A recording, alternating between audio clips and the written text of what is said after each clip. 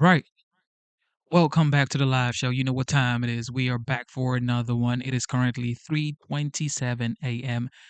And of course, today's date is the 13th of October 2025. Thank God it's not Friday the 13th, okay? But Halloween is around the corner, October 31st. How are you guys doing? Are you celebrating Halloween? Some people celebrate Halloween all through the month of October. My daughter's birthday is on Saturday, October 18th, and we might be going to New York, but it's going to be fun. I am anticipating for a fact on that because she loves New York. She's never been to New York, but she wants to see New York. So she's turning 6 years old. But with that being said, we're gonna check out the OG, the 45th, now the 47th President of the United States, President Donald J. Trump, as he speaks with, of course, the press on Air Force One. This happened October 12th, 2025, which was yesterday, Sunday. And everybody knows this guy is always talking to the press wherever he is, if it's on the plane, if it's in the White House, if it's on the golf course, if it's on the tarmac, is always talking to the press. Okay. And now most people would say, well, he just loves to be in the news. Well, you might say that, and some people might also say he's just a transparent human being. Everybody has their own ideologies or reservations about President Donald J. Trump. But one thing I would say for a fact is he is absolutely effective. All right. He is a very effective human being. He is a very effective leader. No matter what you say, you could never say he's not effective. He is absolutely effective. Because if he wasn't effective, you wouldn't be seeing all of this result. In under a year, he's literally changed the trajectory of American economy. Literally. Okay. Of course, people are gonna say, well, the stock market lost $1.65 trillion 2 days ago. It's still actually not down. Okay. It's still not down because if you go check right now, all of these stocks are still very expensive. Okay. So it's not like, oh, the stock market crashed. It didn't crash. Okay. But that's what happens when you are renegotiating trade deals, especially with a big giant like China. Okay, like I always say, the United States is the largest whale in the ocean. All right. However, there are other whales as well. China is another huge whale in the ocean. And if you're trying to renegotiate trade deals or saying you're gonna put 100% tariff on China, of course you're going to get a hit. Of course you will get a hit. But that doesn't mean that you should not negotiate. All right. Rare earth is being one of the most talked about component of the Trump administration. And that's because rare earth also has to do with artificial intelligence. And that's the next phase the world is going towards. Okay, everybody's trying to be the first to win the artificial intelligence race. So you need rare earth to get that done. So China knows that. America for sure is championing that. Okay, of course we know Nvidia is the largest. Uh, we would say artificial intelligence company because they make the chips that artificial intelligence needs. And that's why China also told their largest companies, or any company at all, do not buy NVIDIA chips because NVIDIA is the number one.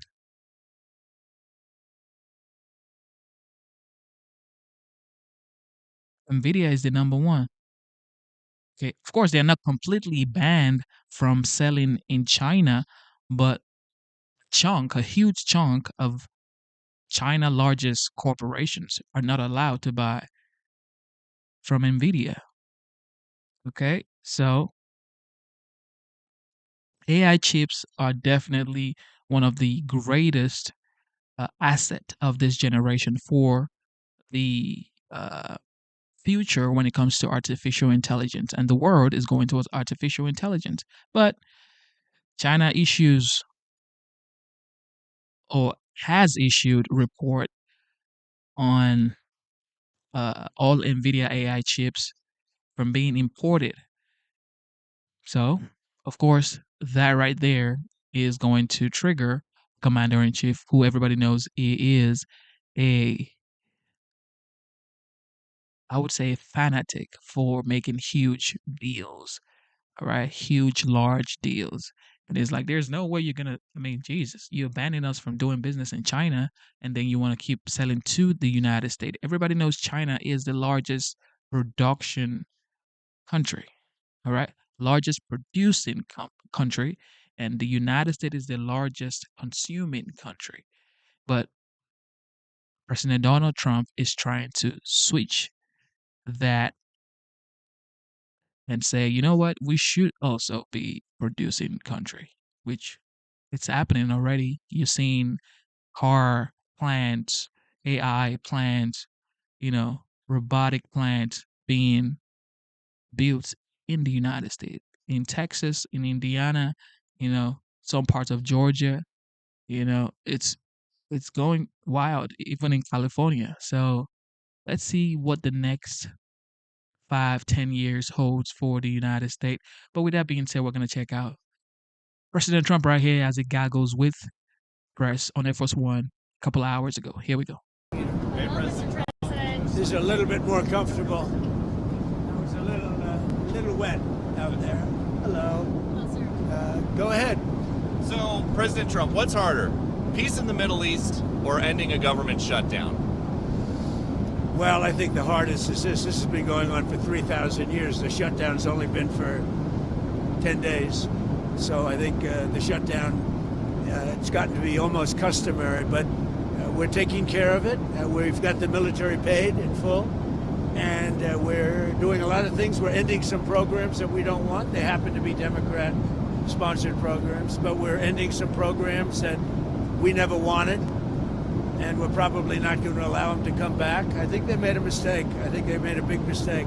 This is really a Schumer shutdown because he's become sort of irrelevant, and he wants to make himself relevant again. And in terms of the politics of this historic peace deal that we're on the way to go sign right now, you would think it's good for everybody, but at a rally this weekend, they were cheering for you and they were booing Netanyahu. What's up with that? I don't know, but we're going to make everybody happy. The one thing I can tell you is everybody is happy, whether it's Jewish or Muslim or the Arab countries. Every country is dancing in the streets, and it's a point in time. I don't think you'd ever see it again. They've never seen it for 3,000 years. If you like one group, you don't like the other group. And if you like the other group, you don't like the first group. And this is the first time they've ever seen where everybody is unified, because as you know, we're going to Egypt after Israel, and we're going to meet all of the leaders of the very powerful and big countries and very rich countries and others, and they're all into this deal. Everybody's into it. It's never happened before. So I would say this is a lot tougher, but we'll see how it all works out. Mr. President, Benjamin Netanyahu, the Prime Minister, has not gone so far as to say the war is over. In your view, is the war between Israel and Hamas over? The war is over. The war is over, okay? Do you understand that? Mr. President, is the ceasefire going to hold? Are you confident the ceasefire will hold? Say it. Are you confident that the ceasefire is going to hold? I think so. I think it's going to hold. I think people are, a lot of reasons why it's going to hold, but I think people are tired of it. It's been centuries, okay? Not just recent, it's been centuries. I think people are tired of it. Yeah, the ceasefire is going to hold, and we'll see where it holds. Mr. President, what will Gaza look like a year from now? The International Stabilization Force, as part of It'll be the... a good, strong force. course. When will that go I in? don't think When it's will going to that be have ready? a big impact because I think barely we're going to have to use it. I think people are going to behave. Everybody knows their place. It's going to be great for everybody. It's going to be great for the surrounding countries, Arab, Muslim, all of them. It's going to be great for Israel. Everybody is happy, and I think it's going to stay that way. Peter. And if the ceasefire does hold, how long until we get to the part of the 20-point peace plan where developers can go in and make Gaza the Riviera of the Middle East? Well, I don't know about the Riviera for a while because you take a look at what you have. You have to get people taken care of first. But it's going to start really essentially immediately. I mean, they're going to have to start by removing a lot of the structures that you see that are down to the ground. I mean, it's blasted. This is like a demolition site. Almost the entire site is. So you have to get rid of what you have there. You have structures that are very dangerous. They're falling down. If they haven't fallen, they're going to fall down of their own volition. So that process, Peter, is going to start pretty much immediately in that way. Like a year from now, in your view? A year, that's very quick. But over the years, it'll look very good. It'll be. It's got the first chance it's had in centuries of being peaceful. It's always been a very, very problems like no other place probably in the world. And I think it's going to normalize. All you can say, if it normalizes, that would be fantastic. Government structure, sir, that you have set up in that peace plan, how soon will that new governing body be in place? Very quickly. And everybody wants to be a part of it. You're talking about the Board of Peace? Right. Tony Blair, yourself. Everybody wants to be a part of it. I've had calls from all of the leaders of countries. They all want to be a part. I mean, the leaders themselves, they're not going to send somebody. They want to be a part of Do it. you know who's going to be a part of it yet? I do. Can you share? No, not yet. It's a little bit. Have you spoken to Tony Blair about it since the? Take your ear things out. Have you spoken to Tony Blair about it? First I want to find out that Tony would be popular with all, because I just don't know that. And I like Tony. I've always liked Tony, but I want to find out that he's an acceptable choice to everybody. What guarantees have you been able to give to both the Israelis and the Arab countries? A lot of guarantees. The Israelis are very concerned. We have a lot of verbal guarantees too, and I don't think they're going to want to disappoint me.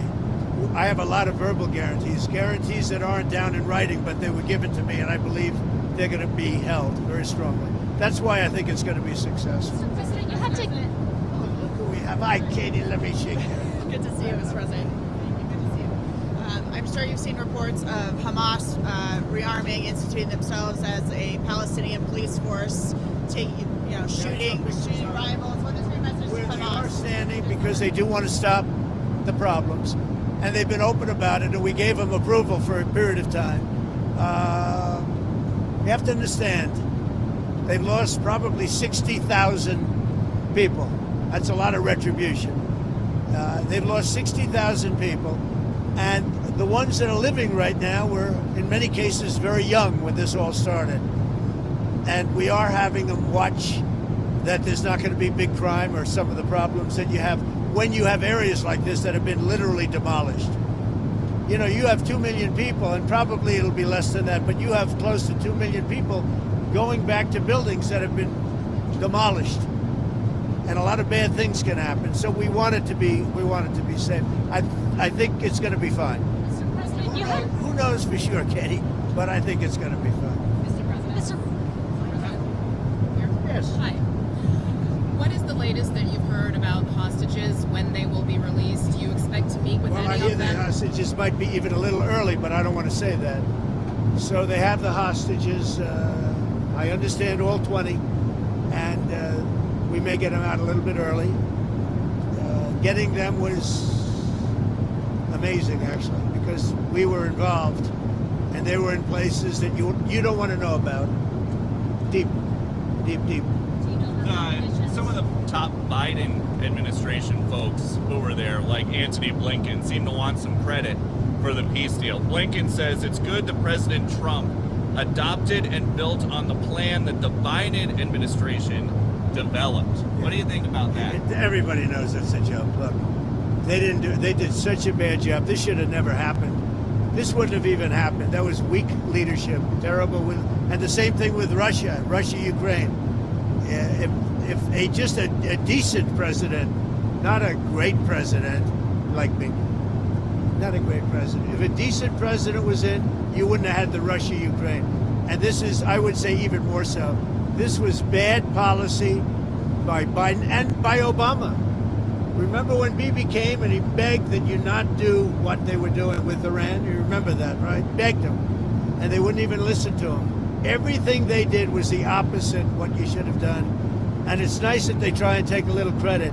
That was years ago, and the mistakes were made years ago, and it was both by Biden and Obama. And so what did you do so differently? Because I know a lot of it was behind the scenes. So what did you do so much differently than Joe Biden and to end the war? I resonated with the Arab leaders, the Muslim leaders, and the Jewish leaders. For whatever reason, you tell me why. You know, he said that in my first news conference, I answered more questions of him than Biden did in 4 years. And I think that's pretty close to being true. Now, there were no Pinocchios in the fact check. That's right. That's right. President, your relationship with Prime Minister Netanyahu has been through some ups and downs. You had to get a little tough on him. Where is that relationship now, and can you tell us about it? It's very good. He just put me up for the Nobel Prize. So, you know, I don't know what it means with the Nobel Prize, but he put me up yesterday for the Nobel Prize that I should get it.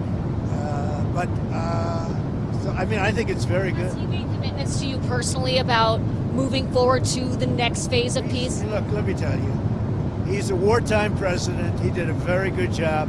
I had some disputes with him, and they were quickly settled. I can tell you that. But as far as I'm concerned, I think he's done a great job. I think he was the right person at this time. You know, look, it's been this way for centuries. You know, we're not talking about for 10 years, for 5. It's been this way for centuries. And he did a great job. And working with me, he was fantastic. Now, working with Biden, no good. They didn't get along, and they had the opposite, because Biden and Obama backed Iran. And just so when you talk about a thing like that, if you think they were backing Iran, when you back Iran, this wouldn't have worked. And had we not taken out the Iran nuclear facility and we made the same deal, it would have a really dark cloud over it, and you wouldn't have people dancing in the streets, Katie. You would have people saying, oh, my, you know, you're making a deal, but we have a guy over there with nuclear weapons all over the place. He's going to knock the hell out of us. If we didn't take out the Iran nuclear when we did, because in 2 months they would have had a nuclear weapon, this deal, even if it were done the exact same way, would have had a dark cloud over it. And now, there's no dark clouds. There's nobody they have to worry about, Katie. Have you talked to the Qataris about their changing behavior in your first term? You talked about how they were funding terrorism. What are The they doing Qataris, differently? yeah. What are they doing differently in your eyes to make sure they're not Qataris funding really helped us with this deal. And the Emir is an amazing man who really helped us. You have to understand, his country is right in the middle of everything, more so than any other country, more so than UAE, where you have to fly an hour and a half to get there, more so than Saudi Arabia, where you have to fly an hour and a half to get there. His country, you walk across a line and you're there. So he's in the middle of this unbelievable hostile territory with people on all different sides of the, you know, of the opinion and the question. They were a tremendous help. Qatar was a tremendous help to getting this done. I hope people can realize that. Mr. President, And it was very tough and very dangerous for Qatar. They were very brave, and their leader, the Emir, was very, very brave. And Qatar should start getting some credit. And you have to understand, they lived in the middle of everything. So they can't just be like, you couldn't do it, I could. Nobody could do it. Say what? Have they changed their behavior from 2017 when you accused them of funding terrorism? I don't know. In 2017, I didn't really know them very well. You know, 2017, that was at the very beginning of my term. As I got to know them, I got to understand them, and I got to realize that they are right in the middle of everything. Other countries are there, but they're an hour and a half away. A big difference. They're literally, you walk over from Iran to Qatar. You can walk it in 1 second. You go boom, boom, and now you're in Qatar. That's tough territory. I think Qatar was amazing the way they helped us. Mr. President, another world leader. There was a ceasefire that collapsed in March this year. There was a ceasefire earlier this year that collapsed in March. Do you think this could have been done then? This took a lot of pressure on both sides. But do you have any regrets? I see it, and I see it with Russia too. Sometimes you have to go through some pain before it all happens. I saw it with Turkey, and by the way, Turkey was fantastic too. President Erdogan was fantastic. He really helped a lot because he's very respected. He's got a very powerful nation. He's got a very, very powerful military, and he helped a lot, President Erdogan. UAE was great. We mentioned Qatar, Saudi Arabia, the king, they were great. Indonesia was great. We had tremendous help. Jordan, the king, they were great. This is an amazing thing. Countries that, very diverse countries, some got along, some didn't, but for the most part, nobody got along with anybody, and they all came together, and they're all dancing in the streets, just like Israel. It's a unique point in time. You were talking about the ceasefire. That wouldn't have had that held. That wouldn't have happened back then. Both of your elections, the biggest issues were the economy and immigration. Now you're getting credit from Democrats and Republicans for this Middle East peace deal. Where does it fit? Where do you think it fits into your legacy? Well, look, this will be my 8th war that I've solved. And I hear there's a war now going between Pakistan and Afghanistan. I said, I'll have to wait till I get back. I'm doing another one because I'm good at solving wars. I'm good at making peace. And it's an honor to do it. I saved millions of lives. Millions of lives. Now, in all fairness to the Nobel Committee, it was for 2024. And this was picked for 2024. But there are those that say you could make an exception because a lot of things happened during 25 that are done and complete and great. But I did this not for Nobel. I did this for saving lives. I mean, we've saved millions of lives. Think about India, Pakistan. Think about some of the wars that were going on for years. We had one going for 31, one going for 32, one going for 37 years, with millions of people being killed in every country.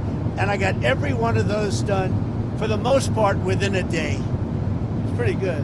One of the world leaders, sir, What do you think you can take from these negotiations and this peace process into Moscow and try to end the Russia-Ukraine war? Well, I think what you can take is that never give up.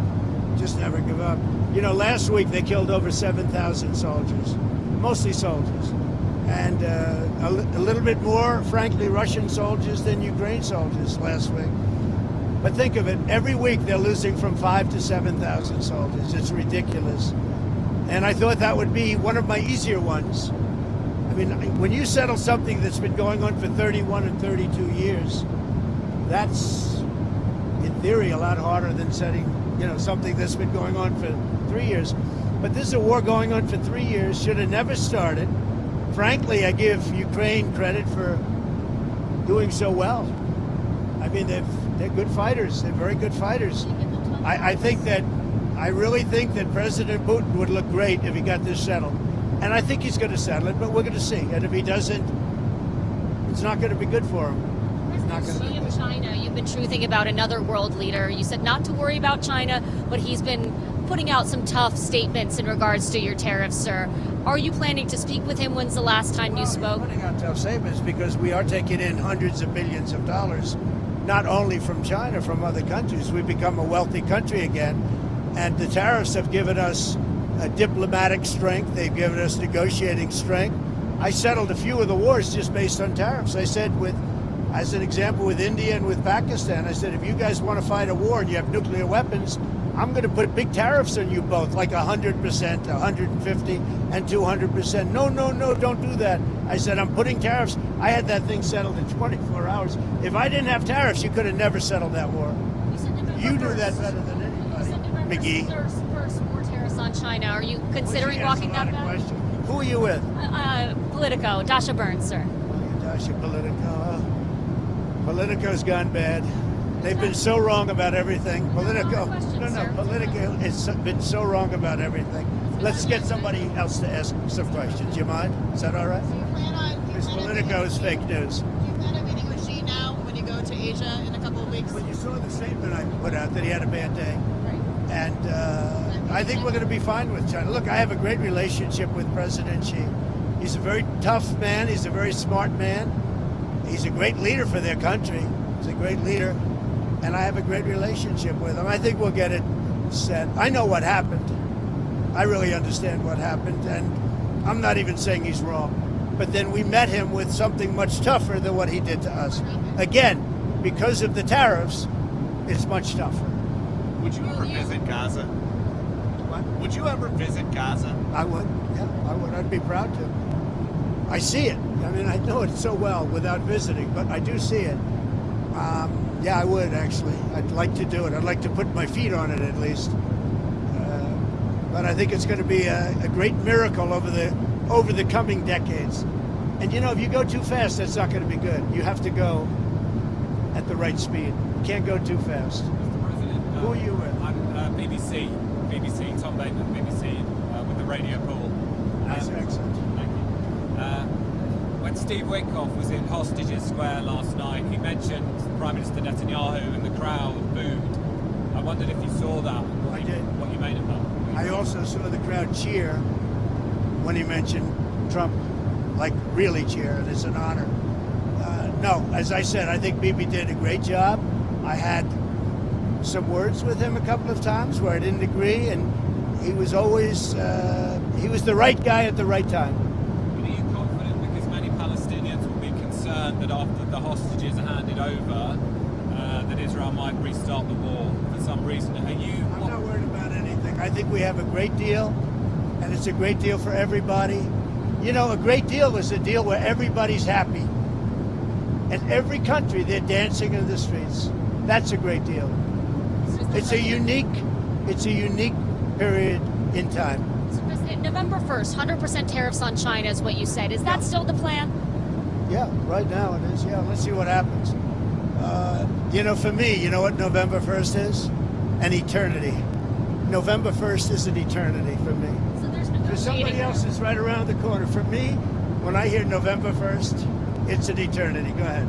You had talked a couple weeks ago, you were doing an interview, and you talked about how you hope to end the war in Ukraine because it might help you get into heaven. How does this help? Does this help? I mean, you know, I'm being a little cute. I don't think there's anything going to get me in heaven. Okay, I really don't. I think I'm not maybe heaven bound. I may be in heaven right now as we fly in Air Force One. I'm not sure I'm going to be able to make heaven, but I've made life a lot better for a lot of people. And you know, as an example, had the election of 2020 not been rigged, you would have millions of people living just in Russia, Ukraine alone. That would have never happened, and it didn't happen for 4 years. And I knew Putin very well. It was the apple of his eye. All the things I've said would have never happened. We had an incompetent administration. We had an incompetent president. And because of a crooked election, millions of people are dead. And by the way, the Israeli thing was much harder to get settled because of the past administration. Okay? Rest, enjoy yourselves, say hello to your boss, and I'll see you guys, right? Good. So before you go, can you tell us about your conversations with President Zelensky? Did you talk about We had a very good long-range conversation missiles? this morning and yesterday. And he basically would like to, as you know, we are not sending any weapons. We're sending them to NATO, and NATO is paying, which is a big difference between Biden and Trump. Because Biden gave them $350 billion, and we didn't. We gave them nothing, but we gave them respect and some other things, frankly. So we talked about weapons, and the weapons are sent to NATO, and NATO then sends us a check. They pay for them in full, and they would need more weapons, and we're looking into doing that. We hope we're going to be able to provide them. You know, our country needs weapons too. We can't give so many weapons that we don't have weapons. You never know what's going to happen. Who knows what's going to happen? But NATO pays us 100% for the weapons, and then they send them into Ukraine. And we talked about the weapons they need, what kind of weapons. They need Patriots very badly. They'd like to have Tomahawks. That's a step up. They'd like to have Tomahawks. We talked about that. And so we'll see. Well, I don't know. I might have to speak to Russia, to be honest with you, about Tomahawks. Do they want to have Tomahawks going in their direction? I don't think so. I think I might speak to Russia about that, in all fairness. I told that to President Zelensky, because Tomahawks are a new step of aggression. Right? You understand that very well. Are you Okay? saying that you will speak to Putin first about And I Tomahawks? might talk to him. I might say, look, if this war's not going to get settled, I'm going to send him Tomahawks. I may say that. The Tomahawk is an incredible weapon, very offensive weapon. And honestly, Russia does not need that. They don't need that. Yeah, I might tell them that if the war is not settled, that we may very well do it. We may not, but we may do it. I think it's appropriate to bring up. Yeah, I want to see the war settled. Thank you very much. Tell them to be honest and not honest. Hey, sir, talk to Caroline. She'll vouch for him. Thank you. Thanks, President. Thank you. My Have a first good time on the Thank plane. you. Oh, really? Oh. There you go. He flies private. Yeah. He's doing pretty well, huh? So who's going to be the head anchor at CBS? Not Nora O'Donnell. I don't believe it. I don't believe it. You know, there's a story that they're going to... I don't believe it. What do you think of Well, Barry I'll tell you what. Weiss? Larry Ellison is great, and his son David is great. They're friends of mine. They're big supporters of mine. And they'll do the right thing. They're going to make CBS. Hopefully they'll... You know, they called it the Tiffany Network. And it's got great potential. CBS has great potential. Thank you all. Thank you. Thanks, Thank President. you, sir. This, in my opinion, is one of the greatest president of all time. I don't care what anybody says. Absolutely incredible. Listen to this. More gago with the press. A lot of my friends. This is going to be a good one. Mr. President, So this is going to be a very special time, and I guess if you read your own papers and your own networks, everybody's very excited about this moment in time. So I'll see you on the plane. I think you're traveling with us, but this is a very special event. There's 500,000 people yesterday and today in Israel, and also the Muslim and Arab countries are all cheering. Everybody's cheering at one time. That's never happened before. Usually if you have one cheering, the other isn't. The other is the opposite. This is the first time everybody is amazed and they're thrilled, and it's an honor to be involved, and we're going to have an amazing time, and it's going to be something that's never happened before. So I'll see you on the plane, and we're going to have a good time. Okay, Peter? Nice to see you. Thank you, everybody. See you in a little while. Just like I told you guys when it came to Iran and Israel, I said, be patient. This man is going to find a way to solve the issue. Now, Gaza and Israel, it's looking like it's over. It's looking like the war is over, ladies and gentlemen. It's looking like Hamas, Gaza, Palestinian people, Israel, looks like they're about to live in peace. Yeah, we're Here we joined go. now by Chief Foreign Correspondent Trey Yingst. He's live in Tel Aviv, and of course he has the latest. Trey? Yeah, hey guys, good afternoon. It was a joyous celebration here in Hostages Square overnight as hundreds of thousands of Israelis were in this center part of Tel Aviv. They were cheering and celebrating, hoping it will be their final hostage rally. The families of the remaining hostages still in Hamas captivity were joined by President Trump's Middle East envoy, Steve Witkoff, his son-in-law, Jared Kushner, and his daughter, Ivanka Trump. You could see how many people were in the crowd. We're talking about hundreds of thousands, and we spoke with President Trump's special envoy, Steve Witkoff, just after. Take a listen. What does this moment mean to you? It's the moment of my life, a blessing in my life. And I couldn't be more thrilled to work for the greatest president out there, Donald J. Trump. He brought him home.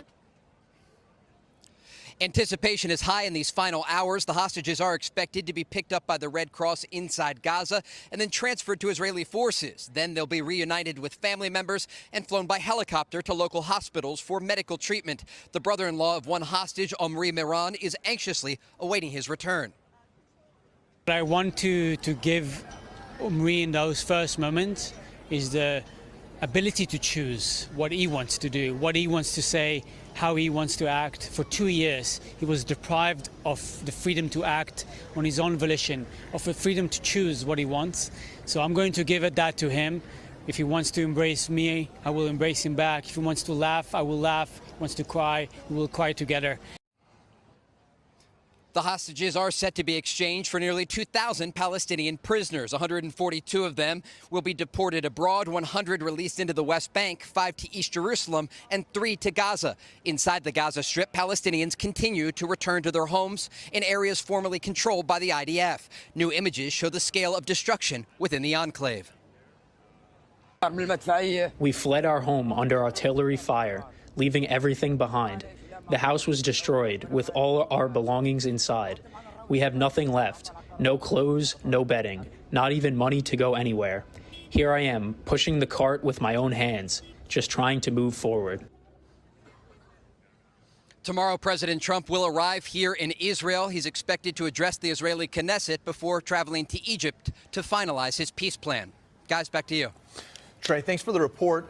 You're there on the ground. You're among people. What is the sentiment there among everyone? I know they're incredibly excited to get the hostages back. Is anyone taking objection to some of the prisoners that Israel's having to release? Is there any sentiment, positive or negative, right there on the ground? Look, President Trump has made history with this deal. It's very rare in the Middle East that you have both Israelis and Palestinians celebrating the same thing. But we have talked with Israeli civilians and Palestinian civilians, and they are thrilled that President Trump has been able to get this deal across the line. He had his special envoy, Steve Witkoff, and his son-in-law, Jared Kushner, fly to Egypt last Wednesday, and we're told that the president was on the phone with interlocutors making sure that this agreement got done. Now, there are some challenging parts. The Israelis will have to release thousands, around 2,000 Palestinian prisoners, but they are getting the hostages back. And that has been the primary goal for the Israeli military since the beginning of this conflict. Trey, you partially addressed this, but I want to dig a little deeper in terms of the Palestinian sentiment here. You said that they were also hailing this as a great victory and giving some credit to President Trump. But what's your sense of the buy-in of the Palestinian people in terms of what's next for them? Who's going to be in charge? Who's going to lead those people? Have you heard anything from your sources on what the Palestinian people would like to see for the region? It's a great question, and they are uniquely tuned into American politics. Bill Hemmer and I, a few months ago, went into Gaza to see the Gaza Humanitarian Foundation sites where they were providing aid to Palestinian civilians. And some of the kids there were chanting, "Trump, Trump, America." And it gives you a sense that they realize what's happening abroad. They understand that these decisions directly impact their lives. And I've talked with some civilians in the aftermath of this deal going forward, and they're open to any sort of idea that's going to bring them some level of peace and stability. They've lived through 2 years of war, and they're looking for some sort of bright future. The deal that President Trump is offering here that's currently on the table, as it continues to progress, will ultimately usher in a technocratic government for the Gaza Strip. And we're talking about more than 2 million Palestinian civilians. This is going to give the Americans and the Israelis the ability to figure out who could be a moderate leader for Gaza, ultimately rebuild the Gaza Strip, and then give the Palestinian civilians who are living there an opportunity at a different path. And so there is a lot of hope in the aftermath of this plan moving forward. And there are questions about what comes next in the region. But in the immediate future, we are looking at the release of these hostages in the next few hours. And already you are seeing Palestinians, as you saw in those images, return to their homes because the bombing has stopped. The war is now over. Trey, you stand in a class of your own, matched by none other in reporting this story. You have been there since day one with exceptional coverage on October 7th and every single day for the last 2 years plus. And as you mentioned earlier, we're about to witness this historical moment. Put it in context for us. And if you have any more details about the role that President Trump actually did play in all of this, throughout all of it. Yeah, absolutely. My team and I were here on the morning of October 7th along the Gaza border. People were killed just in front of us. They died before our eyes. And we've been covering this story ever since, going into Gaza with the Israeli military to see some of the fighting with Hamas firsthand. We've covered the humanitarian angle. We've talked with leadership all around, across the board, to get an understanding of what was happening during this 2-year war. And I think President Trump did something very important when he spoke alongside Israeli Prime Minister Benjamin Netanyahu when he came out with this 20-point peace plan. He humanized Israelis and Palestinians. And that's the biggest takeaway that I have in all of this. To find a solution for the future of this region, it will require the humanization of the people involved and to look at things on the ground exactly as they are. And like we talked about, the president sent his Middle East envoy, Steve Witkoff, and his son-in-law, Jared Kushner, here and kept them here to make sure this agreement went into effect. Because for the Israeli people, the people behind me that are here in Hostages Square, they've been waiting for 2 years for their loved ones to come home. And when they're ultimately released from Gaza, and now that the war has stopped within the enclave, the ceasefire that the president put together is holding, it creates a new chapter for the region and a fresh start, a restart button, if you will, for the Middle East. And that's exactly what the president is looking to do here. When you talk with world leaders all around the world, but specifically in this region, a region that I've covered for more than 7 years, people respect the president. And they know that he's going to do what he says he is going to do. And that is something that U.S. officials have stressed to Fox. When we've talked to them about this very deal, they said that the president himself, President Trump, was able to build trust with two sides that had no trust. And that's the reason they were able to get this agreement together and across the finish line. Trey, Molly here. I think Griff alluded to what I had planned to ask you, which was because you were there on October 7th, and now we're going to see the hostages released here in these coming hours. What a remarkable day of history ahead. Part of it is, as you talked about, President Trump bringing these world leaders together. He'll also be heading to Egypt. A great number of leaders from the Middle East, from Europe, all gathering there to look forward. Your thoughts on what that potential meeting or summit could lend towards in the coming days, weeks, and really years ahead? It's an important move in all of this to bring these world leaders together so that they can see the outcome of negotiations that are successful. And that's exactly what the president has done here. It's important for many reasons, but I want to give you just a few. One has to do with the rebuilding of Gaza. That's one of the outlines in this plan, and it's going to require a lot of money. And the Americans aren't going to be the main people paying for that, according to the sources that we've talked to.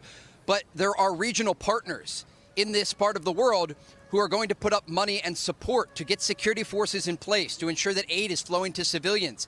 And that's part of what they're going to discuss there when they're in Egypt. But also looking forward, again, the president wanted to make very clear that this is not just a ceasefire for Gaza. This is a peace plan. This is the 8th war that the president has ended since he took office, but it's also something much larger. It's an opportunity to stabilize a region that historically has had peace deal after peace deal collapse. The president doesn't want to see that, according to his public statements and the reporting that we've done. And so what he wants to do here is lay the foundation for the future of not just this agreement, but how it's going to expand. Remember the president during his first term, the Abraham Accords. He was able to normalize ties with countries like the United Arab Emirates and with Bahrain and with Morocco. And then you started to see direct flights between Tel Aviv and Abu Dhabi. And it created a scenario in the Middle East where countries realized that there was real a possibility for the future if you opened up tourism, you opened up trade, and you opened up the ability to normalize ties. And so there are regional countries like Syria, where the president has been able to send his envoy Tom Barak to go and speak with the new leadership of Ahmed al-Shara and say, look, we're not going to have endless wars in the Middle East anymore. We want deals that we can stabilize the region. That's what he's doing with the deal now in Gaza that has ended this 2-year conflict between Israel and Hamas in a matter of hours. The hostages are going to come home. The president's going to deliver remarks before the Israeli Knesset, and then immediately he's going to fly to Egypt and meet with world leaders to finalize this deal and send a message that this is not just a ceasefire in Gaza. This is a peace plan for the Middle East. Trey, it's great to see you reporting not having to wear a helmet and a flak jacket. I hope it stays that way for a while. Thank you so much for bringing us the latest information. And what are the people going to say now? What are people going to say now? You said this man was Hitler. You said this man was a narcissist or whatever you always say. You know, people always have something to say when it comes to President Donald J. Trump. Okay? They say he is a dictator. I don't see a dictator or a wannabe Hitler, like the Democrat calls him. They call him the wannabe Hitler. I don't see Hitler doing this. Ending wars in areas, in regions that have been fighting for thousands of years. Like you hear, you've never had a time in history where the Palestinian people were rejoicing and the Israelis were also rejoicing at the same time. But it is happening now under President Donald J. Trump. I get it, it's not perfect. He does things that you don't like, he says things that you don't like, whatever. But nobody's perfect, okay? You're not perfect. But you don't have the spotlight on you, so of course, you are in your basement doing what you do, okay? But he has the spotlight on him. If he makes mistakes, it is televised around the world. But that's okay because that's what winners do. Okay, winners are not afraid to lose because if you don't lose and try again and again and again, how are you going to win? You got to lose. You got to lose forward, lose as many times as you can, and then you learn. You get the experience and you keep pushing forward. And I think that's what President Donald J. Trump is doing and continues to do. One thing I would say about President Trump is he's really taught me to never ever give up. Like just keep going. Regardless of what is going on in your life with you, your family, whatever businesses, just keep on going. People are going to talk, okay? People will always talk. People will always talk, yo. No matter what he does, people will talk. He could find a cure to cancer today.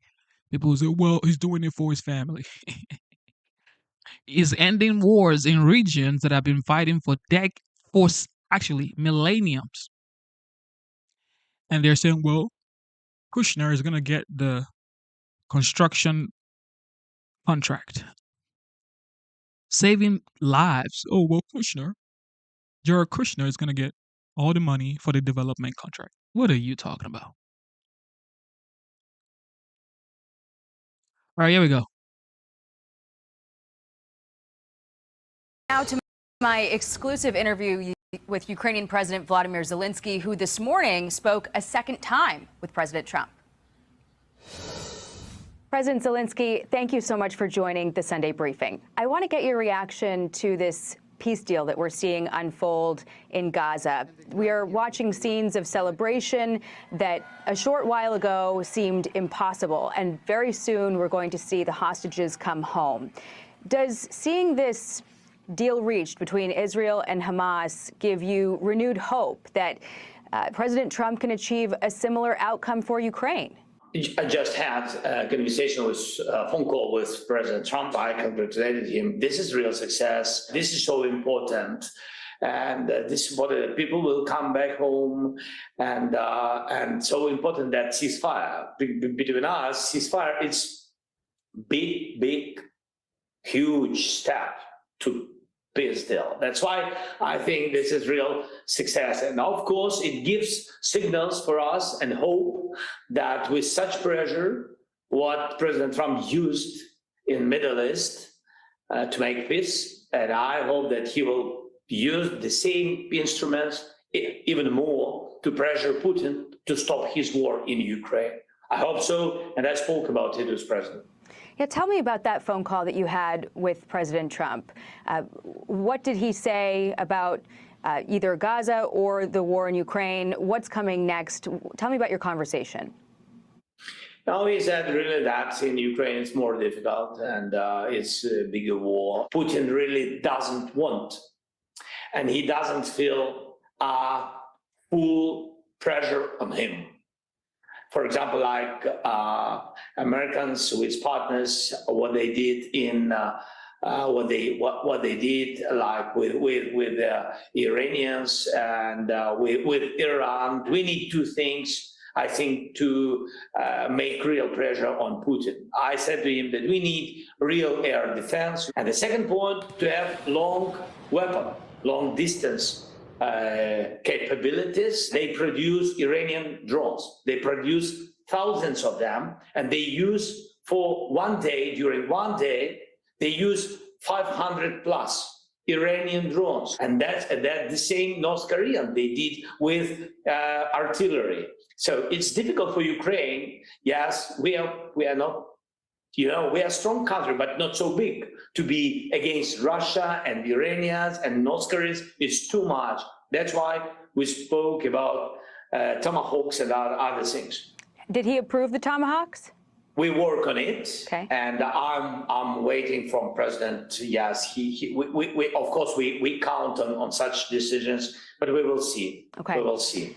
Part of President Trump's achievement brokering this peace deal with Gaza, in Gaza rather, between Israel and Hamas, involved pressuring both sides and a threat of real destruction to Hamas if they did not agree. Hamas knew that that threat was real. But Russia is a nuclear power. So what can President Trump do in the case of Ukraine to make a difference like it did with Hamas? What are those fine points that will turn the tide of this war? We don't imagine that Russia can use nuclear weapons. Otherwise, you know, we need the new planet. So, I mean, this is crazy decisions. But there are things which are very painful for aggressor, in this case for Russia, and for everybody. When countries, strong countries like United States, European countries, Canada, Japan, when they use such instruments as sanctions or tariffs, it really has influence on domestic questions. So we need strong sanctions on Russia. This is number one. The second point, when we have private sector from different countries, even in Europe, even our close partners, I mean this, and private sectors they buy energy, it's not right. And with these points, I agree with President Trump. I'm on his side that Europe has to stop to buy any form, in any format, any kind of energy from Russia. Yeah, how close are we to that happening? Because the president said he would do these secondary sanctions, but first, NATO countries and the EU have got to get off Russian oil. How soon could we see that happen? I heard it. So we speak with Europe. We are thankful to Europe because of their 19th package. If United States will make in parallel way decisions, secondary sanctions, very painful for Russia. Everybody understands it. It depends on President Trump will. And I agree with President. I'm asking him to put this, to support this package of secondary sanctions. And of course, not to connect it with European decisions, but I agree that Europe has to stop to buy. And by the way, Europe made big progress. I spoke with a lot of leaders, and really, Europe decreased 80% of their contracts on energy during all this period of war. But it's not enough. I agree with Americans, and it's not enough. The question with Slovak and Hungarians. And I think that we can do it from our side. We spoke with Slovak, and with Hungarians it's more difficult. We don't speak with them, but President Trump can speak with Hungarians and the pressure on him. But with Slovak, we can find alternatives. I want to ask you about the Tomahawks and long-range missiles, but I have a few other questions on another topic first. On Friday, the First Lady, Melania Trump, announced that she's had an open line of communication with Vladimir Putin to facilitate the return of Ukrainian children who are now in Russia. How many children, Ukrainian children, does Russia have, and how soon could we see more coming home?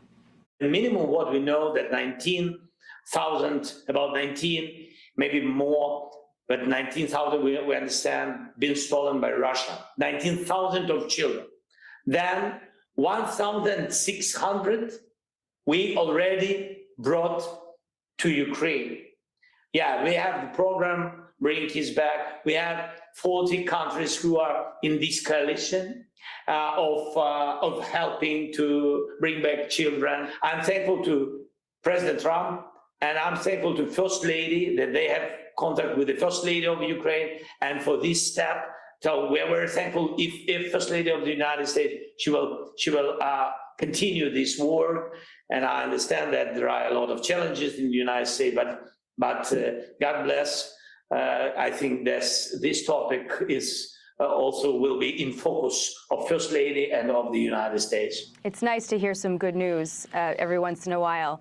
I also want to ask about the Nobel Peace Prize. You have personally witnessed President Trump's commitment to brokering peace across the world. You've seen the kind of pressure that he applies to get it done. Sometimes you've been on the receiving end of that pressure. This year's Nobel Peace Prize went to Venezuela's opposition leader. What was your reaction to that? Do you think that President Trump should be nominated next year? Would you do it? I think that we will be very happy to nominate President Trump next year Nobel Prize if he will, because only him for today, only him can.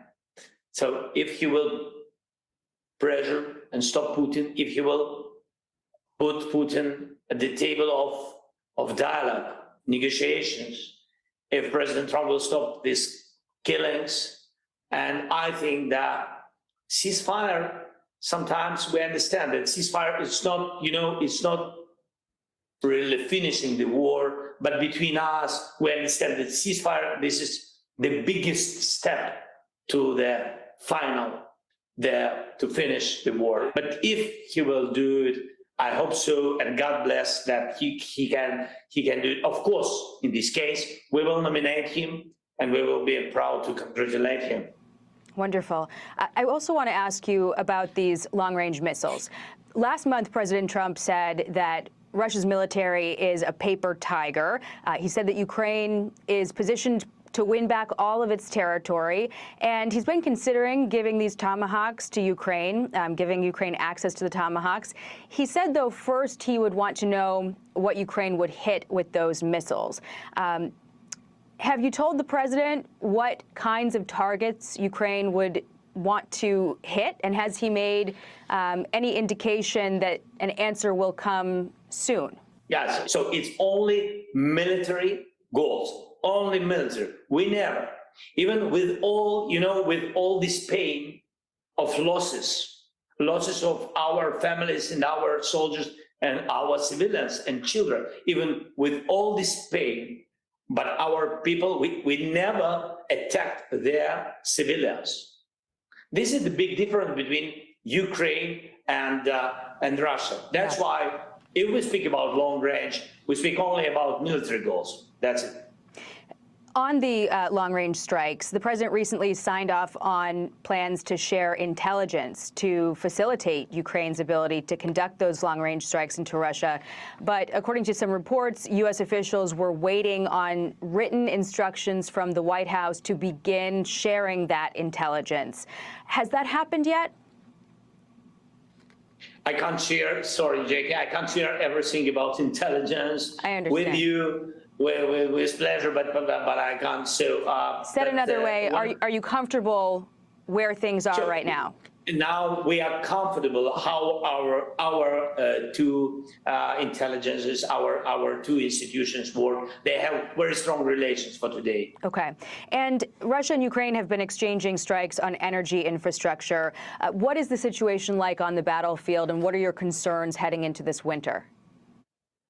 This is what I shared when I was in Washington with President. I said to him, when Russia tries to sell you, Mr. President, that they can, and they are such strong that they can occupy East, you will see closer to winter when they will not do it because they are not so strong as they speak. On the battlefield, they are not, there is no success. And there is no any kind of victory, but that's why they're trying to push this, really energy terror. For example, just Jackie, the last example, they attacked at night our region, Odessa. I don't know if you know. I think you know Odessa region. Yeah. So and Odessa, and they destroyed all the electricity. Of course, electricity will be renovated during these days.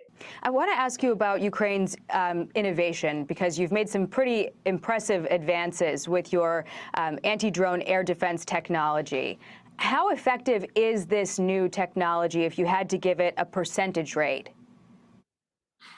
So this is drone, cheapest, by the way, cheapest way how to destroy Iranian drones. They now, the percent of destroying is 68. Wow. So, I mean, this, you understand, 68% of successful destroying. But the problem that you need thousands of them. Right.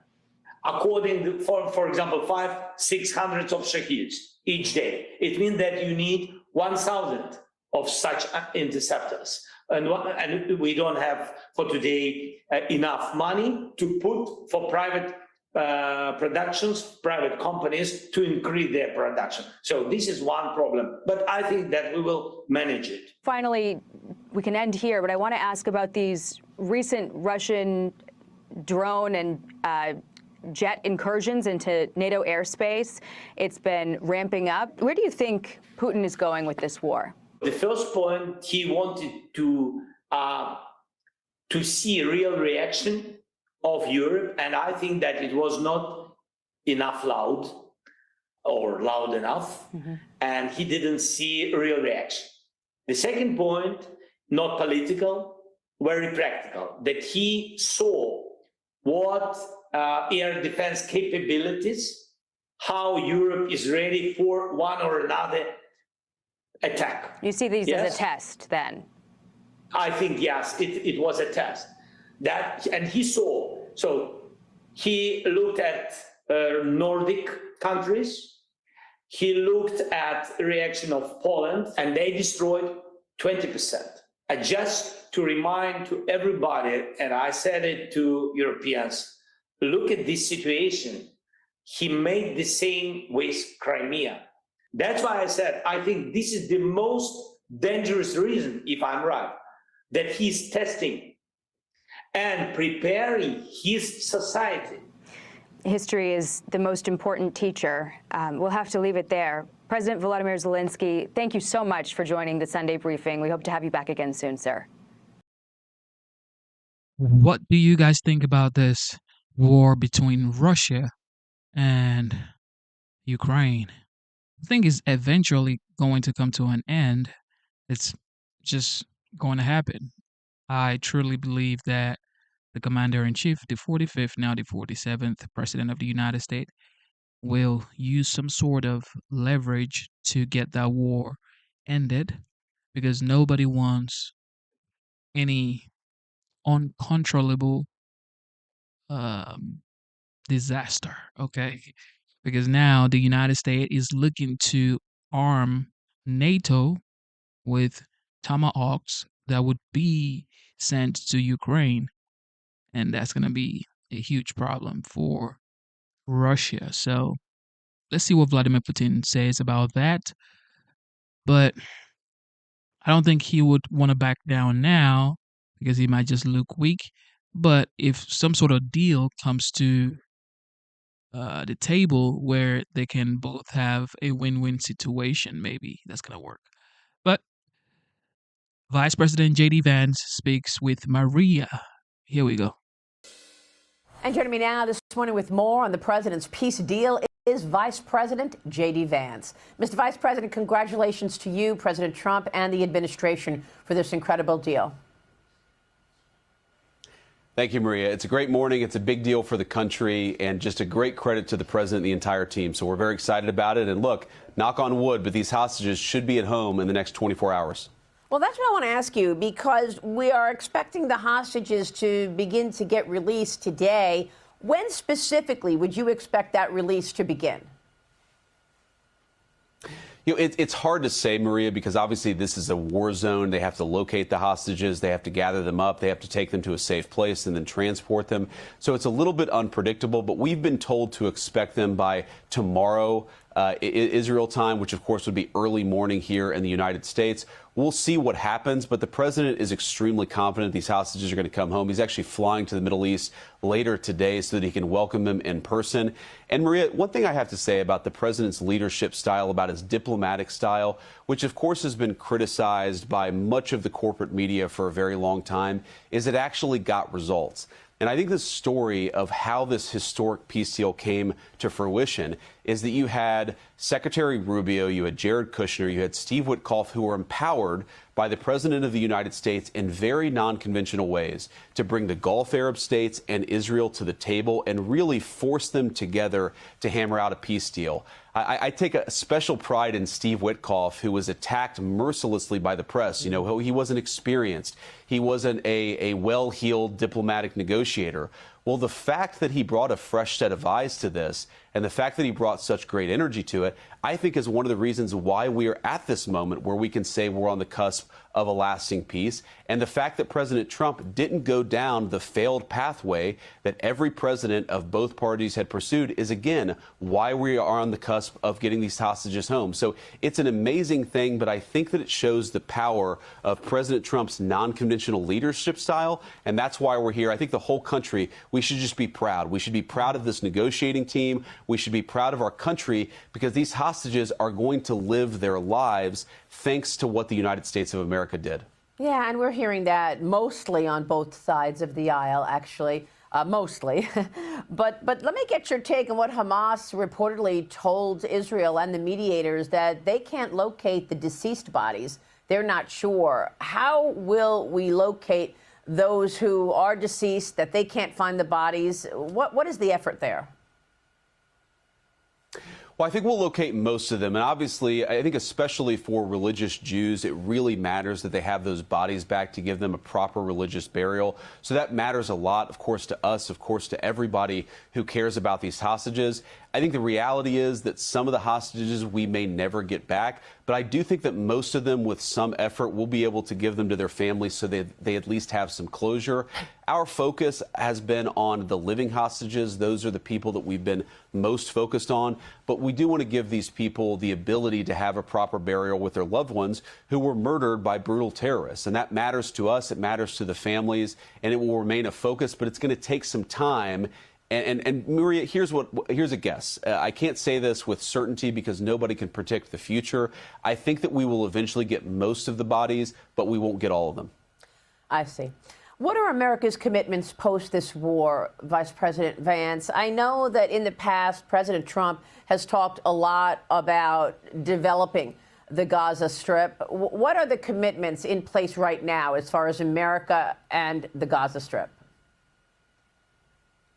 Well, the only major commitment that we've made is that we're going to monitor this peace. And we're sort of we're the one party, the President of the United States in particular is the one person that everybody really trusts. And so the Gulf Arab states and the Israelis, they need a sort of, you know, an independent mediator to say whether the terms of the ceasefire are holding, to ensure that both the people in Gaza, but also the Israelis are actually living up to the terms of the deal. We're confident that's going to happen, but it's going to require some monitoring.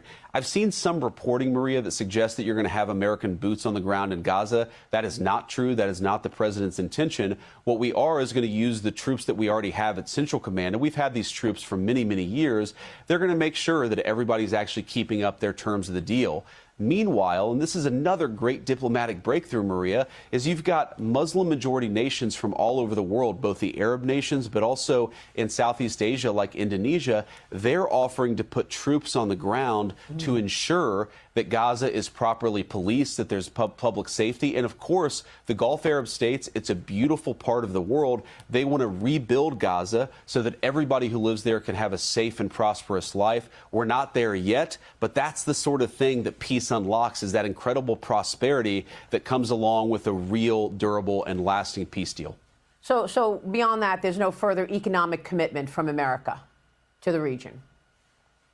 Well, I think that we're going to work with our Gulf Arab states. Most of the money is going to come from our Gulf Arab friends, and I'm sure some will come from the Israelis. This is actually not going to require many resources from the United States of America. What it will require is our constant supervision and our diplomatic engagement. That's what we're bringing to the table. But the resources are mainly going to come from the Gulf Arab states. What is the function of this Qatar facility? People are wondering, is this an air base? What is Qatar going to be developing in Idaho? Yeah, I saw some reporting about this, Maria. I actually talked to the Secretary of War, Pete Hegseth, this morning. This is largely a fake story. We continue to have with countries that we work with. We have relationships where, sometimes their pilots work on our bases, sometimes that we train together, sometimes we work together in other ways. The reporting that somehow there is going to be a Qatari base on United States soil, that's just not true. We are continuing to work with a number of our Arab friends to ensure that we are able to enforce this peace, but we're not going to let a foreign country have an actual base on American soil. So there was a bit of misreporting on that, as there often is, as you know, Maria. Vice President, let me get your take on the government shutdown. The president said that the military will get paid despite this shutdown. The next pay period is October 15th, and we were expecting that the military would miss that paycheck. What are the plans? Well, the plan is that when you're in a shutdown, and we're in the shutdown, of course, because Schumer and the Democrats shut down the government because they were trying to force us to give health care benefits to illegal aliens. And now that we're in this shutdown, we're trying to figure out how to ensure that as many Americans receive essential services as possible. We're doing a lot to ensure that low-income women and children get their food benefits. We're trying to make sure that flood insurance and other insurance programs don't disappear during the height of hurricane season. But we're also, Maria, doing some pretty non-conventional things, as President Trump often does, to ensure that our troops are able to get paid.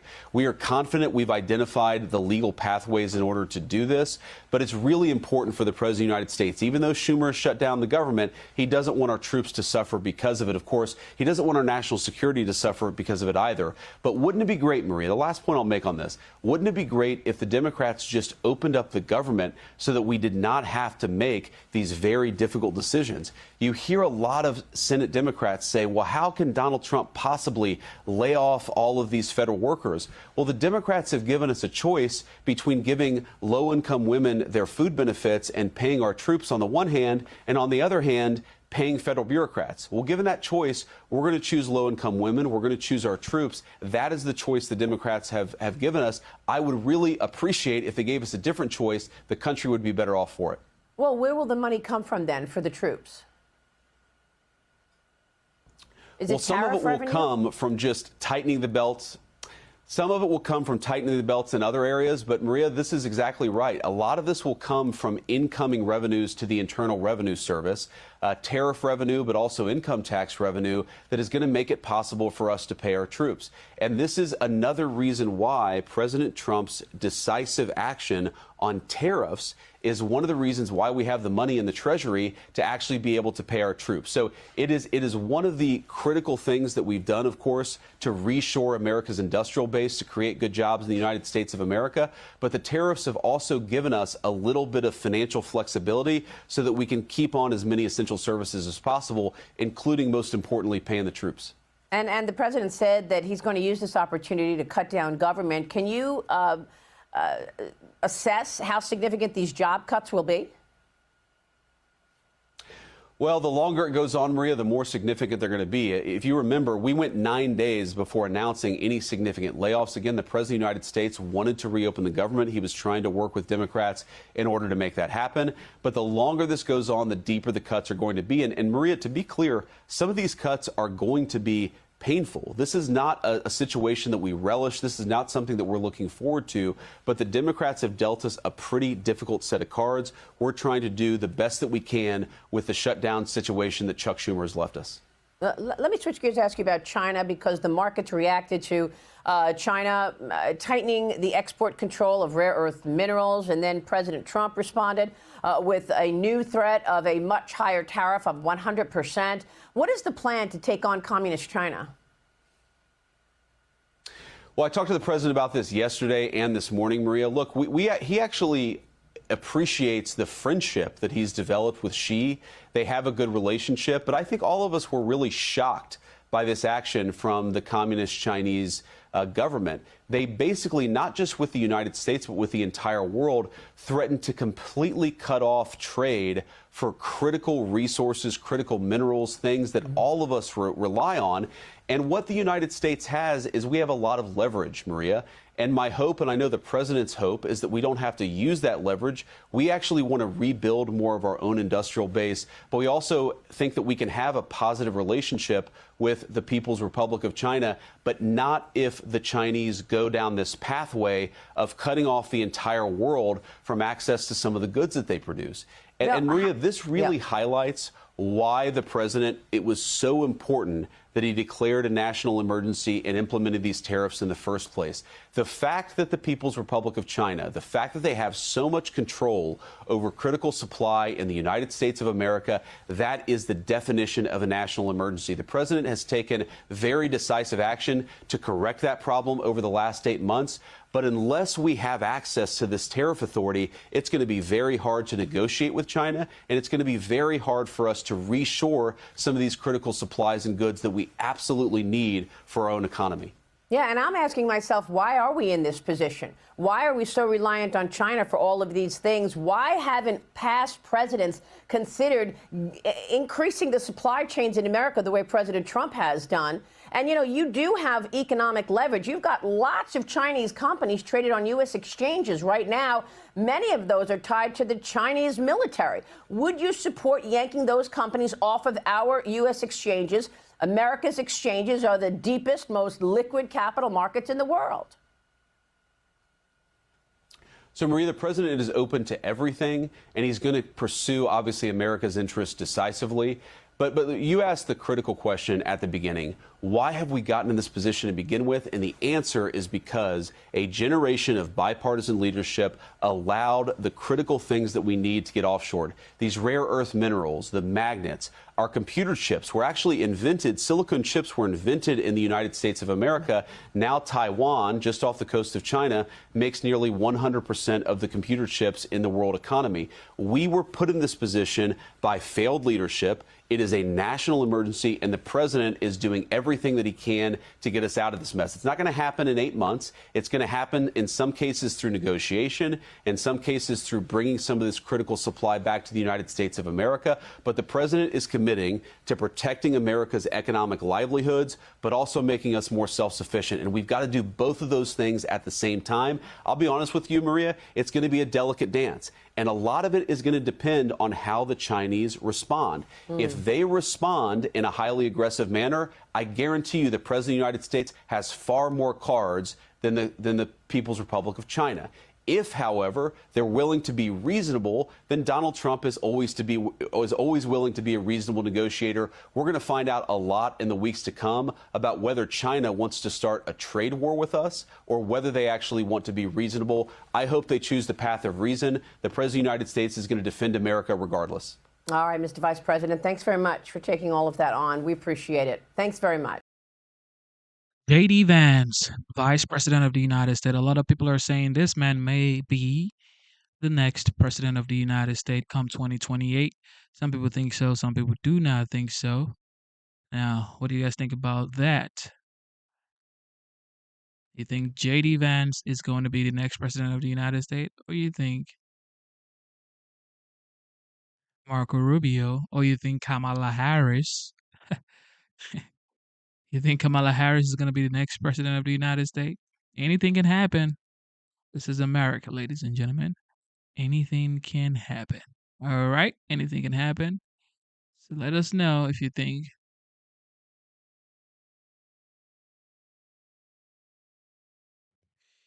Kamala Harris, J.D. Vance, Marco Rubio, who else? Ron DeSantis. Anything can happen. All right, here we go. We're going to go back. John, I'm going to throw this back to you now. President Trump has arrived. Thank you, Marianne Rafferty. President Trump is entering the Knesset building. Heavy, hearty handshakes. There he's greeting Steve Witkoff. I believe that was Steve Witkoff, who has been so very involved, the president's personal envoy, in making this day happen. Benjamin Netanyahu now, a handshake and a smile between those two. There have been some tense exchanges between them. President Trump was not happy that the Israelis launched an attack in Qatar, which took out much of the Hamas leadership. And the Israelis defended that, said it was necessary. And perhaps it's part of what led us to this day, a day that the Israeli hostages finally are being released. President Trump will be speaking to the Israeli parliament. He's going to be signing one of the documents that attend to this day. But it's my understanding that this is not the peace deal that's being signed in Sharm el-Sheikh, Egypt, for obvious reasons. He's in Israel, not in Egypt. But the president is going to be signing something. Perhaps our chief national security correspondent, Jennifer Griffin, knows more about what this is. Jennifer?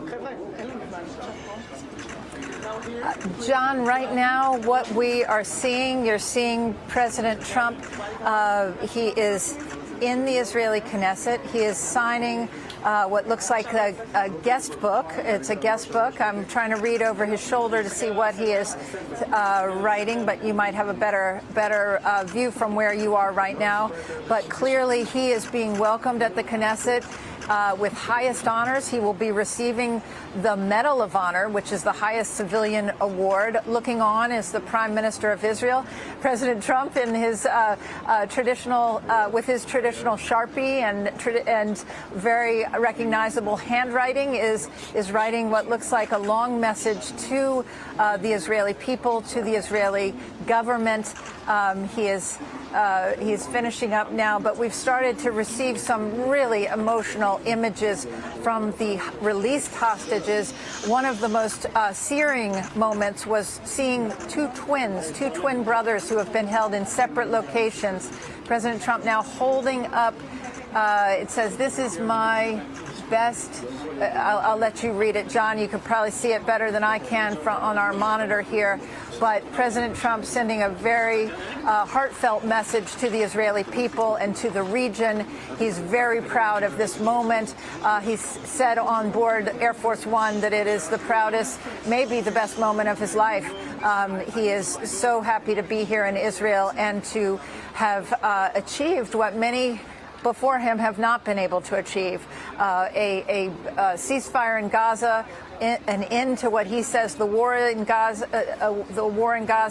and the release of 20 living Israeli hostages whose families did not believe they would see this day. We are still awaiting confirmation from the International Red Cross that they safely have the last 13 living hostages. The Red Cross is on the scene and they are in the Gaza Strip, and we're told they've made contact with the hostages and with Hamas, but we do not have confirmation that all of the hostages are safely in their hands. They often do medical checks as well as identity checks of the hostages.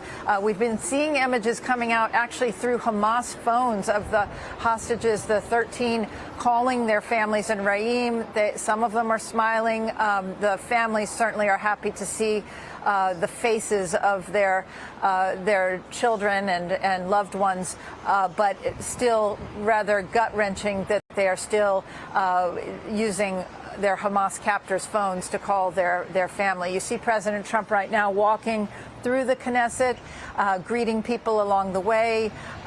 He is being escorted by Prime Minister Bibi Netanyahu and his wife Sarah. An important relationship that really forged this deal. It was that moment in the White House when President Trump was sitting side by side with Benjamin Netanyahu, and he told him, he made him call the Emir of Qatar and apologize for that strike, that airstrike against Hamas that attempted to assassinate the Hamas negotiators in Doha, Qatar. That really was a turning point in this. Some say that it took that military pressure to bring Hamas to the table. Others said it made President Trump so angry that he put pressure on Benjamin Netanyahu, and that is when they realized there was a moment.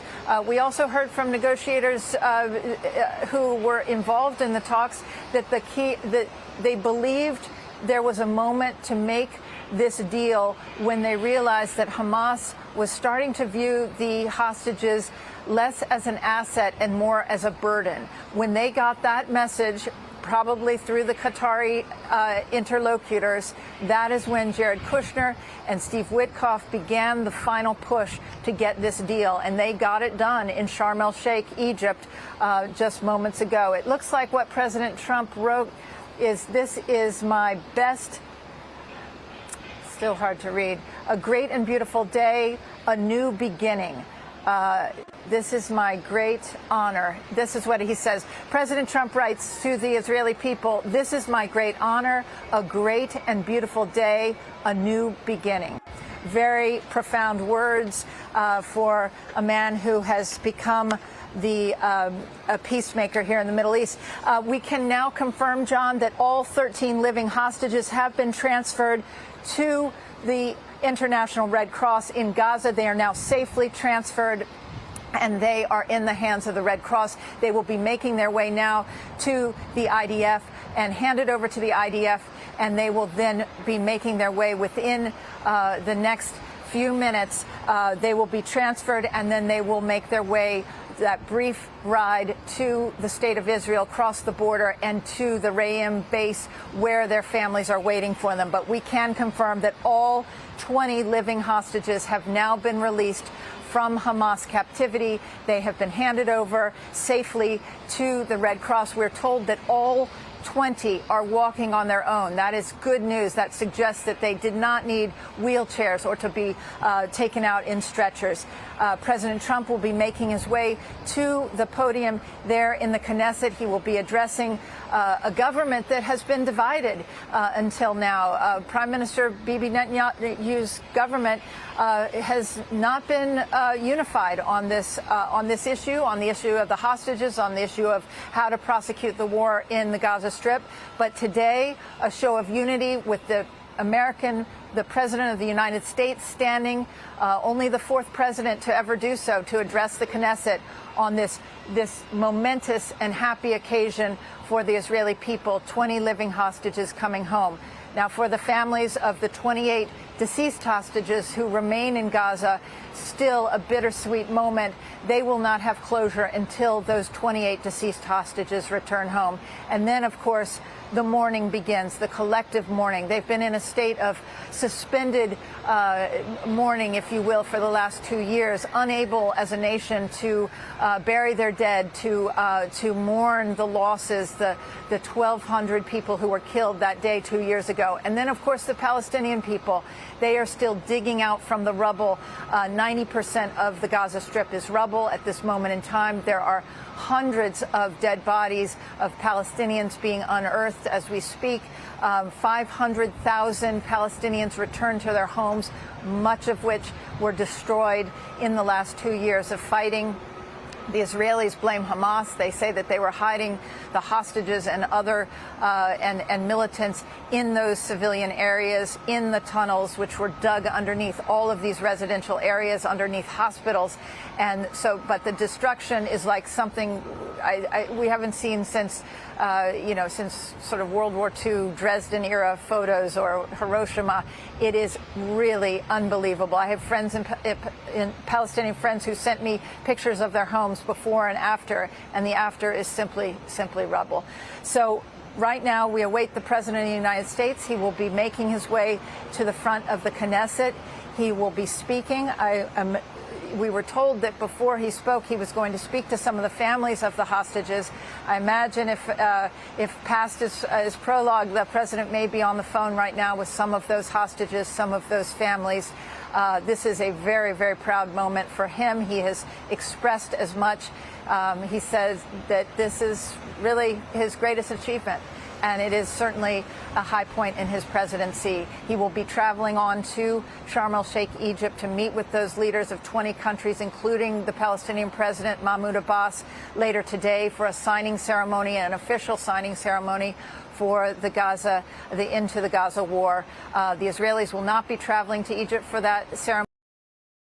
They already had a signing ceremony with Hamas and with the interlocutors, Jared Kushner and Steve Witkoff, last Wednesday. That's what started the time clock for the Israeli Defense Forces to pull back to an agreed-upon line. They still control about 53% of the Gaza Strip, but they pulled back to that line. And then within 72 hours of that ceasefire taking hold and the IDF pulling back, that is when we were told that the hostages would be released and 2,000 Palestinian prisoners released and on their way to the Gaza Strip. That was the timetable, and that timetable they've held to that today on Monday. So back to you, John. All right, Jennifer Griffin. So, of course, the commander-in-chief will be addressing Israel and the Palestinian people, basically, really, truly addressing the whole world. And we're going to be checking that out live here as well. This man is doing what he said he was going to do. I get it, his ways may not be the conventional ways, but the fact is, what is the results, okay? What is the outcome? That's what you have to think about. He's getting the desired outcome. You may not like the way he goes about it, but he's getting the desired outcome, ladies and gentlemen. All right, here we go. OG in Jerusalem, Israel. Here we go.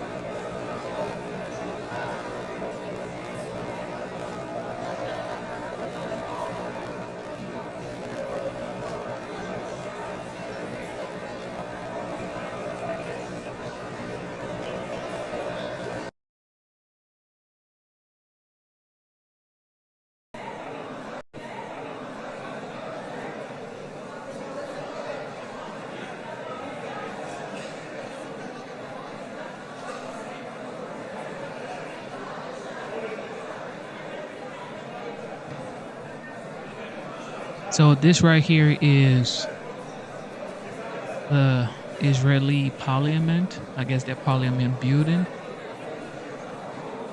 And this is where President Trump will be delivering the remarks to the Knesset in Tel Aviv, Israel. So right now, the commander-in-chief, the 45th, now the 47th, is in Jerusalem, Israel. Well, Tel Aviv is.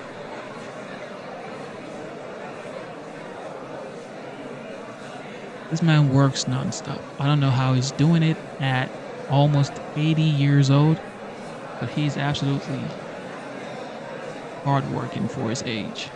That I can tell you for a fact.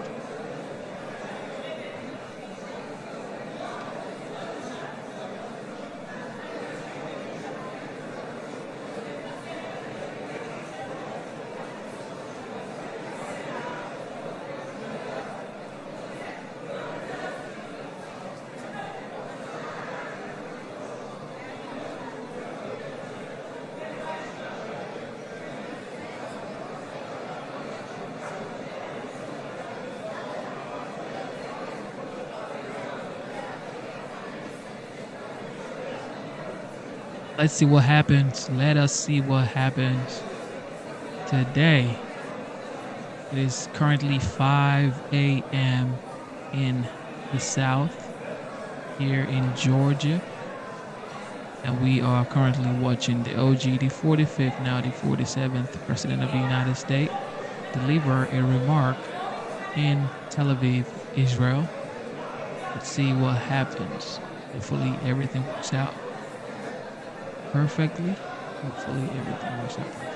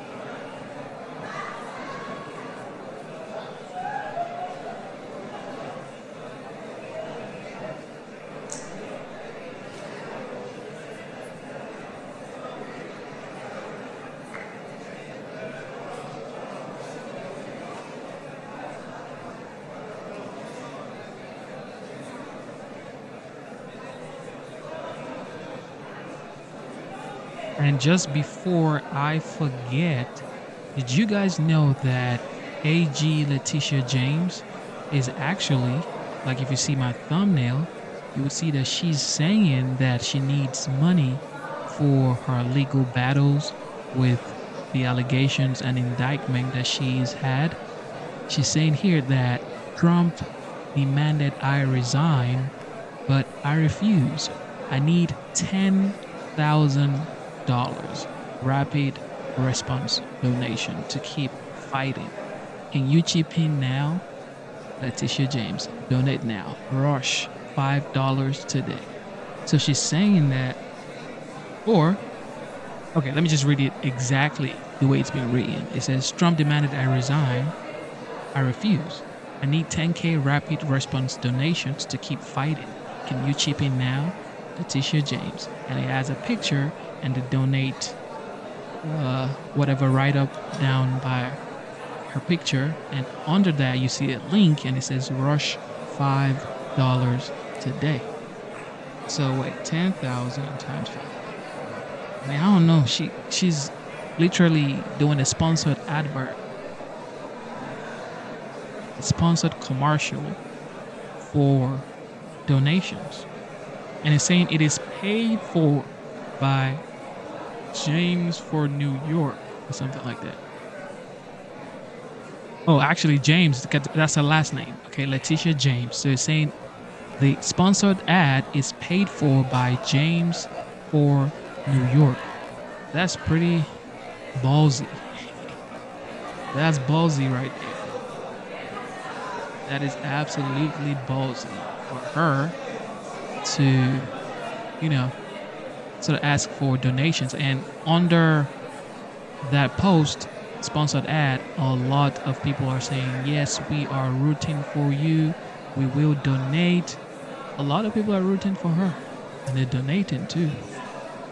They are absolutely donating. I don't know. Let me know, chat. Do you think you will donate to Letitia James?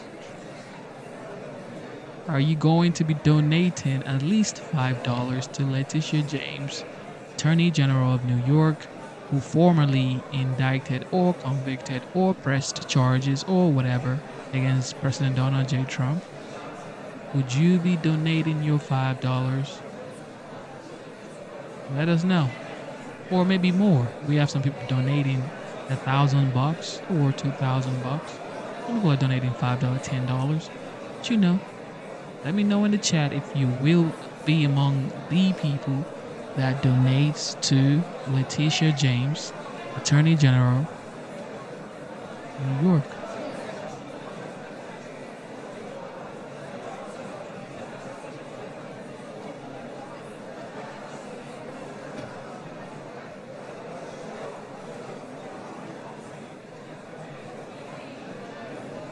Somebody says here she needs to resign.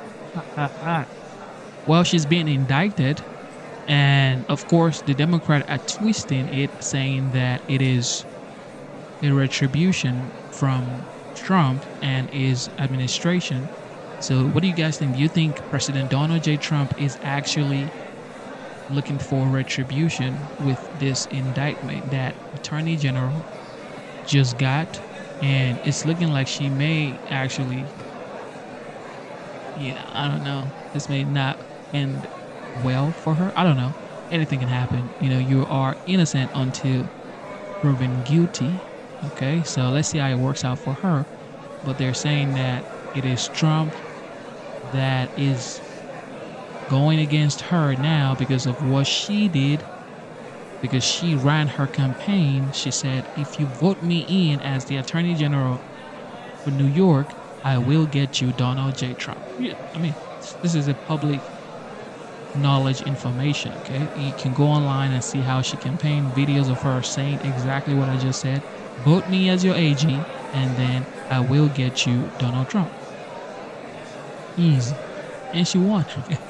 She won the Attorney General for New York, and now, and as soon as she won, she went straight to work. She kept her promise and she indicted President Donald J. Trump. Well, at the time, he wasn't a president, okay? He was a former president. He was a former president. So he was going from the courtroom to the campaign grounds. Okay? He was going from the courtroom to the campaign grounds.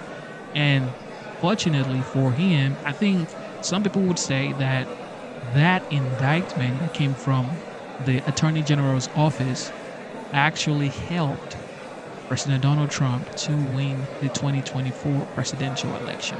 I mean, a lot of things happened that helped him win, but that right there was a big factor that the American people saw and say, wait, he's not even president. And now he's running to be the president again, and you are indicting him. So it's like, you don't want him to be eligible for the next election. So let's see how that situation plays out. Let's see how that situation plays out. And as for, I see a comment here. The person says they hope Trump will deport me or something like that because of my accent. Well, I was in the White House I was invited to the White House for Easter egg roll or the Easter celebration at the White House, and ICE agents were everywhere, FBI, Secret Service, everybody was there, and we were shaking hands. I think ICE actually liked me. I think ICE actually liked me, okay? Because I am a legal, okay? I'm a legal human being in the United States, and I'm not a green card holder. I'm not a permanent residence holder. I am a citizen of the United States, okay? Came into the United States legally, followed the right path, paid my dues, because you have to pay to become a United States citizen. You have to study to become a United States citizen. You have to take tests to become a United States citizen. You have to take exams to become a United States citizen. You have to do blood work. Okay, you have to actually take your blood checked, get your blood checked, check if you have some diseases. They don't want you to bring that into the United States. Okay, all of that, I had it done. I did it the right way, so you can hate. Okay, you can hate, but like I told you, if you go on my post on my YouTube page, just go to the post section. You would see me and my beautiful, gorgeous 5-year-old at the time, my little princess, and her grandma. We were at the White House having a good time, and it was fun. And I'm so glad I voted for President Trump too. So yeah, and really, I don't care if you are a Republican or a Democrat. I do not care if you are a Republican or a Democrat. Whether you voted for Kamala Harris or you voted for President Trump, I do not care.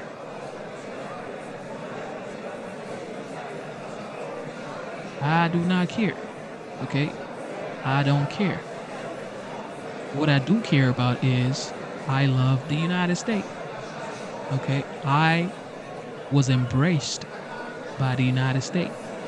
The opportunities here, the love here, the people here. I started my family here. So I genuinely love the United States. So you don't have to like me, okay? That's the thing. People are looking for people to like them.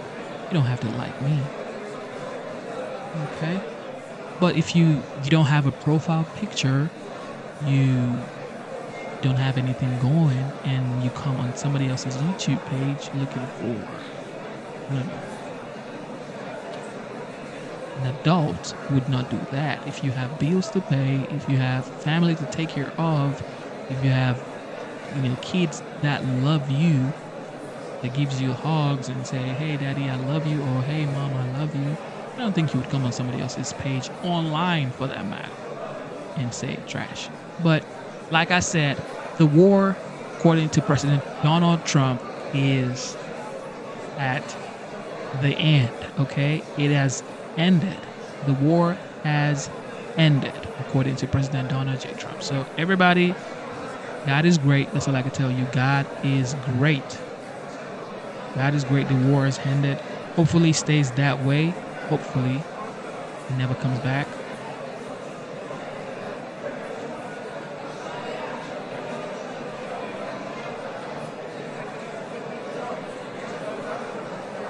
Yeah.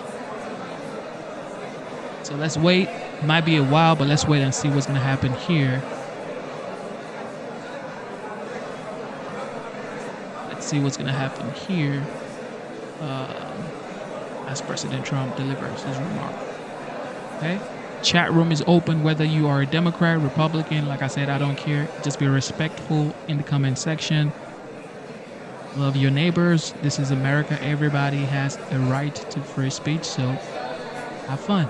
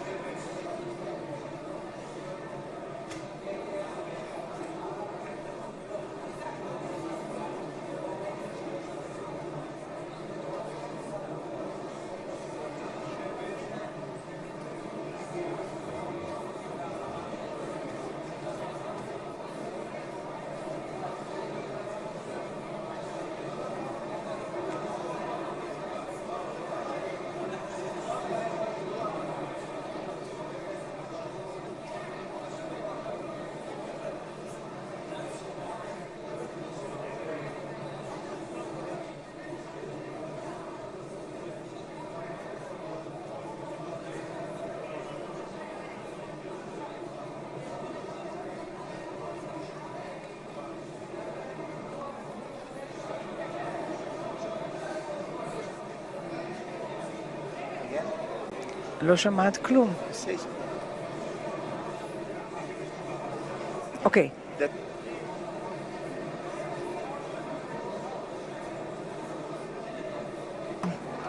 לא?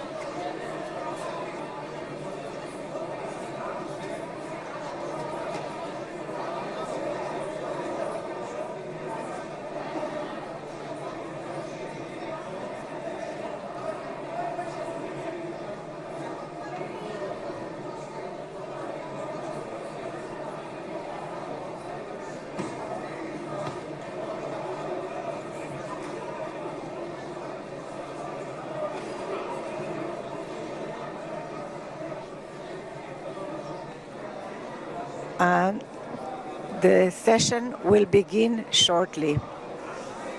The session will begin shortly. The session will begin shortly.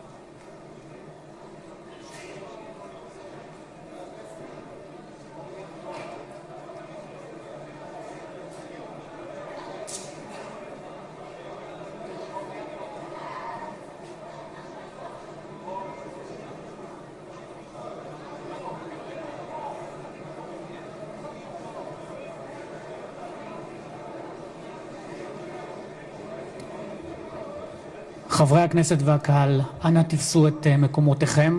אנחנו מתחילים ממש בעוד מספר דקות.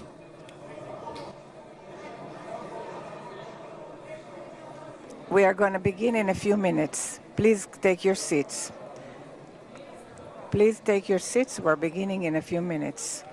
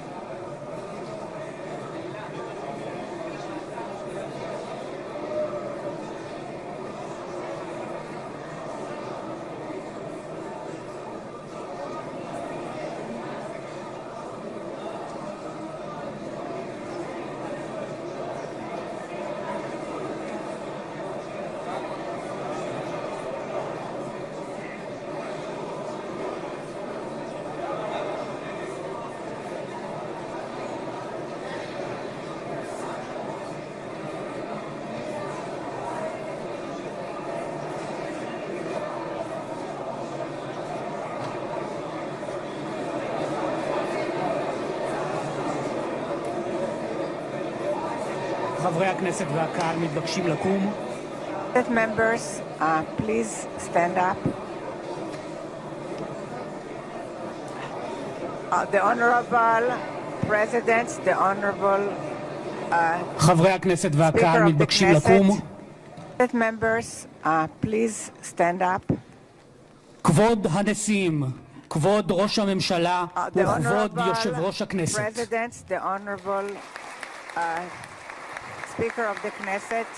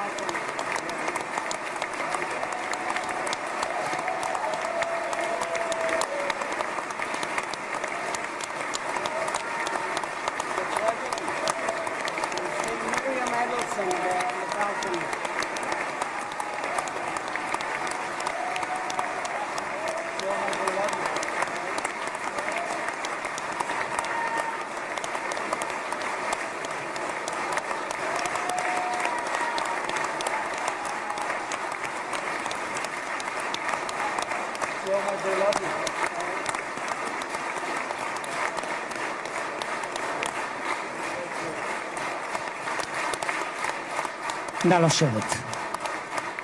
Please sit down.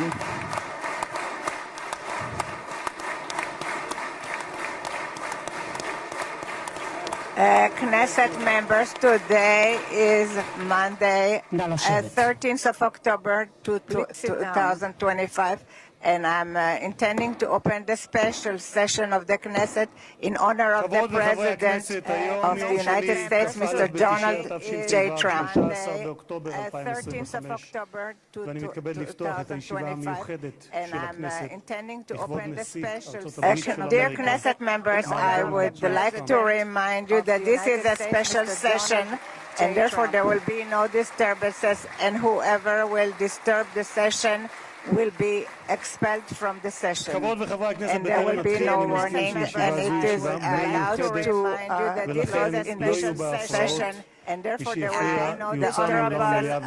Mr.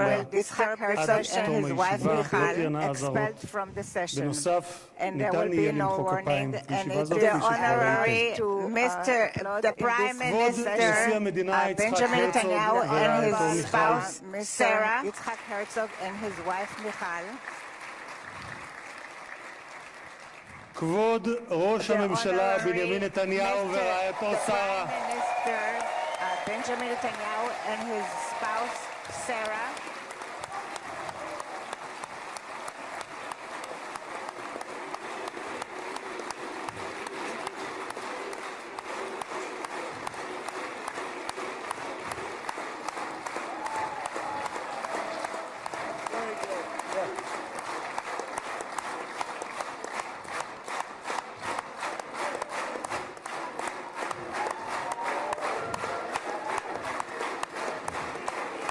The head of the opposition, Mr. Lapid and his wife Lihi, ministers and Knesset members, ראש האופוזיציה יאיר לפיד ורעייתו ליהי, Mr. Lapid and his wife Lihi, שרים וחברי הכנסת, and Knesset members. special recognition to Minister Ron Dermer, who led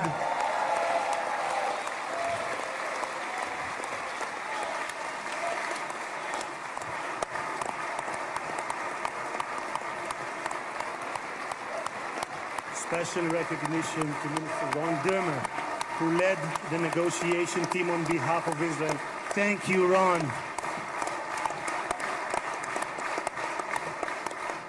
Secretary of State Marco Rubio, special recognition to Minister Ron Dermer, who led the negotiation team on behalf of Israel. Thank you, Ron. Secretary of State Marco Rubio,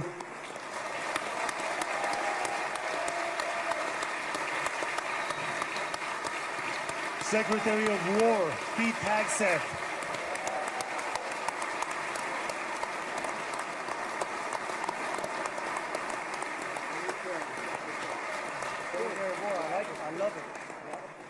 Secretary of War Pete Hegseth, Chairman of the Joint Chiefs of Staff General Dan Kane, Secretary of War, I like it, I love it. Chairman of the Joint Chiefs of Staff, General Dan Kane. Two key players, President Trump's Special Envoy Steve Witkoff, who is here with his partner Lauren.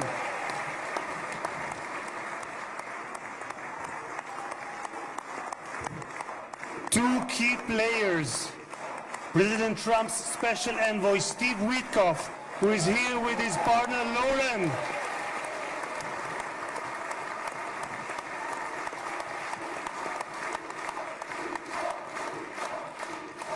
And Jared Kushner, who is here with his wife Ivanka.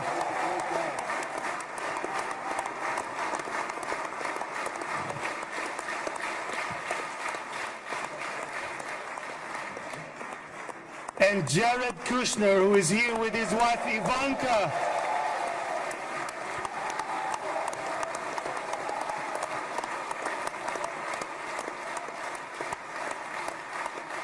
And thank you guys for everything that you have done to bring about this day. Ambassador of the United States to Israel, my dear friend and my absolute favorite rock star, Mike Huckabee. And thank you guys for everything that you have done to bring about this day. Ambassador of the United States to Israel, my dear friend and my absolute favorite rock star, Mike Huckabee. שגריר ישראל בארצות הברית, יחיאל לייטר.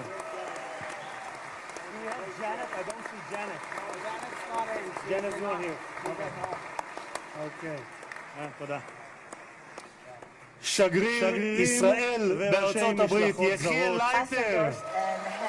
The mayor of Jerusalem, Mr. Leon, and the first team of the government, the heads of the states and those who are here, the Eyal Zamir, the chief of staff of Jerusalem, סגל א' של המדינה, ראשי גופי הביטחון, אלה שנמצאים איתנו ואלה שבשטח, הרמטכ"ל רב אלוף אייל זמיר, the chief of staff,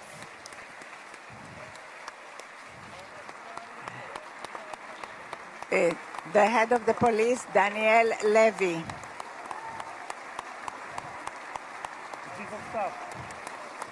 The head of the prisons, Jacobi, Mr. Jacobi. רב-ניצב דניאל לוי. He is one of those who is in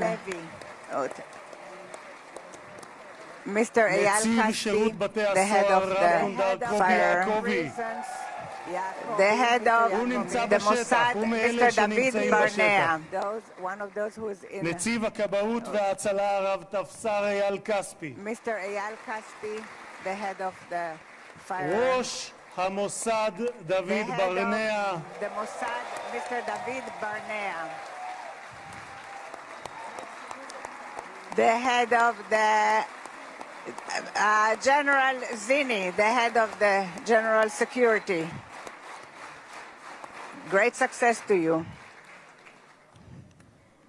ראש שירות הביטחון הכללי, האלוף במילואים דוד זיני, בהצלחה. The head, Mr. Gal Hirsch, the head of the headquarters for the abductees.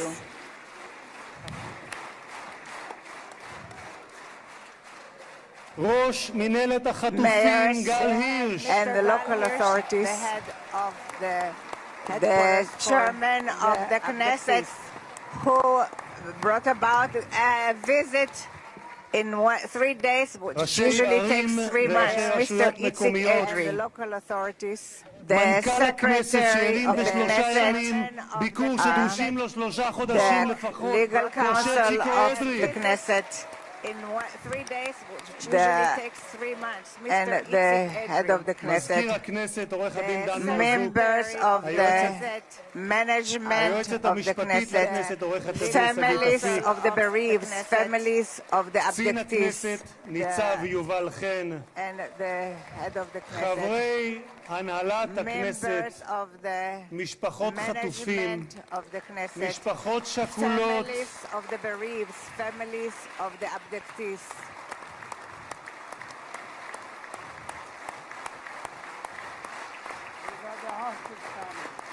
And the bereaved families also.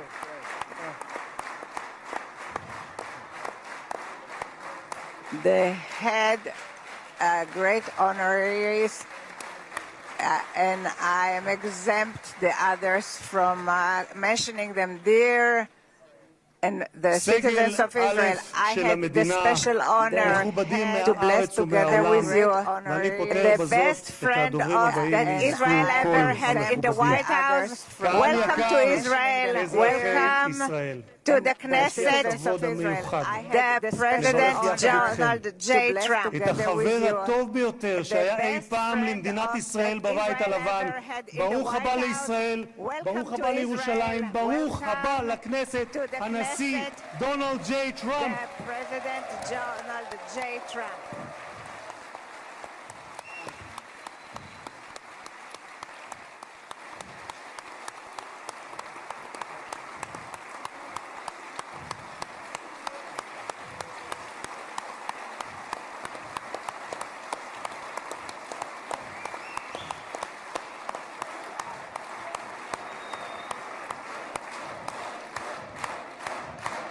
Mr. President, I would like to thank you that you granted the Knesset the honor that it is the first parliament that you are visiting in your present term.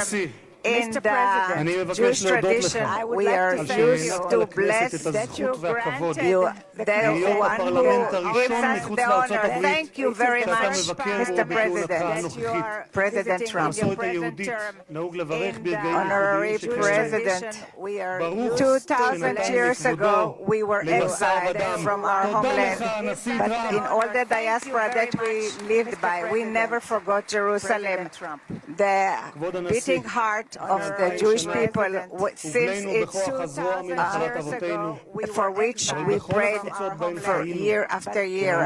And 7 years ago, it was you, President Trump, that in the name of the United States, you recognized Jerusalem as the capital of Jerusalem. You executed a promise that many other presidents promised. You transferred the embassy to Jerusalem. Thank you very much, President Trump. Thank you very much, President Trump. A promise that many other presidents העברת את השגרירות האמריקאית לירושלים השלמה והמאוחדת. תודה לך, הנשיא טראמפ. Thank you very much, President Trump. Thank you very much, President Trump. In the dawn of its establishment, Israel was forced to fight, but it always extended its hand to peace. 7 years ago, you led the Abraham Accords, and I had the privilege. Israel was to serve in this government. They signed it, and it was very meaningful for me because 2.5 years ago, I was the first head of the Knesset that was invited to speak in a parliament of an Arab country, and it was in the country of Morocco, where my parents came from. You made the relationship closer in accord that it's country, and it was in the for peace. Thank you very much, President Trump. Where my parents came from. You made it many years before your first term, already in 2011. You identified the danger of nuclear Iran. Many years before your first term, already in 2011, we can't allow Iran to go nuclear. איום על ארצות הברית משמעו איום על העולם החופשי כולו. Of nuclear weapons is a major threat to our national security interests. Continued that you put America first, but not alone, but not America alone. Do you brought with you to the White House in your 2 terms? 4 months ago, after Prime Minister started Rising Lion, you started the Midnight Hammer, which was a very brave action, that there was nothing like it until you arrived at the White House.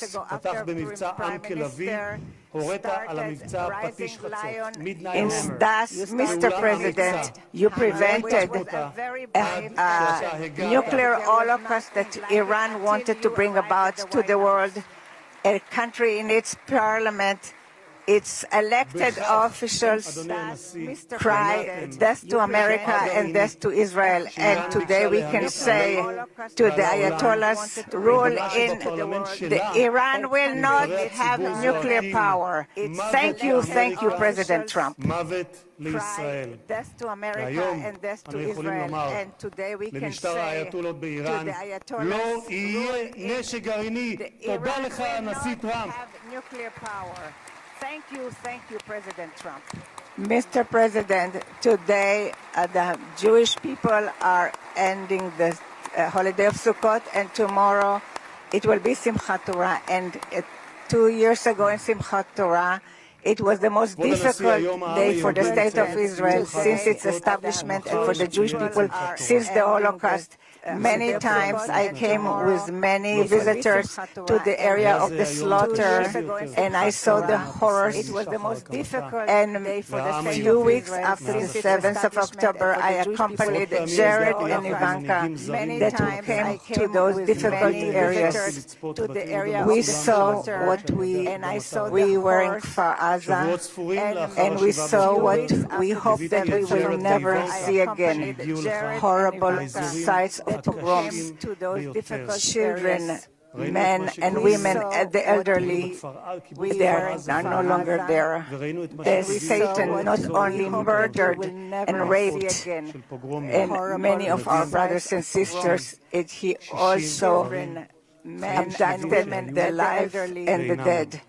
And since then, this has been the longest and the most just war. This wound of our brothers in prison has been, when all the nation of Israel has been in pain of the families of the abducted. This wound until this morning, for 2 years, in the gallery where the guests are sitting. We had photos of the hostages, but this morning, towards this historical day, we were able to remove the photos, and I will do something spontaneous, and I will remove the pin that I received from Tzvika Moore. I am removing it because a minute ago I spoke to Tzvika Moore's brother, and they are celebrating this unification. Thank you so much, President Trump. Thank you so much, President Trump. Tzvika Moore, I am removing it because a minute ago I spoke to והם Tzvika, חוגגים את האיחוד הזה. תודה לך, this הנשיא unification. טראמפ. Thank you so much, President Trump. Thank you so much, President Trump.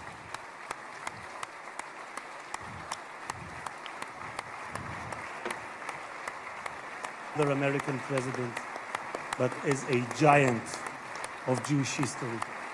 One for whom we must look back 2.5 millennia, Mr. President, into the mists You of stand time before the people of to Israel find a not parallel as another American Cyrus president, the Great, but as a you, giant President Donald of J. Jewish Trump, history.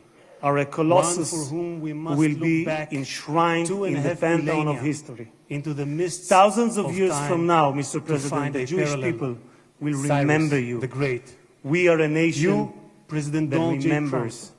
Are a colossus Far from being a who will local be struggle, enshrined in what the we are pantheon of witnessing history. is a global Thousands of struggle, years from now, Mr. President, a global the Jewish battle people will between the remember forces you. of extremism, We are a radicalism, nation and fundamentalism that remembers. and those of freedom, Far from being a local liberty, struggle, and democracy. what we are witnessing What the world needs is now a global struggle, is not appeasers a global who battle feed the crocodile between in the forces hope of that they will be eaten last, radicalism and like the fundamentalism, kind we have seen recently those of at the freedom, UN General Assembly. liberty, and And by the way, democracy. President Trump, your What the team world has needs checked the now teleprompter, it is is not working beautifully. abusers who feed the crocodile in What the the hope world that they will be needs, eaten last. what like the the world kind we needs have seen now recently are more at the leaders UN who General are Assembly. brave, resolute, And by the way, President strong, Trump, and your team bold. has checked The the world teleprompter. needs It is more working Trumps. beautifully. What the world needs now are more leaders Mr. who President, are brave, with your permission, resolute, I would like to strong, take this and moment to bold. address Prime the Minister world needs Netanyahu. more Trumps.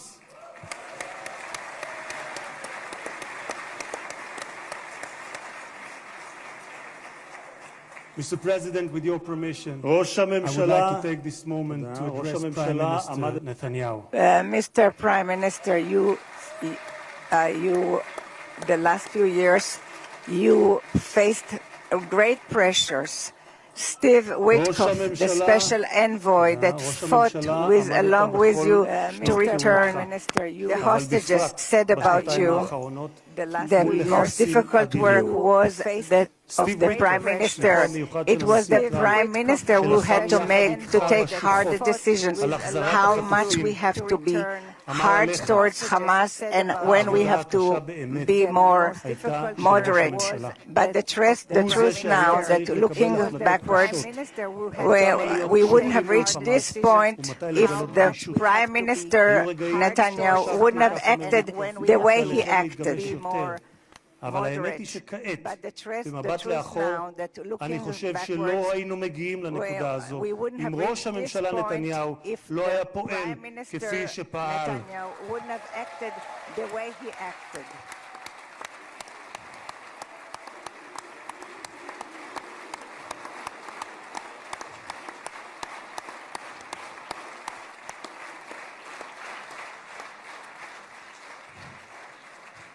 גם הנשיא שלי, ממשיך וויטקוף, גם הנשיא שלי, אתה אדוני הנשיא טראמפ, מאמין בכך. הוא מאמין שראש הממשלה נתניהו קיבל החלטות קשות מאוד, והיו אנשים פחות אמיצים שלא היו מקבלים החלטות כאלה. והנה אנחנו כאן היום משום שלחמאס לא הייתה ברירה, כך אומר וויטקוף. הם נאלצו להגיע להסכם הזה. הלחץ היה עצום ולכם יש צבא גדול. התקדמתם משמעותית בשטח וזה מה שהוביל להסכם הזה. כך אומר השליח וויטקוף. אדוני ראש הממשלה, אתמול בדרכו לישראל אמר הנשיא טראמפ שאתה הוא האיש הנכון. בזמן הנכון. ואני גאה לומר כאן, לעיני העולם, שבזכותך הגענו להישגים הרבים שאליהם הגענו. תודה לך, ראש הממשלה.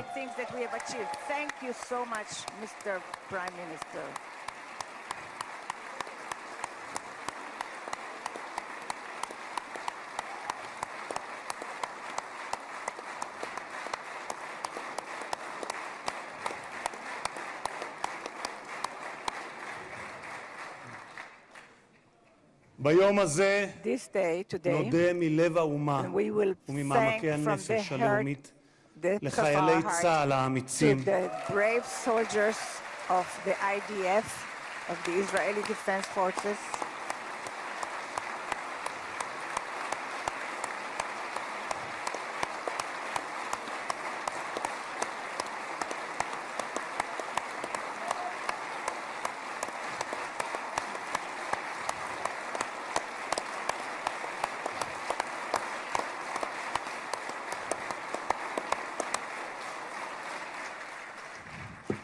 נודה we לחיילי will thank צה"ל to the האמיצים IDF שהסתערו brave קדימה soldiers כאריות who fought וסיכנו like את חייהם lions and כדי endangered their להגן על lives מדינת ישראל. in order to protect רבים the מהם state of נפלו Israel. והקריבו את Many of חייהם them למען המדינה sacrificed their lives שמרכינה את ראשה בפניהם for the ובפני country משפחותיהם that השכולות. bows its head.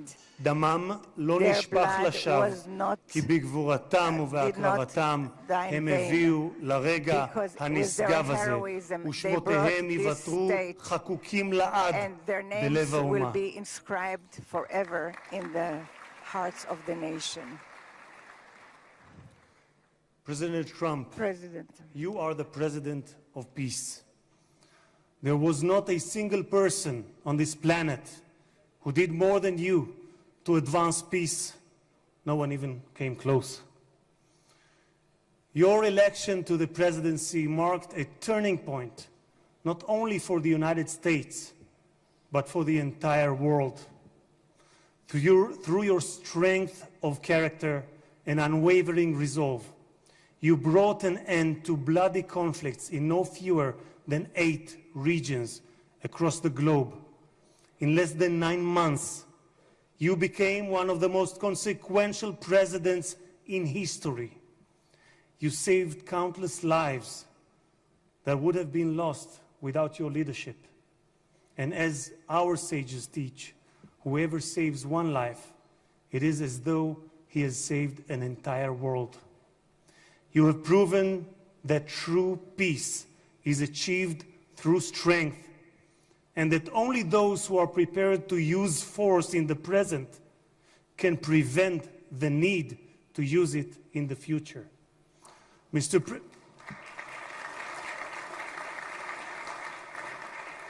President, you, more than any other individual, are deserving of the highest recognition for your efforts in promoting peace.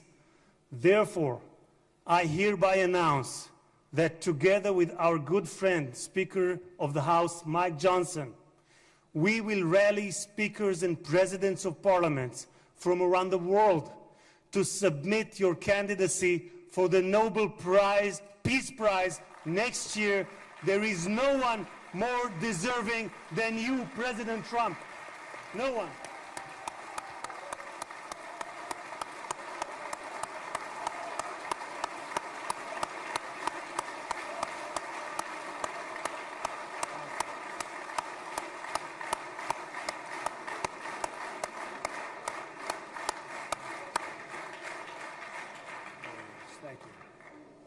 אדוני הנשיא, אנחנו ניצבים בפני ההיסטוריה ברגע נשגב שיחקק לדורות.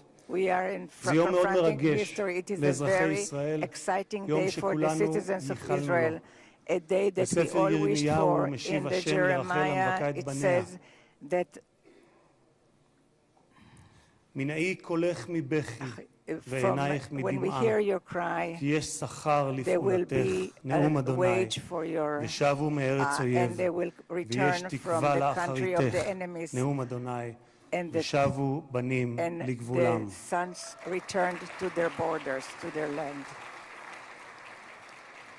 אני מבקש לאחל מכל ליבי החלמה מהירה ושלמה לפצועים ולחטופים השבים. כמה טוב שבאתם הביתה. How happy we are and how good it is that you are back home. הנשיא טראמפ, מי ייתן והעושה שלום במרומיו יברך אותך, נשיא השלום, את ארצך ואזרחיה, את משפחתך וכל היקרים לך, ויעשה שלום עלינו ועליכם. May God bless you, President Trump. May God bless the United States of America. And may God bless the state of Israel. תודה רבה וחג שמח.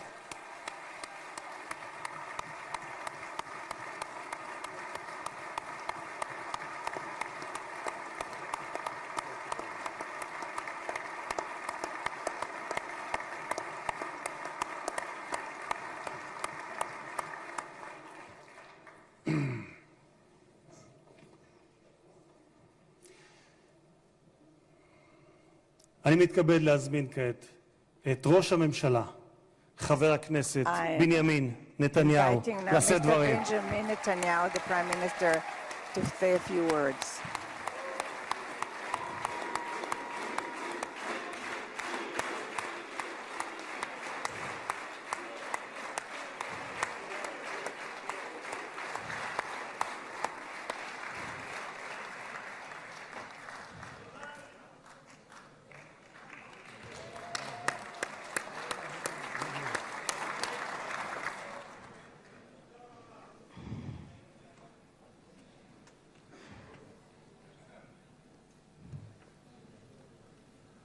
מכובדי הנשיא הרצוג ורעייתו מיכל, President Herzog and his wife Michal, מכובדיי הרבים, and the great honorary guests, ובראשם and headed by ידידנו הגדול, our great friend, נשיא ארצות the הברית, President of the United הנשיא States, דונלד ג'יי President טראמפ.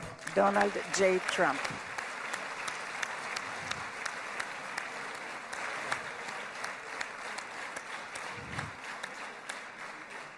ברוך בואך Welcome לירושלים to בירתנו Jerusalem, הנצחית. our eternal capital. ברוך בואך Welcome לישראל to Israel ביום המרגש הזה, in this moving day, exciting שיחקק day בתולדות עמנו. that will be inscribed in the history וגם of אתה, the הנשיא, annals of Israel, and you too, Mr. תחקק President, בתולדות עמנו, will be inscribed in כבר the נחקקת history of בתולדות our nation, האנושות. and you are already inscribed אבל אנחנו, in the כפי history שנאמר, of the world. זוכרים את ידידינו, We remember our ואנחנו friends. יודעים We know את חלקך your החשוב part, your important והמכריע part, and the determined בהחזרת part יתרת חטופינו. of the return of the ביום הזה, hostages. In this day, שהתבשרנו עכשיו, when we רק were לפני שעה informed קלה, today, an hour ago, שכל חטופינו החיים that all our live שבו אלינו. hostages returned back to us. איזו התרגשות. What excitement. כמה חיכינו לרגע הזה, How long we've waited for ואנחנו this מחויבים moment, להחזיר את כולם. and we have committed ואני to רוצה return להודות לך באופן everyone. אישי, And I want to thank you ובשם האומה personally כולה. and on behalf of the whole תודה לך, nation. הנשיא טראמפ. Thank you, Mr. תודה לך. President Trump. Thank you, Mr. President.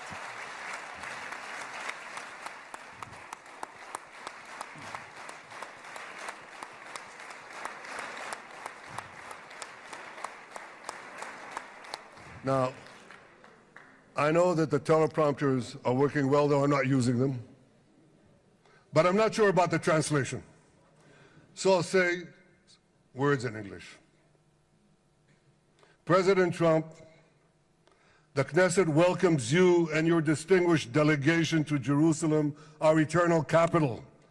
This is your first visit to Israel since you recognize Jerusalem as our capital and moved the embassy here. Thank you, President Trump, for that.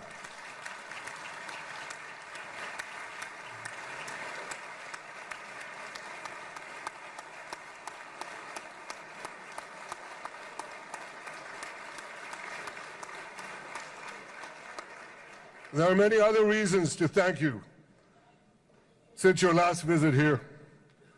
Thank you for recognizing Israeli sovereignty over the Golan Heights.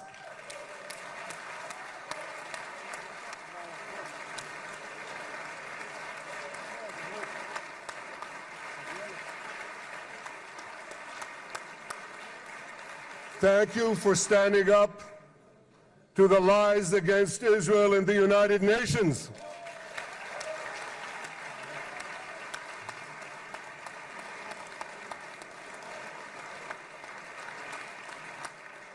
Thank you for recognizing in your 2020 peace plan our rights in Judea and Samaria, the ancestral homeland of the Jewish people.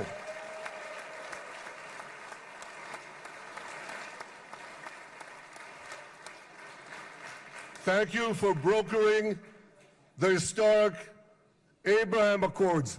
Abraham, Eskemei Avraham.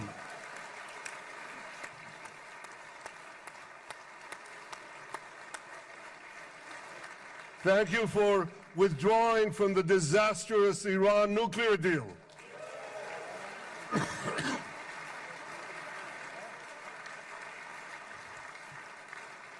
Thank you for supporting Operation Rising Lion and for your bold decision to launch Operation Midnight Hammer. Boy, is that, you got to hear this.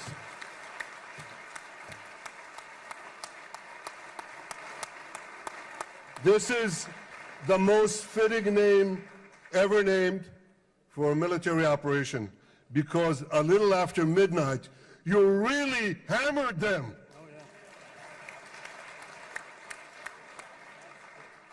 My friends, this is only a partial list, but it's enough to affirm what I've said time and again. Donald Trump is the greatest friend that the state of Israel has ever had in the White House.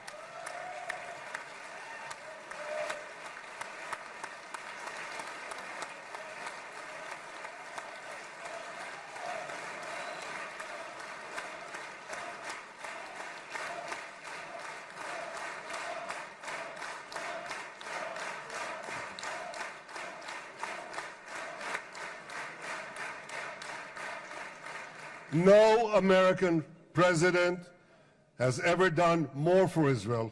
And as I said in Washington, it ain't even close. It's really not a match. Mr. President, today we welcome you here to thank you for your pivotal leadership in putting forward a proposal that got the backing of almost the entire world. A proposal that brings all our hostages home.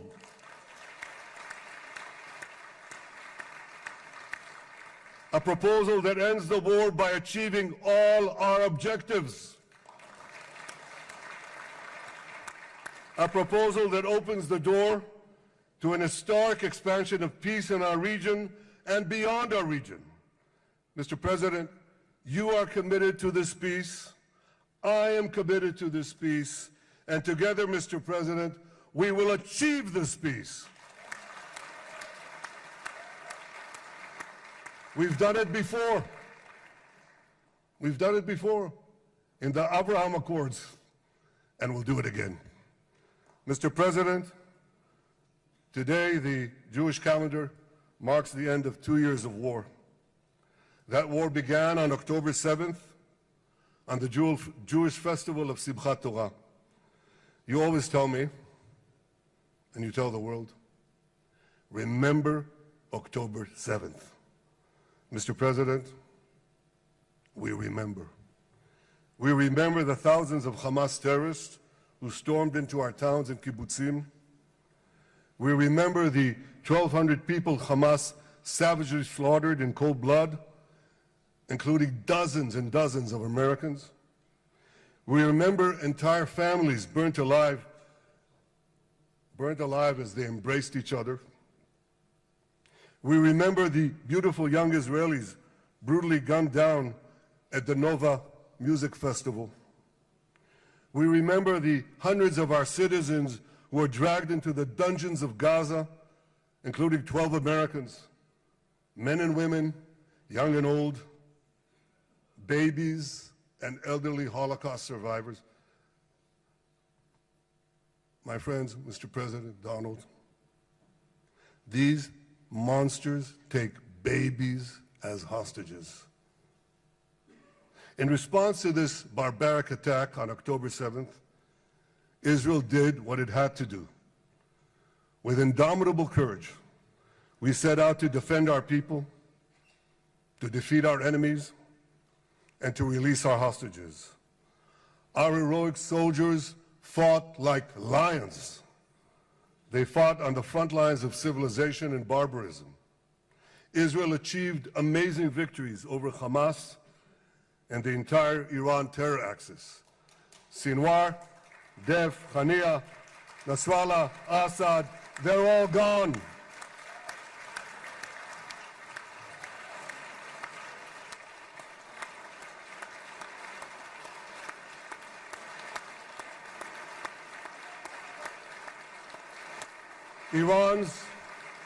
Iran's nuclear weapons and ballistic missile program, with your enormous help, Mr. President, rolled back. Half the Houthi leadership wiped out. But the price of this victory, the price of these victories, has been heavy. Nearly 2,000 of Israel's finest were lost, nearly half in battle. They left behind parents, spouses, siblings, and children. Their love and laughter, their promise and potential were lost forever. To the families of our fallen fighters, many of them are here, I say, I know the depth of your pain. I know the inconsolable grief that will accompany you for the rest of your lives. The State of Israel bows its head in eternal gratitude to our fallen heroes. Because of these heroes, our nation will survive. Because of these heroes, our nations will thrive. And because of these heroes, our nation will have peace. Mr. President, thousands of our brave soldiers were also wounded, suffering terrible blows to body and soul.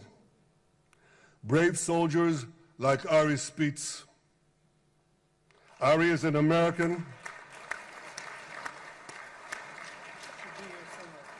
Ari is an American Israeli who was injured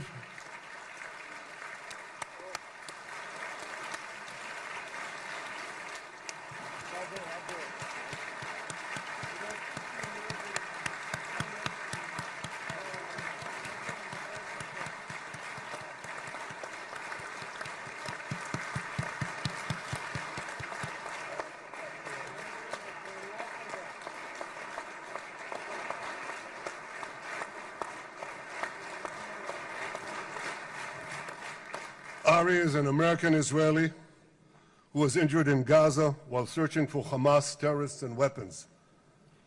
Two of Ari's comrades were killed in this action, and 10 were injured. Ari was presumed dead, but made a miraculous recovery despite losing 3 limbs.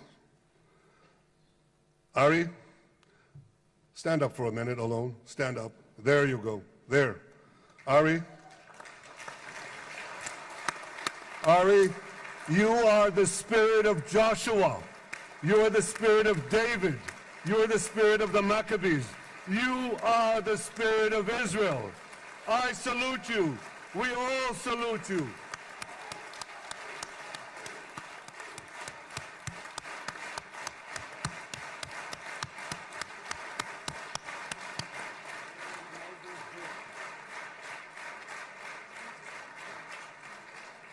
Sabine Tassa of Kibbutz Netiv HaAsara is watching us today from the Israeli consulate in Los Angeles. Sabine lost her husband and her oldest son on October 7th. She is the mother of 3 other boys. 2 of them, Koren and Shai, witnessed their father jump on a Hamas grenade to save his 2 sons. We all saw the film of those 2 boys crying out in pain, "Father is dead. Why? Why did God save me?" Mr. President, my friend Donald, I've seen some very tough things in my life. But I couldn't bring myself to watch those boys suffering again. So I didn't see this film except once. Yet Sabine, their mother, has had the strength and fortitude to show this film across the world. And my wife Sarah and I asked her, "Sabine, how do you do it? Why do you do it?" And she answered, "I do it to show the entire world the monsters Israel is fighting and the justice of our cause." This is what she's doing once again in Los Angeles. Sabine, you can hear me now, so I want to tell you on behalf of all of us, You embody the spirit of our biblical heroines, Deborah, Ruth, and Esther. You too are the spirit of Israel, and we all salute you.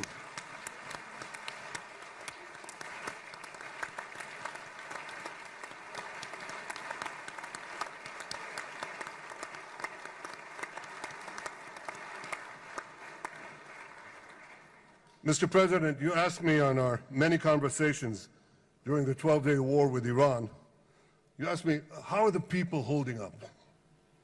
And I said to you, our people are strong. Israelis are a nation of lions with unlimited resolve to defend our country and secure our future. The people give strength to our soldiers, and the people give strength to me and to my colleagues. The Jewish people have risen from the ashes time and again, but when we formed the State of Israel and the Army of Israel, we pledged never again would be defenseless against our enemies. And that resolute strength not only assures our survival, it assures our future, it assures peace.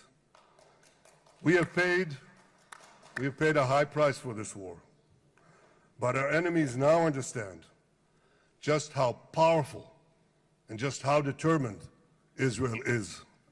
They understand that attacking Israel on October 7th was a catastrophic mistake.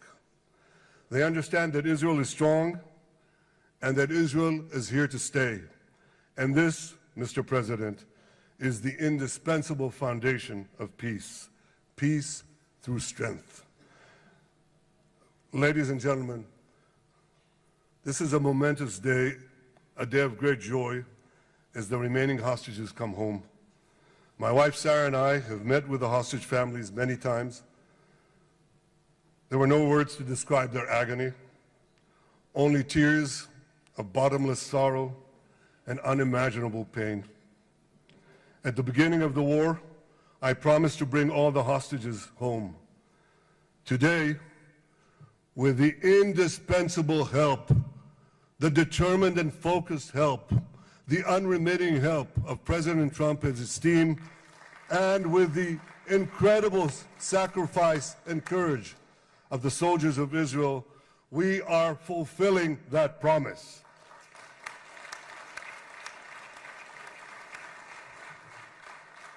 It has been a long journey to get here. In the first week of the war, our brave soldiers put military pressure on Hamas, and the international community put diplomatic pressure on them. This enabled us to secure the release of over 100 hostages. In heroic rescue attempts behind enemy lines, Israel's special forces rescued 8 live hostages and brought back the remains of dozens more. But as time went on, we all know what happened. The diplomatic pressure was turned on its head. More and more governments bought into Hamas's false propaganda. More and more governments succumbed to anti-Semitic mobs in their own countries. They just turned on Israel. They called for us to surrender to Hamas demands, just leave Gaza immediately, they said, end the war without committing to disarm Hamas, without committing to demilitarize Gaza. Had Israel succumbed to those demands, not only would Sinwar, Nasrallah, Assad, and Iran's missile and nuclear program remain intact. Not only that, because in no time, the Hamas killers would be back on the border fence, ready to repeat the horrors of October 7th again and again, as they vowed to do. But just at that point of maximum pressure on Israel, a man named Donald J. Trump was elected President of the United States.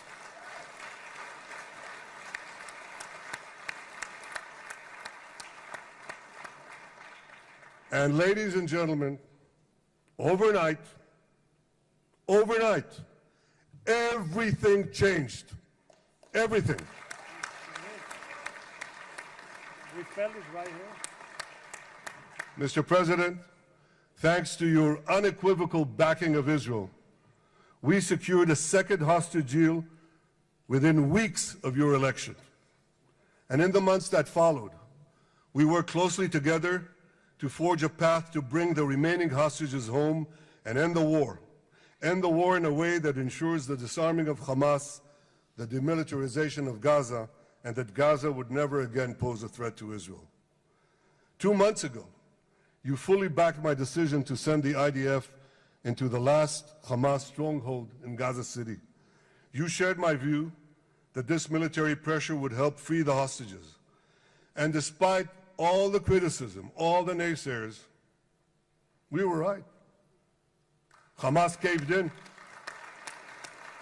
And 2 weeks ago, you succeeded in doing something miraculous. You succeeded in doing something that no one believed was possible. You brought most of the Arab world, you brought most of the world behind your proposal to free the hostages and end the war. I want to thank Steve Witkoff, Jared Kushner, and Ron Dermer for their great contribution to this effort.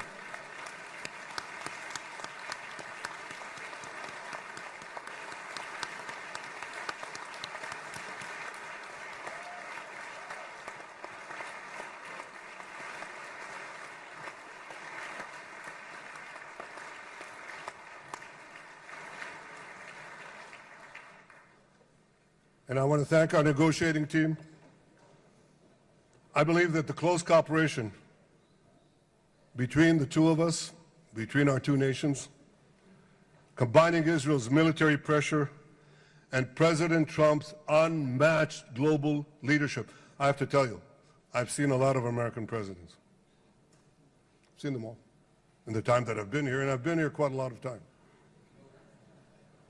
I've never seen anyone move the world so quickly, so decisively, so resolutely as our friend President Donald J. Trump.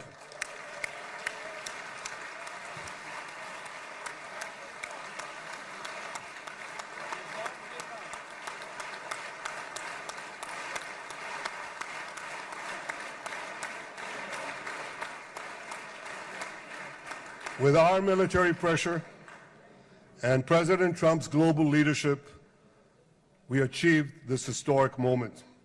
It's a moment of indescribable joy as our nation embraces our sons who are coming home. Mr. President, this week, Jews around the world are going to read the book of Ecclesiastes, Kohelet, in the Bible. The Bible has many miraculous moments. One of them was your decision to bomb Fordo. I think it was a pivot of history because it wasn't meant only to bomb Fordo. That action and your previous action of taking out Qasem Soleimani, the architect of death, I think that changed the balance of power in the world. You brought America back again to the driver's seat.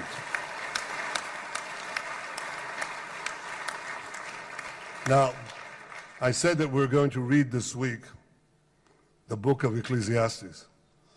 It's not a book of action. It's a book of meditations, of thought, a perspective on life and on death. And in this book, we read the immortal words of King Solomon. To everything there is a season, and a time for every matter under heaven. Et milchama ve'et shalom. A time for peace and a time for war. The last 2 years have been a time of war. The coming years will hopefully be a time for peace.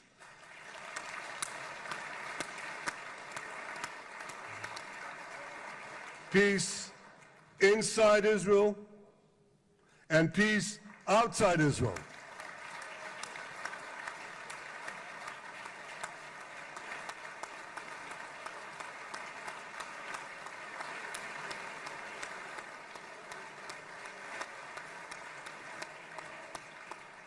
I look forward to continuing marching with you on the path we paved together with the Abraham Accords. Under your leadership, we can forge new peace treaties with Arab countries in the region and Muslim countries beyond the region. Abraham's children will work together to build a better future, a future that will unite civilization against barbarism, light against darkness, and hope against despair. And my friends, I believe that with President Trump's leadership, this will happen a lot faster than people think.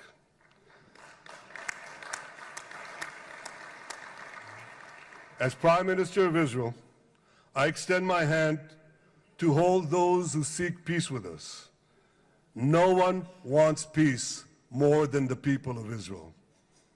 Israel will always remain vigilant in defending itself, and Israel will always remain full of hope. Hope is our national anthem. Hope is our creed. Hope is our strength. It is time, my friends, to realize that hope and expand the circle of peace. Mr. President, thank you for all you have done for us. I have submitted your nomination to be the first non-Israeli recipient of the Israel Prize, Israel's highest award. As to that other prize, just a question of time, you'll get it. But I want you to get the Israel Prize, our highest award, to our greatest friend.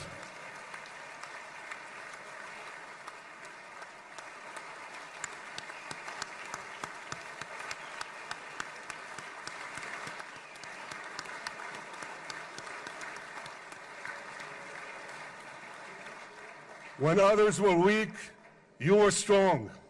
When others were fearful, you were bold. When others abandoned us, you stood by our side.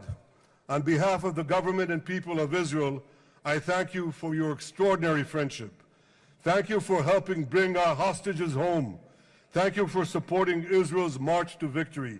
Thank you for paving a path to peace. מכובדי נשיא ארצות הברית, ידידי דונלד, Honorary ברוך הבא President, לישראל, welcome to Israel. ברוך הבא לירושלים, Welcome to Jerusalem. ברוך הבא ביום המרגש הזה, Welcome שהחיינו in this וקיימנו exciting day והגיענו that לזמן brought הזה. us to this day.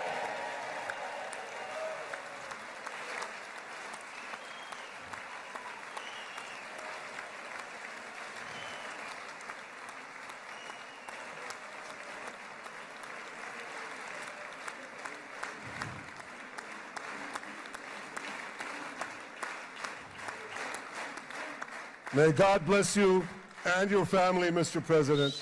May God bless America. May God bless Israel. And may God bless the covenant between our two promised lands. Thank you, Mr. President.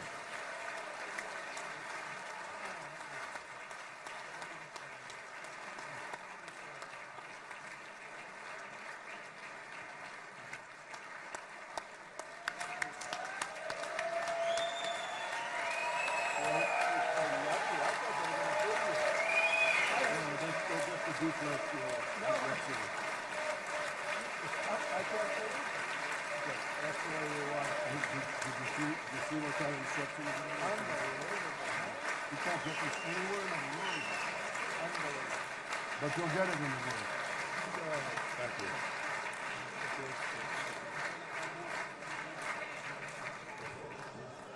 The president. Where?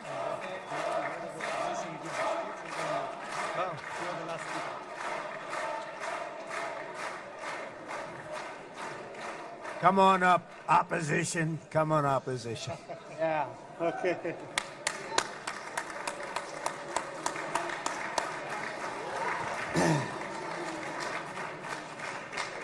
אני מתכבד להזמין כעת את ראש האופוזיציה, חבר הכנסת יאיר לפיד.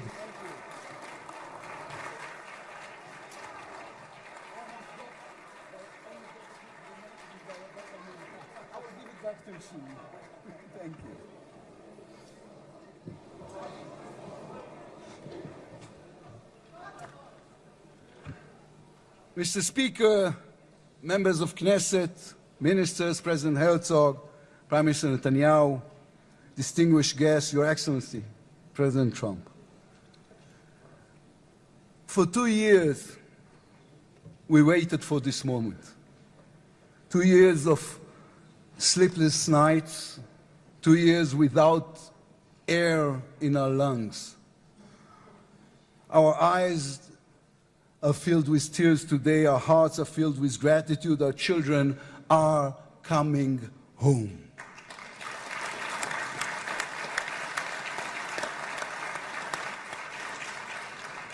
In the Babylonian Talmud, a sacred book of the Jewish people, it is written, whoever destroys one life, it is as though he destroyed an entire world, and whoever saves one life, it is though as he has saved an entire world. Mr. President, you have saved the lives of our hostages.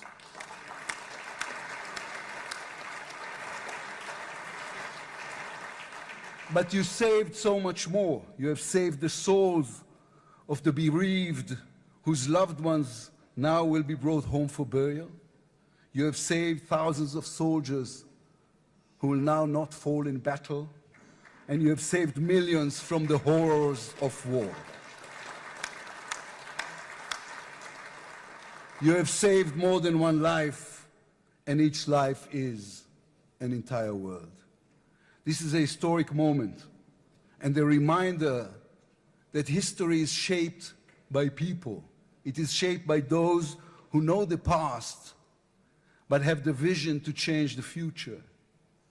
When you were elected, you declared that you would be the president of peace. You have kept your word. The fact that you were not awarded the Nobel Peace Prize is a grave mistake by the committee. But they will have no choice, Mr. President. They will have to award it to you next year.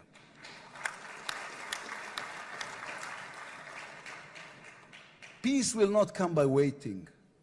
It will come by building, by reaching out, and by daring once again to believe.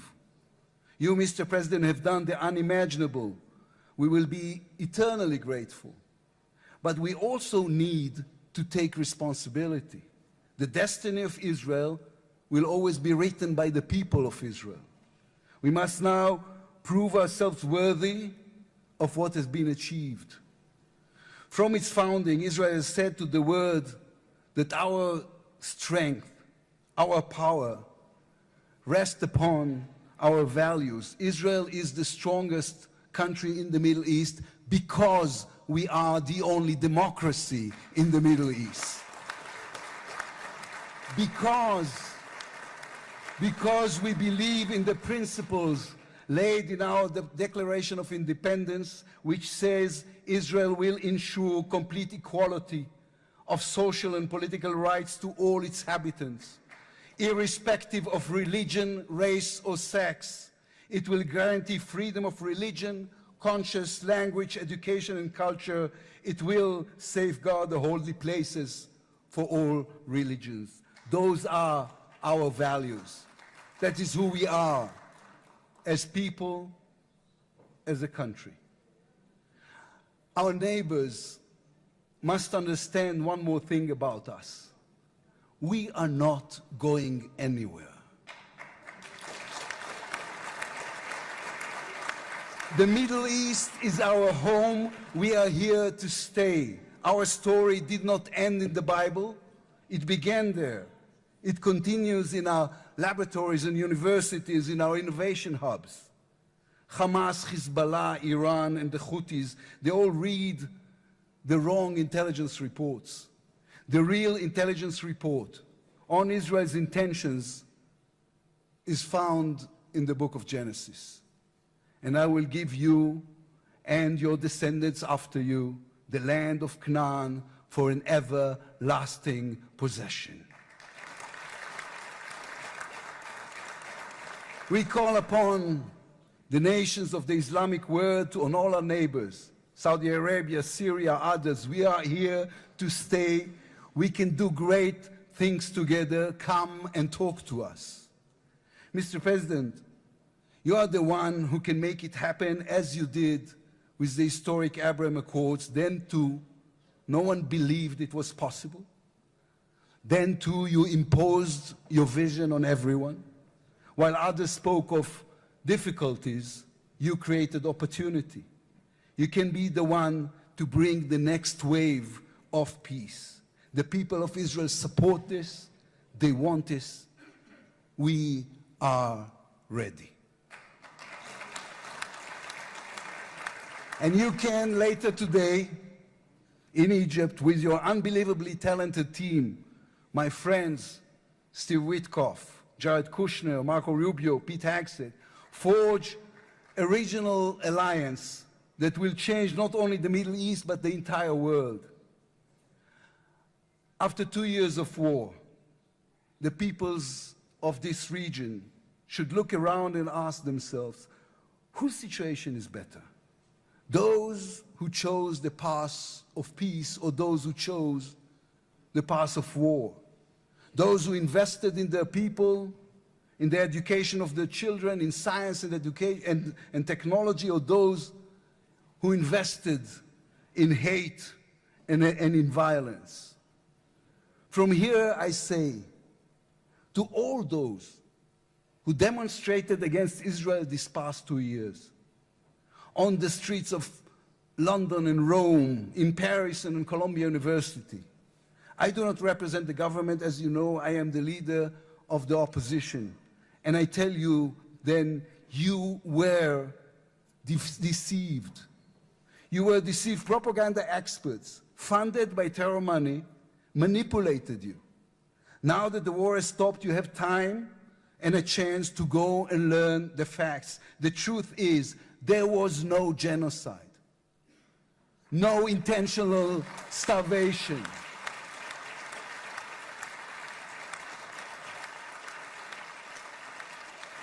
The truth is, there was an army and a country fighting in the most complicated conditions imaginable against terrorists who send their own children to die for a follow-up, who use their own children as human shields.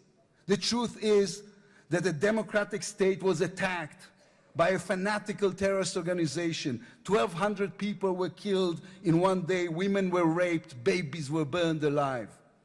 And all that, on all the while, they played with your minds, selling you the absurd idea that supporting Islamic terror is somehow a liberal value.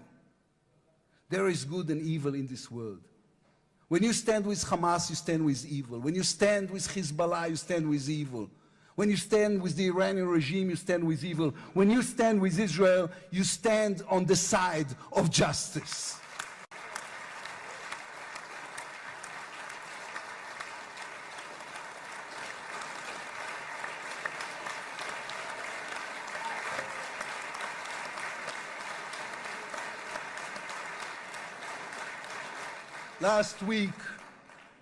Last week I attended the 7th October memorial ceremony. An inspirational woman called Galit Dan spoke on stage. Galit had a daughter, Noya, a 13-year-old girl who was autistic like my daughter. And Noya was full of light. She loved Harry Potter. On that dark day, Noya was sleeping at her grandmother's, Carmela's house in Kibbutz Nir Oz. Carmela was 80 years old.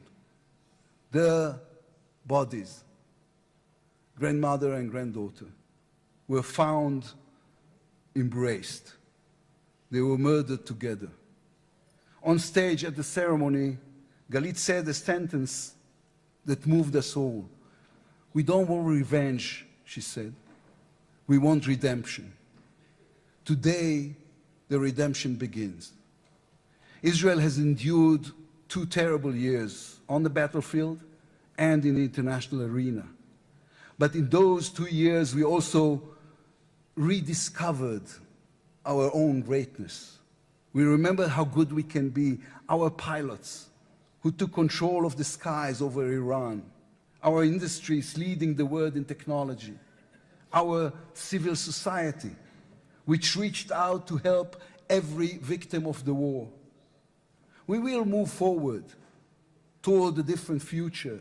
Our heroic soldiers who saved us all will fold away their uniforms and rise as teachers and engineers, scientists and innovators, investors and small business owners.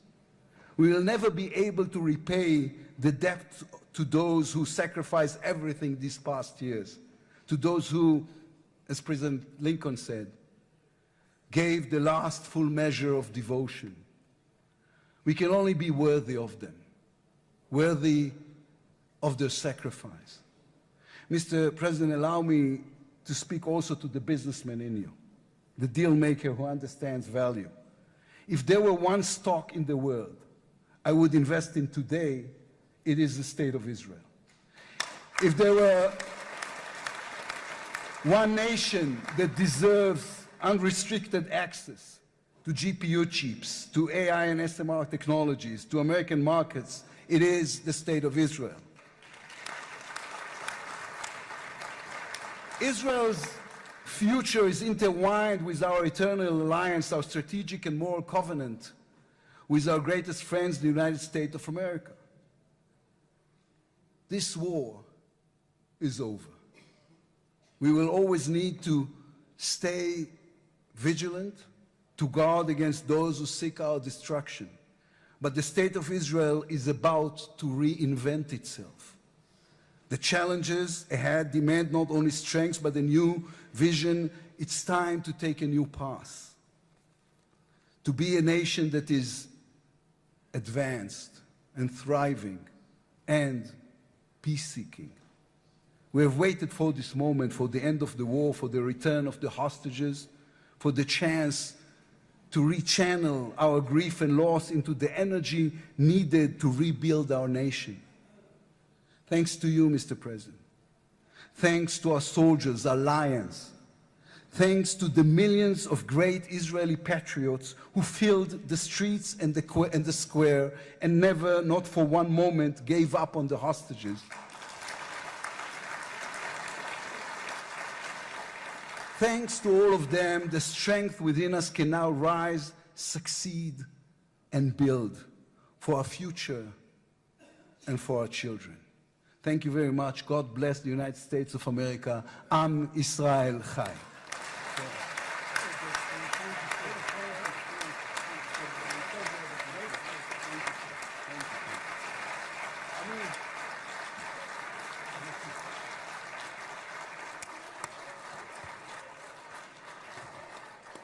אני מודה לראש האופוזיציה. I would like to thank the head of the opposition. Members of the Knesset. It is now my distinct honor to invite the President of the United States of America, His Excellency Donald J. Trump, to address the Knesset.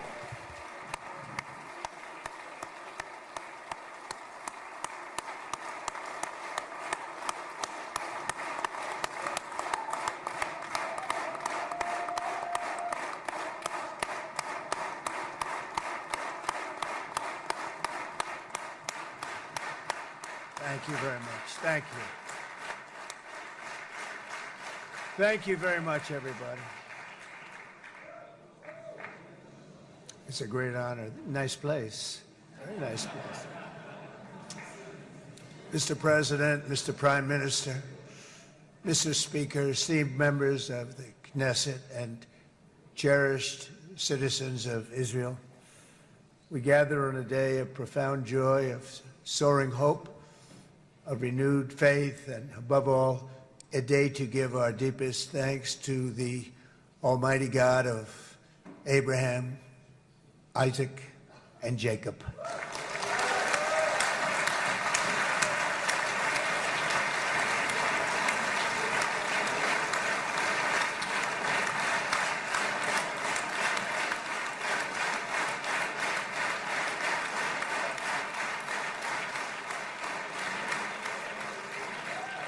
After 2 harrowing years in darkness and captivity, 20 courageous hostages are returning to the glorious embrace of their families, and it is glorious. 28 more precious loved ones are coming home at last to rest in this sacred soil for all of time. And after so many years of unceasing war and endless danger, today the skies are calm, the guns are silent, the sirens are still, and the sun rises on a holy land that is finally at peace, a land and a region that will live, God willing, in peace for all eternity.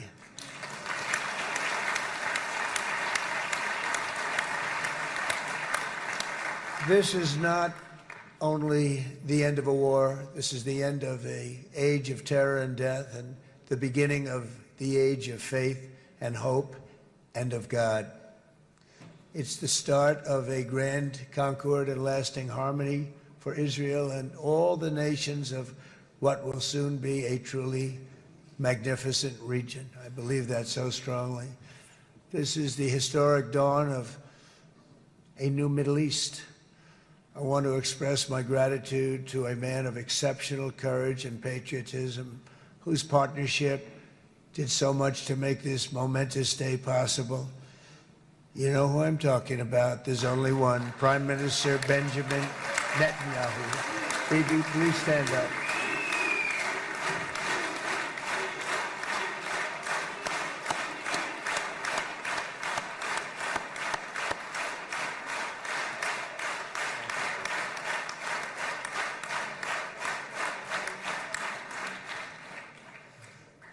And he is not easy, I want to tell you. He's not the easiest guy to deal with, but that's what makes him great. That's what makes him great.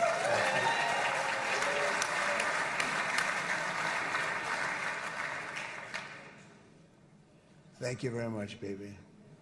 Great job.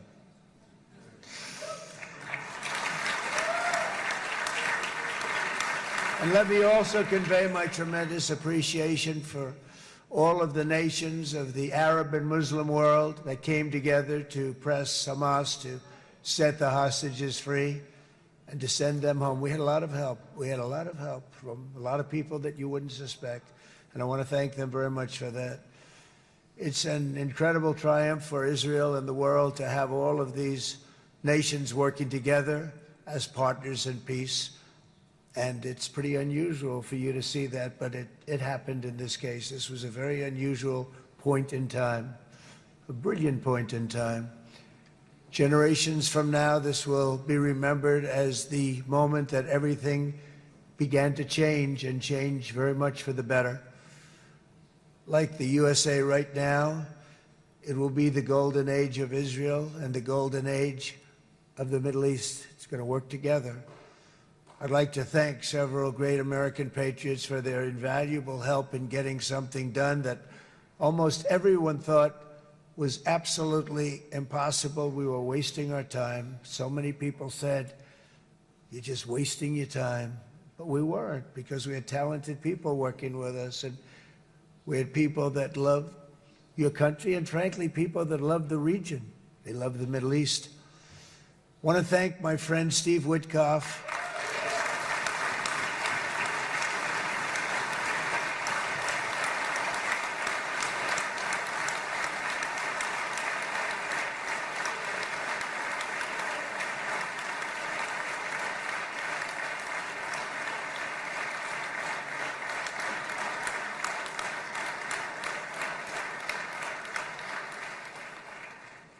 You know, Steve was chosen by me.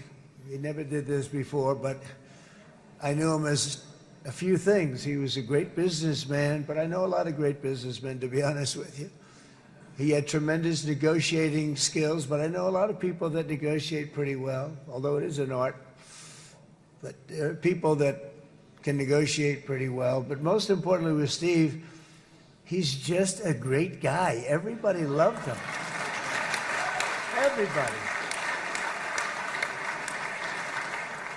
I mean, I know some negotiators that are so good, but you wouldn't have had peace in the Middle East. would be in World War III right now with some of these guys. Everybody loves Steve, and they respect him, and they somehow can relate to him. I've known him for many years, and I've seen it over and over again. להוציא את חבר הכנסת עודה, להוציא אותו מהאולם, להוציא אותו מיד, החוצה, החוצה. Please expel this Knesset member. Please expel this Knesset member. להוציא גם את חבר הכנסת כסיף. להוציא את חבר הכנסת כסיף מהאולם. Expel Knesset member Kasif out of the hall. Please expel him immediately.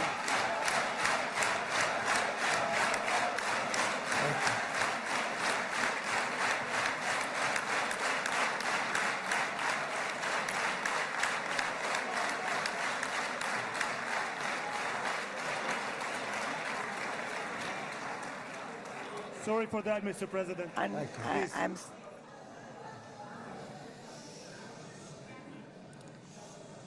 That was very efficient.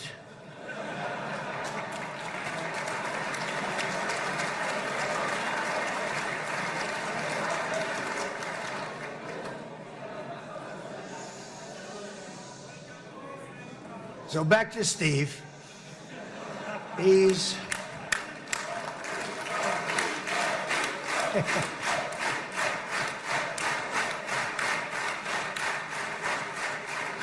But I tell one story because he was so involved, and then we called in Jared. We need that brain on occasion. We got to get Jared in here. We got to get a certain group of people. But Steve started this all by himself. I call him Henry Kissinger, who doesn't leak. Okay? Henry is a big leaker. He leaked.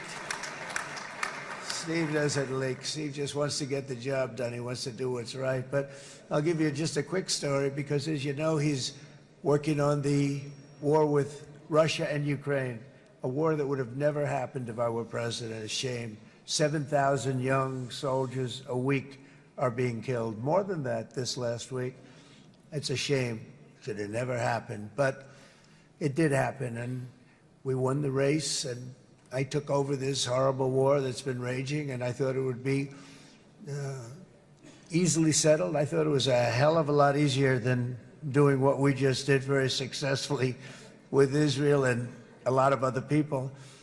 But this came first, and we'll get that one. But I set up a meeting for him to meet with President Putin, thinking it would be a 15 or a 20-minute meeting. Steve had no idea about Russia, had no idea about Putin too much, didn't know too much about politics, wasn't that interested. He was really good at real estate, but he had that quality that I was looking for, and I didn't see it around in too many ways. And I set up the meeting with Putin, and I called. I said, is Steve finished yet? That was about a half an hour into the meeting.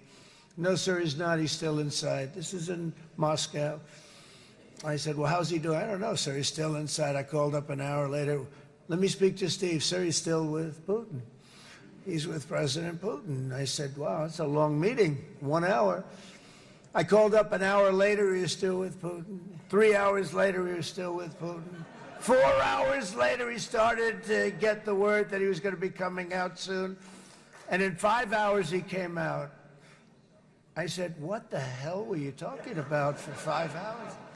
And he says, just a lot of interesting things. We're talking about a lot of interesting things, including what he went in there for, but you can't talk about it for 5. You can talk about it for a certain period of time, and you know what you're getting. But that's a talent. That's a talent where you can do that. Most people I'd send in, number one, they wouldn't be accepted. Number two, if they were, the meeting would last 5 minutes. And that's what happens with Steve. Everybody loves him. They love him on this side. They love him on the other side. And he really is. He's a great negotiator because he's a great guy. So thank you very much, Steve. Very much.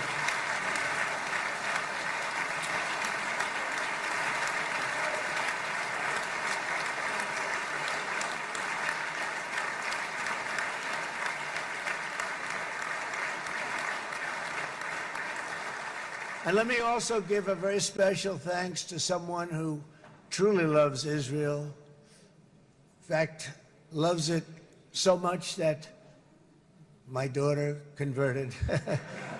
My daughter converted. I didn't know this was going to happen.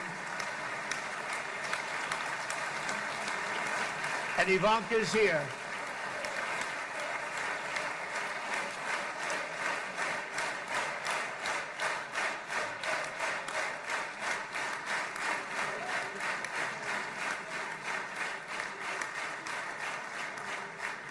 And Bibi, you do know this was not in the cards for me. You understand that. And she is so happy, and they are so happy. At least I think they're happy. If they're not, we have a big story, right? No, they have a great marriage, and they get along great. They're best friends. They have a very special relationship. But Jared has been so helpful. He really did something very special. He established the Abraham Accords with a group of very wonderful people. I like calling it the Avraham Accords, because people that, right? Abraham. It's so cool. It's so much sort of nicer, you know, the Abraham versus the Avraham.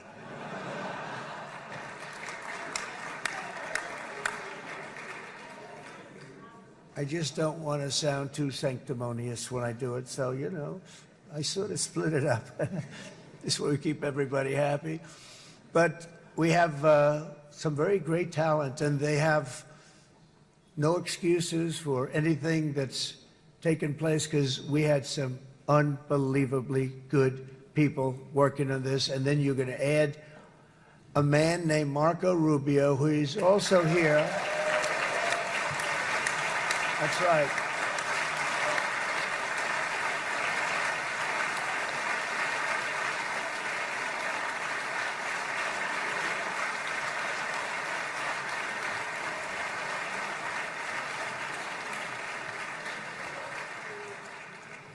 And I have a prediction that Marco will go down, I mean this, as the greatest Secretary of State in the history of the United States. I believe that. I believe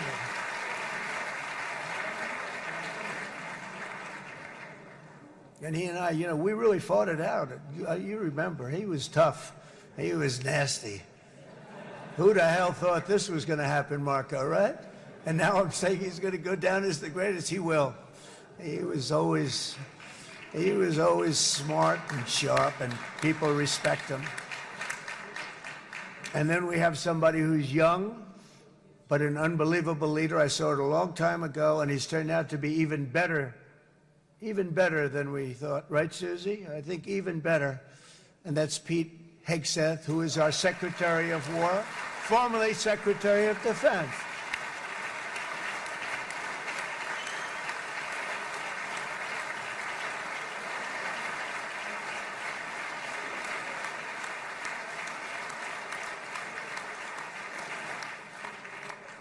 And as you know, we decisively won World War I.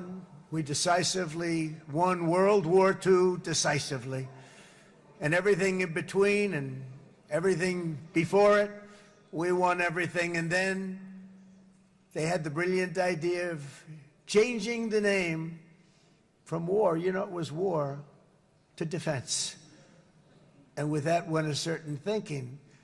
And we fought in a very politically correct way after that. We always had the strongest military, and now we have a stronger military than we've ever had before. Because of my first term, I've totally rebuilt the military, every aspect of it. But we have, if you think, we settled 8 wars in 8 months. I'm now including this one, by the way, if that's okay. They may say, well, that was quick. Because yesterday I was saying 7, but now I can say 8. The hostages are back. The hostages are back.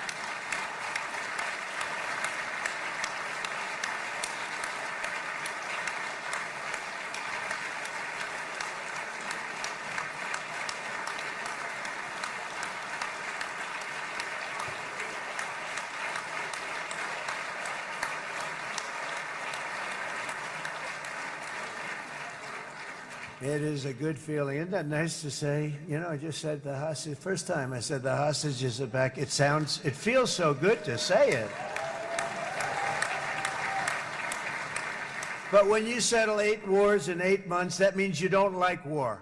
Everyone thought I was going to be brutal. In fact, I remember Hillary Clinton during a debate, she said, look at him, he's going to go into war with everybody. And actually, she said, he's got a personality that's all about war. No, and my personality actually is all about stopping wars, and it seems to work. It seems to work. But it also means this name change and our attitude that we're not going to go into a war, but if we do, we're going to win that war like nobody has ever won a war before. We will not be politically correct, but we're not going to be there. And I think, you know, as you mentioned, Bibi, before, peace through strength, and that's what it's all about. The United States has the greatest and most powerful military in the, right now, history of the world. I can tell you we have weapons that nobody's ever dreamt of. I only hope we never have to use them. I rebuilt the military. I was proud to do it, but some of the things I hated to do. I hated certain of the weapons because the level of power is so enormous. It's so dangerous, so bad. But we have to do what we have to do. We make the best weapons in the world, and we've got a lot of them. And we've given a lot to Israel, frankly. And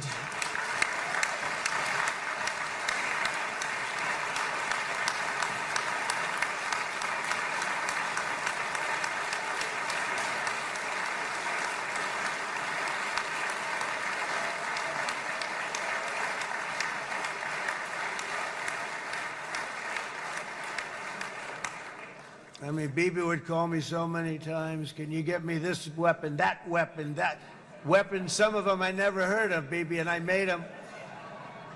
But we'd get them here, wouldn't we? And they are the best. They are the best. But you used them well. It also takes people that know how to use them. And you obviously used them very well. But so many that Israel became strong and powerful, which ultimately led to peace. That's what led to peace. So as we celebrate today, let us remember how this nightmare of depravity and death all began. 2 years ago, on the eve of the Simchat Torah holiday, thousands of innocent Israeli civilians were attacked by terrorists, and one of the most evil and heinous desecrations of innocent life the world has ever seen, the worst slaughter of Jews since the Holocaust. The cruelty of October 7th struck to the core of humanity itself. Nobody could believe what they were witnessing. The United States of America grieved alongside you, and we mourned for our own citizens who were so viciously taken that day. And to all the families whose lives were forever changed by the atrocities of that day, and all of the people of Israel, please know that America joins you in those two everlasting vows: never forget and never again.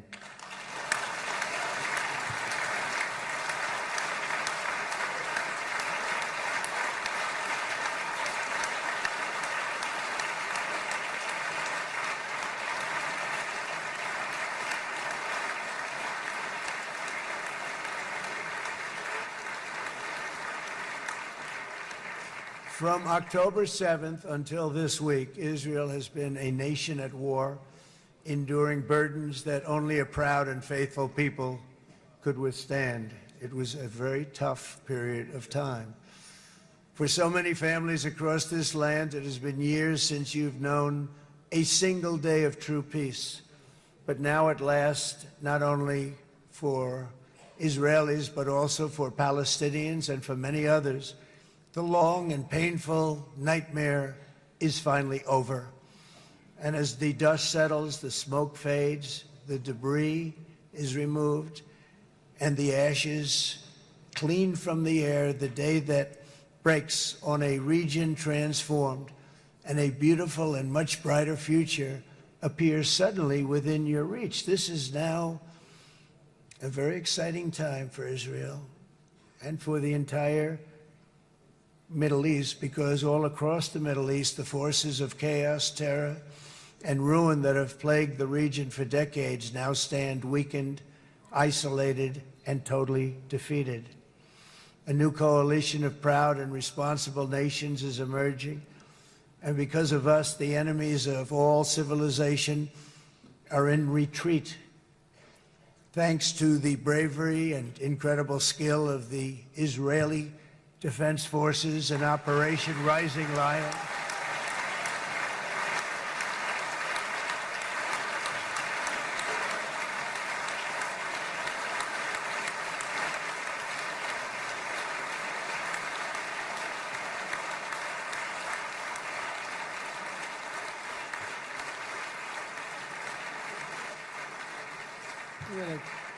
That's central casting. Let's put him in a movie. Look at him. Great job. And my people loved working with you. Loved it. They worked so well together. But many of Iran's top terrorists, including nuclear scientists and commanders, have been extinguished from this earth. And with Operation Midnight Hammer, boy, that's a great name for that, what we did. Last June, the United States military flew 7 of those beautiful B-2 bombers. They look so beautiful all of a sudden. They were always, I thought they were pretty planes. I had no idea they could do what they did. In fact, we just ordered 28 more of them. A little updated version. We ordered a whole pile of them. And almost 100 other planes went with them, including fighter jets. We had 52 tankers, big, beautiful, brand new tankers that were loading them up 4 or 5 times. They've traveled 37 hours back and forth. Think of that. But we had tankers all over the sky for all the other planes. We had the F-22s, the F-35s, F-16s. We had a hell of a lot of planes.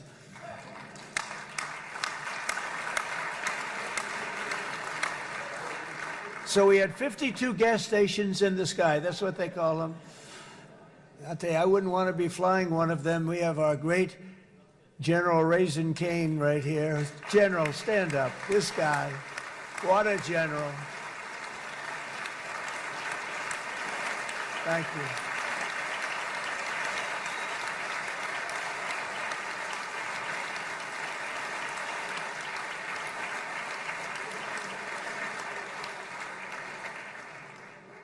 I asked General Cain, I said, you know, we're having problems with ISIS, and I was in Washington, and I asked, how long would it take to defeat ISIS? And my Washington generals told me, 3, 4, maybe 5 years, sir. I said, I don't get it. We've got the best equipment in the world. Why? So I flew to Iraq, and I met with a man named Cain. He said, what's your first name? He said, they call me Raisin, sir. I said, wait a minute, your name is Raisin Cain? I've been looking for you for a long time. You gotta be kidding.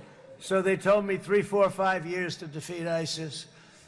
And I sit down with him and I say, why is it? I flew there in the dark of night. I landed, I'll never forget it. It's quite a trip. I'm glad I made it because I met him. I said, could I ask you, General? I come down. He's standing with another general and a sergeant. Everybody was like central casting. They could go into a movie right now. Between him and you guys over here, we could get rich making movies, okay? And they got along so great. That's the beautiful thing, that your military and our military, Bibi, got along so great. But I was told by the television generals in Washington, we have the best equipment in the world. Why is it taking so long? And they said, 4 years. I said, so let me ask you, Raisin, how long would it take you to defeat ISIS? Sir, we can do it in 3 weeks, but you'll probably have some time left over. I said, you gotta be kidding. What the hell are you talking about? They said 4 years. I said, well, sir, look, it's not my place to say, but you're asking me the question. What you have to do is you hit them from the west, you hit them from the north, you hit them from the south, you hit them above, you hit them below. I said, so why didn't they do it? And he didn't want to speak badly of his superiors, which is hard to believe they were his superiors. Should have been the other way around a long time ago, because he's the one that did Operation Hammer. It was flawless. It was flawless. It was absolutely flawless. And I said, so you really think you can do it in 4 weeks? Yes, sir, 100%. You have to do it differently than they were doing it. They were using one base, and it was hundreds of miles away.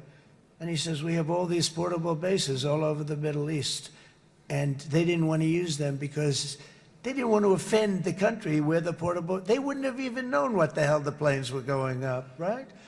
They wouldn't have known. But he said, no, they didn't want to defend anybody, offend anybody. And but we can do it in 4 weeks. I said, you sure about that? I'm going to call you back. I'll call you back on Monday. I'm going back to Washington. But you think 4 weeks? Yes, sir, I think we can do it in 4 weeks. We'll have time left over. So I call him on Monday. I said, you think you can do it?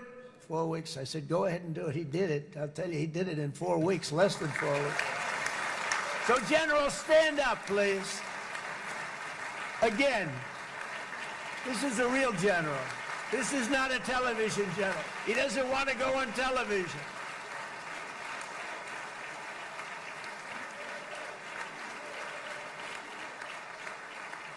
He doesn't want to go on television. I said the other guys love being on television.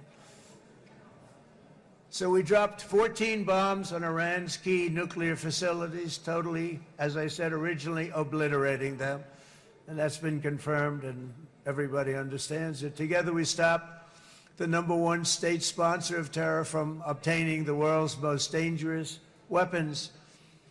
And if you think about it, if we didn't do that, and assuming we made the same deal that we have today, there'd be a dark cloud over this deal. And #1, it wouldn't happen because the other Arab and Muslim nations really wouldn't feel comfortable making the deal that we have now, right? If Iran had that nuclear weapon that they were about 2 months away from having. They would have had it in 2 months or maybe less than that. They were right at, this was our last shot. They looked at it for 22 years. This was our last shot. The pilots told me that. They said, 22 years, sir. They looked at it. Our predecessors looked, they studied it. 3 times a year would do drills on that exact attack. And boy, did they get it right. But let's assume they didn't, and let's assume there was large-scale nuclear weapons in the hands of Iran. We couldn't be here today. Even if we signed the deal, which we couldn't do because a lot of people would not want to have anything to do with it, we took a big cloud off of the Middle East and off of Israel.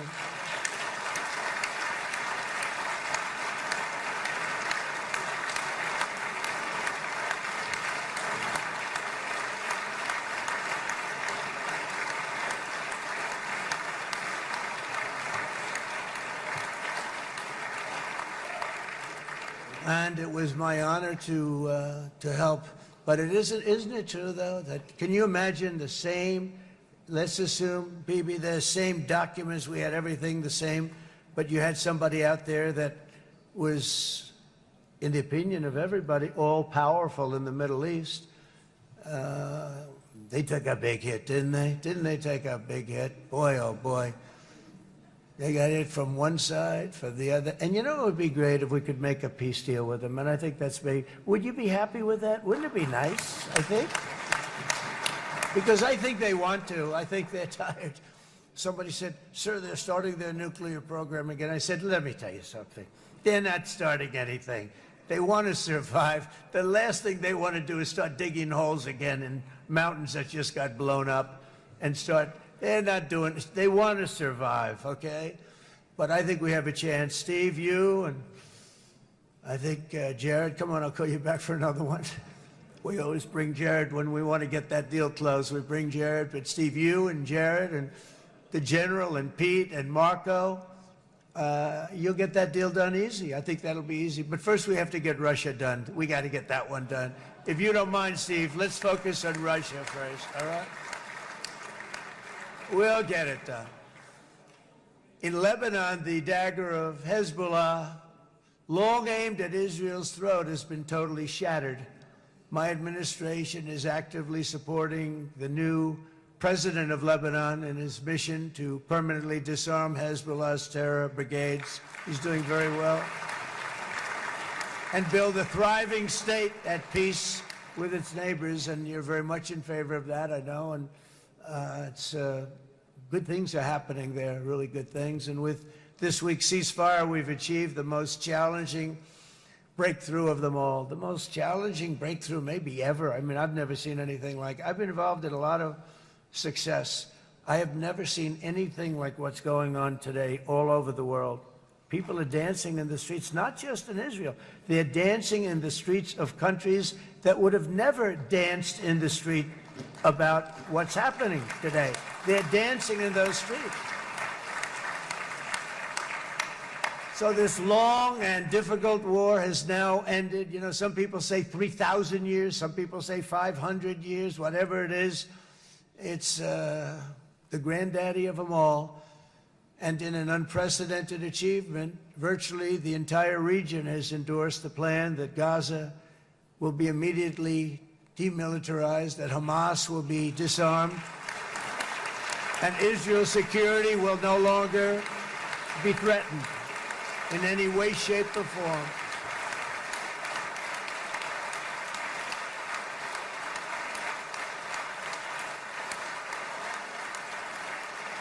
So Israel, with our help, has won all that they can by force of arms. You've won. I mean, you've won. Now it's time to translate these victories against terrorists on the battlefield into the ultimate prize of peace and prosperity for the entire Middle East. It's about time you were able to enjoy the fruits of your labor. Mr. Opposition Leader. I said he's a very nice opposition leader. I think... No, he's a nice man. Bibi, he's a nice man. Good. He knows what he's doing, right? No, a very nice guy. Well, see, now you can be a little bit nicer, Bibi, because you're not at war anymore, Bibi.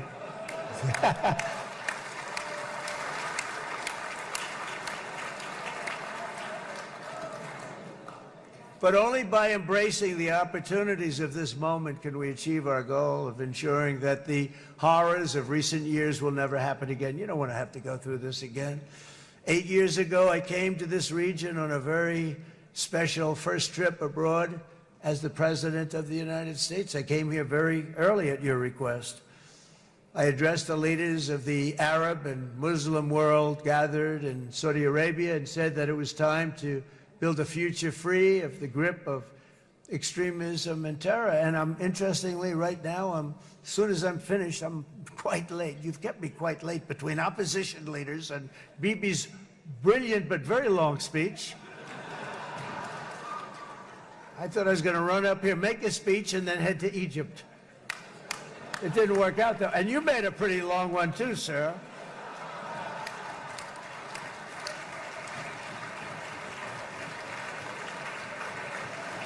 OG. But I liked what you all said. It could be worse. Supposing on top of it, I didn't like what you said. That would be no good, Ron, would it? Ron, you did a great job, by the way, Ron.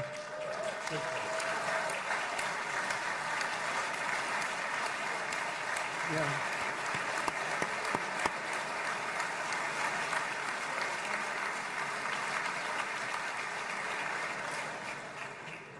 So I'm going to be meeting, actually, in a little while, I'm going to be meeting with the most powerful, the richest nations, really, in the world, although now, with the tariffs, the United States is by far the richest nation in the world, as you probably have been reading.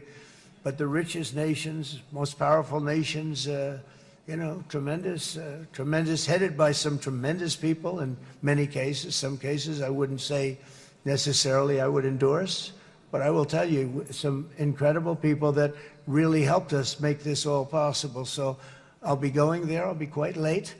They might not be there by the time I get there, but we're going to give it a shot. But the journey we started back then led to the crushing defeat of the ISIS caliphate, to the monumental Abraham Accords, and ultimately to the historic ceasefire this week, in which many of those same nations really played a very pivotal role, I have to tell you. Steve will tell you that. Jared will tell you that.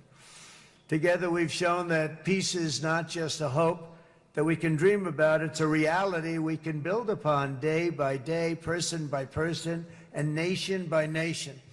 And because of that, the Middle East is finally ready to embrace its extraordinary potential. You have extraordinary potential in this region. It should now be clear to everyone throughout the region that decades of fomenting terrorism and extremism, jihadism and anti-Semitism have not worked. They haven't worked. They've been a disaster. They've just killed. They've killed. They've backfired completely and totally. They've just totally backfired. Everything that you thought, take it worst case, it's turned out to be worse than that. They have not worked. From Gaza to Iran, those bitter hatreds have delivered nothing but misery, suffering, failure, and death. They've served not to weaken Israel, but to annihilate the very forces that did the most to foment this hatred. And it's really, I mean, everybody that's tried it has become irrelevant. Meanwhile, we've seen those nations that set aside their differences, reached across ancient divides, and pursued engagement are now among the most successful in the region.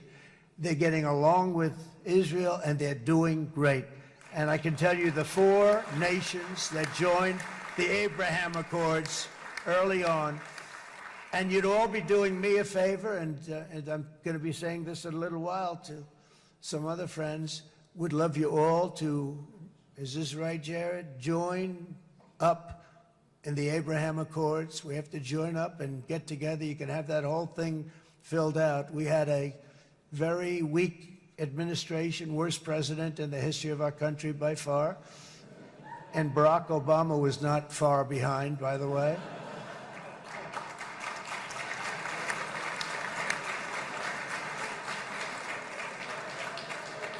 And they did nothing with this incredible document, the Abraham Accords, but now you can fill them up. Now you have peace, you have people that really like Israel. I'll tell you what, and they like Israel a lot more today than they did even 5 weeks ago. You've made a lot of, you've come back. You've come back strong, because it was getting to be a little nasty out there in the world, and ultimately the world wins. You can't beat the world always. I would say to Bibi, it's now time.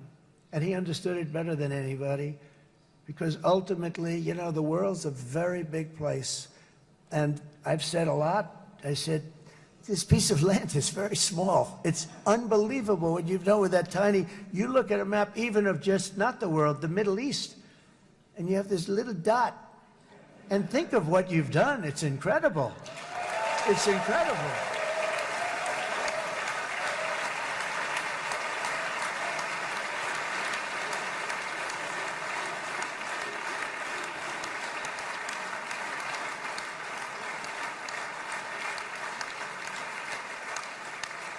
But the world is loving Israel again. And I said to Bibi, you know, the world is big and it's strong. And Ron, ultimately, the world wins. And we don't have to worry about that now. But there was getting to be a period of time over the last few months, you know, the world wanted peace and Israel wanted peace. Everybody did. Everybody did. And what a victory it's been, right? What a victory it's been. If you would have gone on for 3, 4 more years, keep fighting, it was getting bad. It was getting heated. The timing of this is brilliant. And I said, Bibi, you're going to be remembered for this far more than if you kept this thing going, kill. It would be it would not be the same. And I just want to congratulate you for having the courage to say, that's it, we've won. And now let's enjoy our lives and let's rebuild Israel and make it stronger and bigger and better than it's ever been before. We're going to do that. Took a lot of guts. And the choice for Palestinians could not be more clear. This is their chance to turn forever from the path of terror and violence. It's been extreme, to exile the wicked forces of hate that are in their midst, and I think that's going to happen. I've met some people over the last couple of months that want to see it happen very much, and After tremendous pain and death and hardship, now is the time to concentrate on building their people up instead of trying to tear Israel down. We don't want that to happen again. And the total focus of Gazans must be on restoring the fundamentals of stability, safety, dignity, and economic development so they can finally have the better life that their children really do deserve after all these decades of horror. I intend to be a partner in this effort in the sense that we're going to help and we're going to do something that became unbelievably popular. Everybody wants to be on it. It's called the Board of Peace, okay? How about that? Is that a beautiful name? Like a board of peace.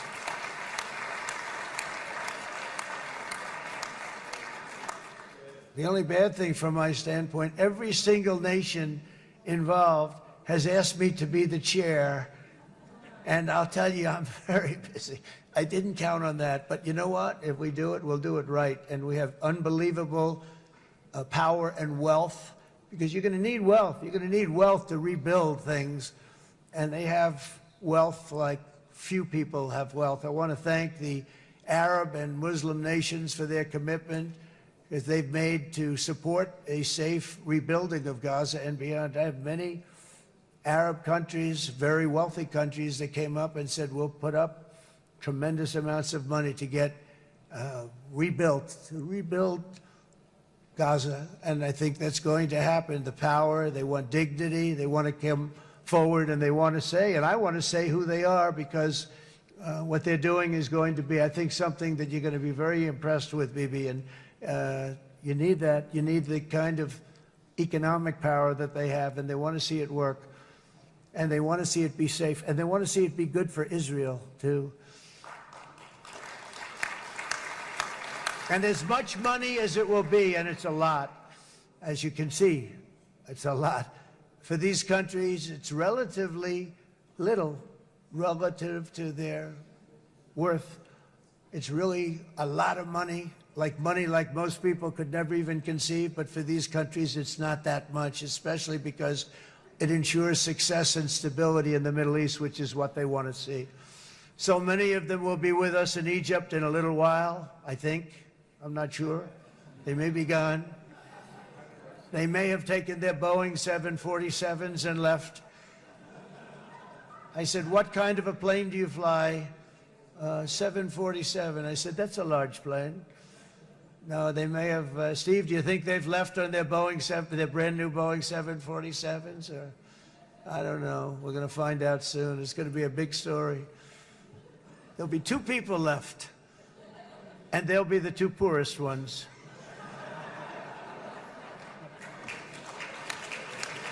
But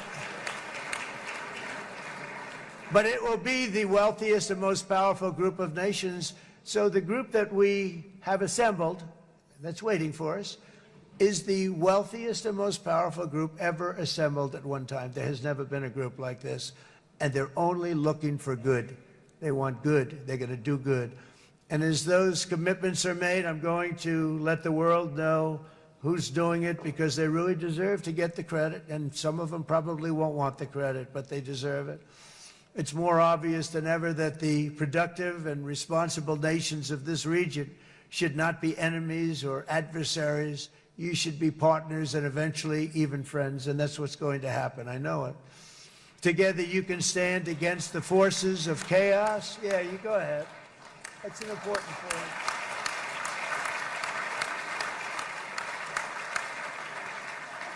Because you can stand against the forces of chaos that threaten all of your interests, and it's always a big threat, and unleash incredible prosperity and opportunity for all the people of these lands, and that's what's going to happen. You're going to unleash numbers and success, the likes of which Israel has never been able to think of, because you're so firm, and you should be, and you've done the right thing in defending yourself. You're not going to have to worry so much about it. You've won, and now you can build, and you can do things that you never even thought possible. When you put that genius into doing something else, it's going to be something it's going to be a miracle. The miracle in the desert, it's going to be amazing. And it already is in a true sense. but it'll be wonderful when you can spend time thinking about other than war and defense and offense also. To that end, it's my firm hope and dream, frankly, that together the Abraham Accords will turn out to be everything that we thought they would. Those 4 countries were very, very brave in doing it. They did it at a very early point, and every single one of them benefits unbelievably financially. And if you noticed, even in this bad period that we just went through, they all remained a member of the Abraham Accords. They've done unbelievably well. And you know who you are, and I want to thank you. And they've stayed because of loyalty, but they've also stayed because it was really good business. They've made a lot of money being members, and you're going to all, I hope that every one of the countries that we're seeking, Jared, I hope they join quickly. No games, no nothing. Just join, get it. It's going to be a great peacemaker. It's really going to bring it together beyond anybody's wildest dream. So instead of building fortresses to keep enemies at bay, the nations of this region should be building infrastructure to weave your commerce closer together, because you've got to compete with the big world out there in commerce now. It's a different kind of competition. Instead of making weapons and missiles, the wealth of this region should flow to schools and medicine, industry, and frankly, the new hot thing, artificial intelligence. It's a lot of intelligence you're going to have to be thrown off to pay back these sums of money that they're doing. But that's really the hot one. And I might say that the United States, a year ago, was a dead country. I say it to people. I heard it first from the King of Saudi Arabia. I then heard it from UAE. I heard it from Qatar. I heard it from many other countries. A year ago, the United States of America was a dead country. Now it's the hottest country anywhere in the world. It is the hottest. There's no question about it.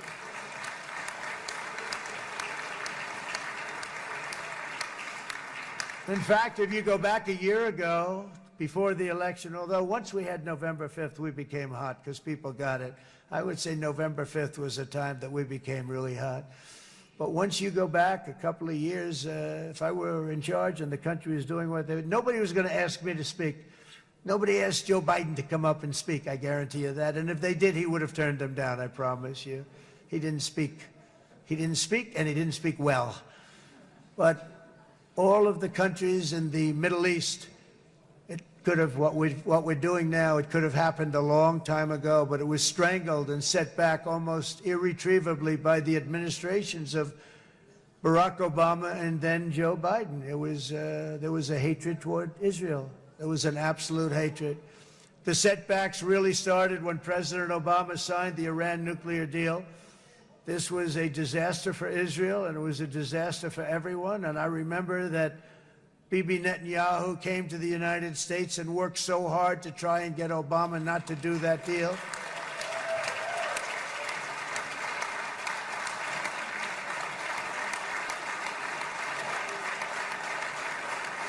He worked so hard.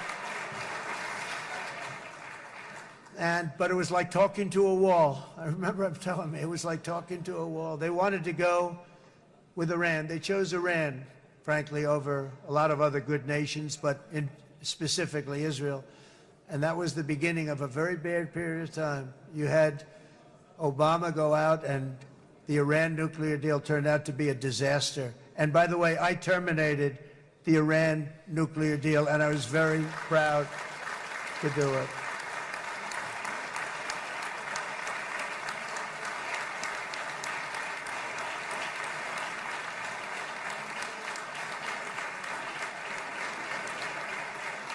Yet even to Iran, whose regime has inflicted so much death on the Middle East, the hand of friendship and cooperation is open. I'm telling you, they want to make a deal. That's all I do in my life. I make deals. I'm good at it. I've always been good at it. And I know when they want. Even if they said, we don't want to make a deal, I can tell you they want to make a deal.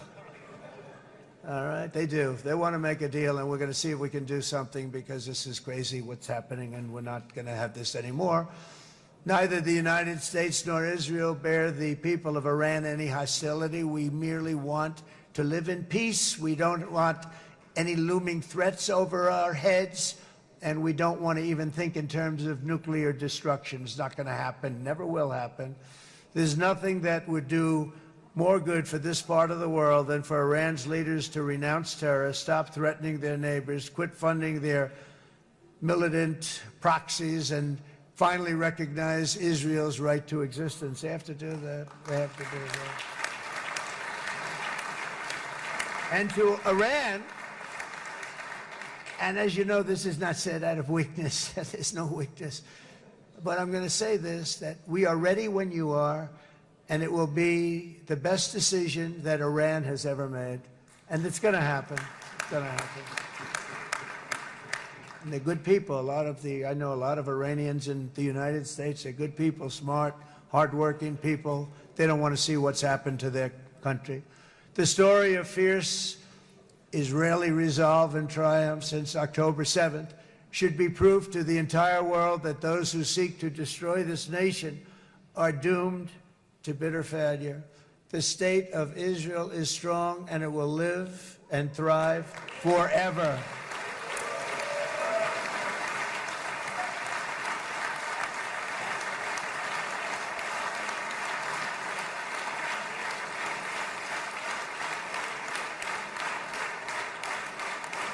And that is why Israel will always remain a vital ally of the United States of America. Israelis share our values, field one of the world's most powerful militaries. You really do. You have an amazing, what a job you've done. And have one of the most innovative economies on earth.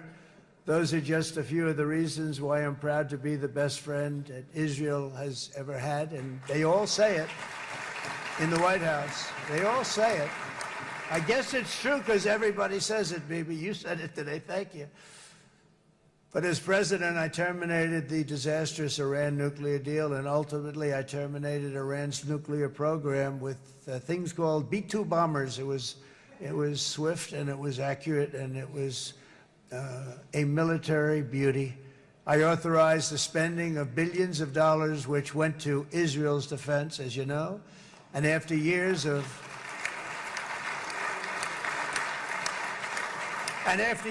broken promises from many other American presidents, you know that, they kept promising. I never understood it until I got there. There was a lot of pressure put on these presidents. It was put on me too, but I didn't yield to the pressure.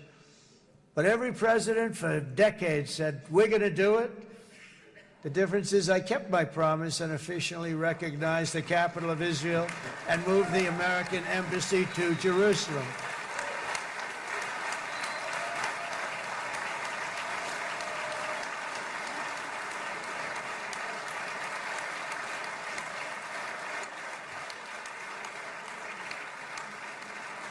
Isn't that right, Miriam? Look at Miriam. She's back there. Stand up, Miriam. Stand up.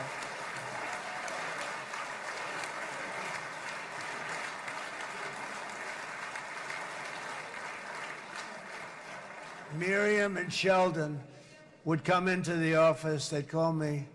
He'd call me. I think they had more trips to the White House than anybody else I can think of. Look at her sitting there so innocently. She's got $60 billion in the bank. $60 billion. And I think she's saying no more. And she loves Israel, but she loves it, and they would come in, and her husband was a very aggressive man, but I loved him. He was a very aggressive, very supportive of me.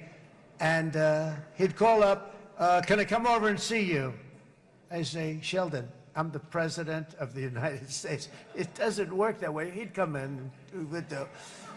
But they were very responsible for so much, including getting me thinking about Golan Heights, which is probably one of the greatest things to ever happen to Israel.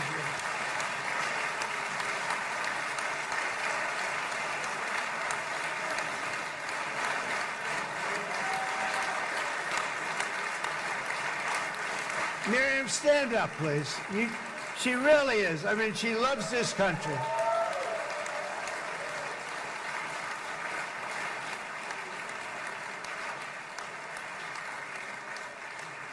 She loves this country. Her and her husband are so incredible. We miss him so dearly.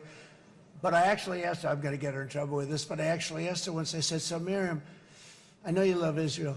What do you love more, the United States or Israel? She refused to answer. That might mean Israel, I must say. We love you. Thank you, darling, for being here. That's a great honor. Great honor. She's a wonderful woman. She is a great woman. I've always stood for the people of this community, and I always will. I'll always be with you. I'm always going to be with you. I guess maybe something could happen to change my mind. Somebody that's really stupid gets into office and wants to do really bad things, but that's about it. We don't think we're going to have that happen. I hope we're not going to have that happen. And this man is a good man right here. These two men are good men right here.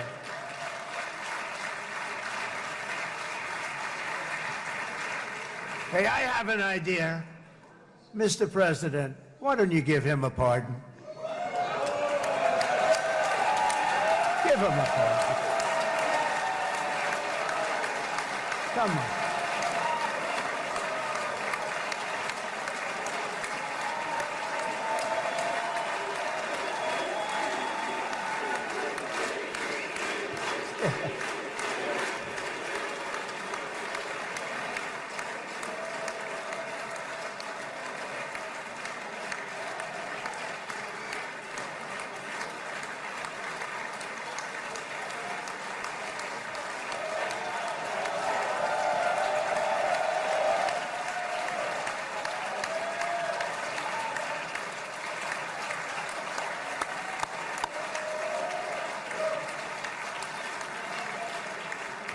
By the way, that was not in the speech, as you probably know.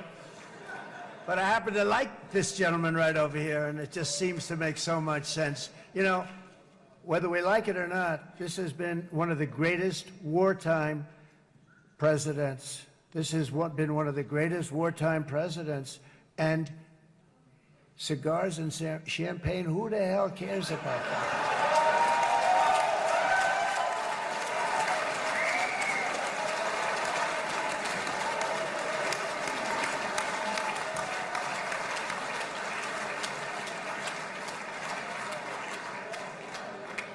All right, enough controversy for the day, right?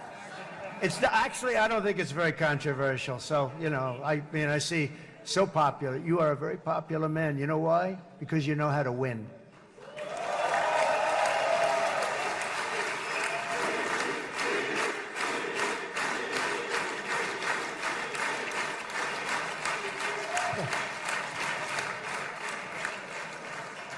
Over the past 2 years, I've met many of the families of the Israelis taken hostage and those that were taken hostage. Unbelievable. I've looked into their eyes. I've seen the worst nightmares of their suffering, but I've also seen something else, the beautiful love of the people, the love of people, frankly, that hold things together, the love that gives you the courage to carry on through thousands of years of persecution and repression and to emerge with the heart of David. It's the heart of David. It's that love that's defeated the enemies of civilization, built this incredible country and this unbelievable economy, and forged one of the great democracies of the world. That is why it's a true honor to stand here today and address this assembly in your ancient and eternal now capital, Jerusalem. I'm proud to have helped in that regard.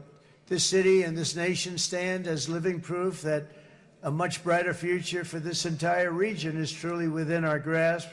For thousands of years, Jerusalem has been a home to Christians, Jews, Muslims, and people of all ethnicities and creeds. This is the holy center of the world's three great Abrahamic faiths. I like that too.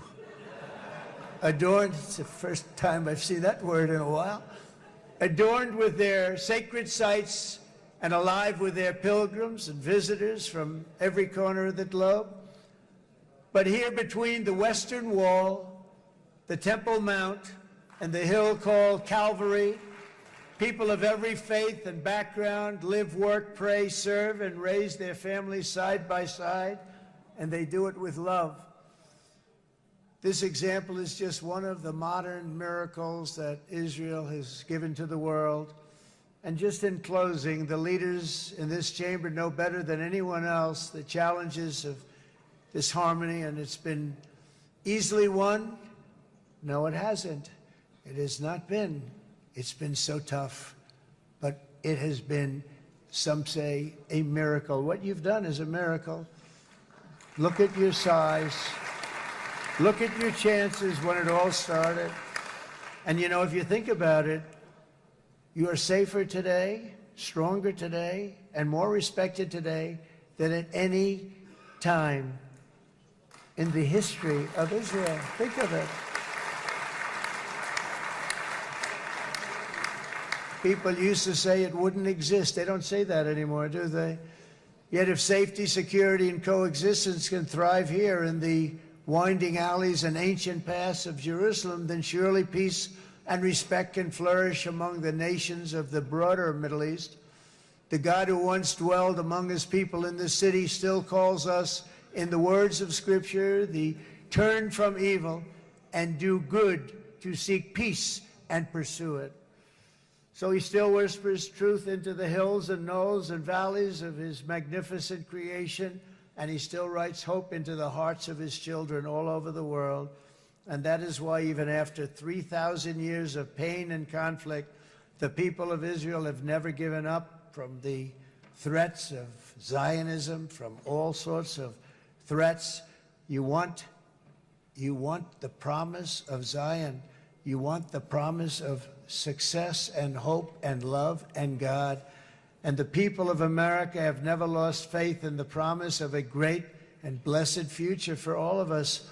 From the very first day that modern Israel was founded, we have stood together through thick and thin of setbacks, and through victory and defeat, through glory and heartache. We have built industries together. We have made discoveries together.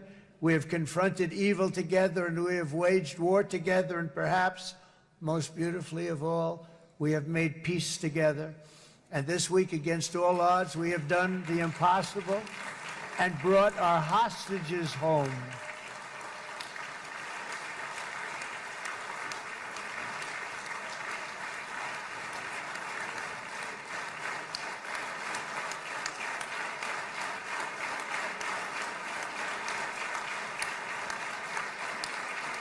So now we're going to forge a future that is worthy of our heritage. We're going to build a legacy that all the people of this region can be proud of.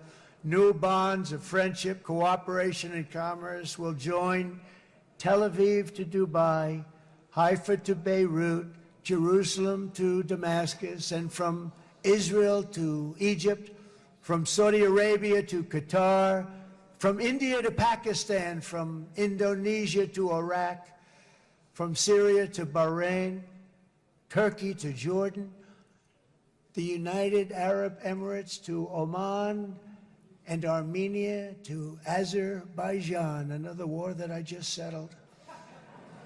We are going to have hope, harmony, opportunity, and happiness here in the spiritual and geographic center of the entire world. That's what you are. Israel, America, and all of the nations of the Middle East will soon be safer, stronger, greater, and more prosperous than ever before.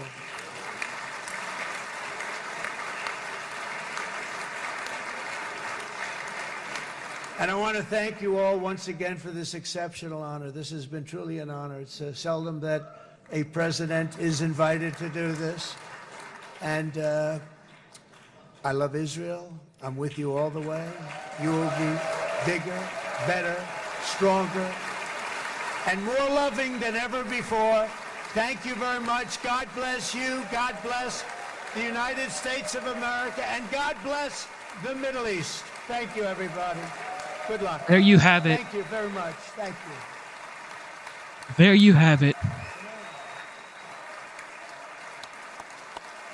The OG, the 45th, now the 47th President of the United States. There we go. There we go. This is what Americans voted for. And this is what Israel, the people of Israel, prayed for. Okay? America's Greatest president right here. Really. I don't know how he does this at 79 years old. Now he has to go to Egypt. אני מודה לנשיא ארצות הברית של אמריקה על דבריו. It's just wow. חברות וחברי הכנסת, תם סדר היום.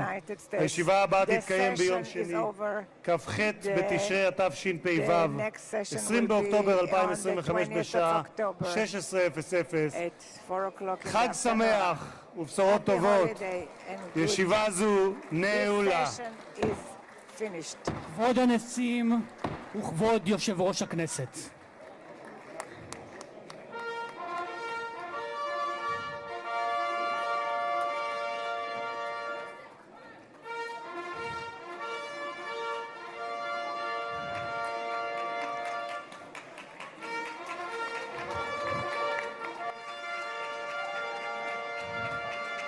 President of the United States, ladies and gentlemen.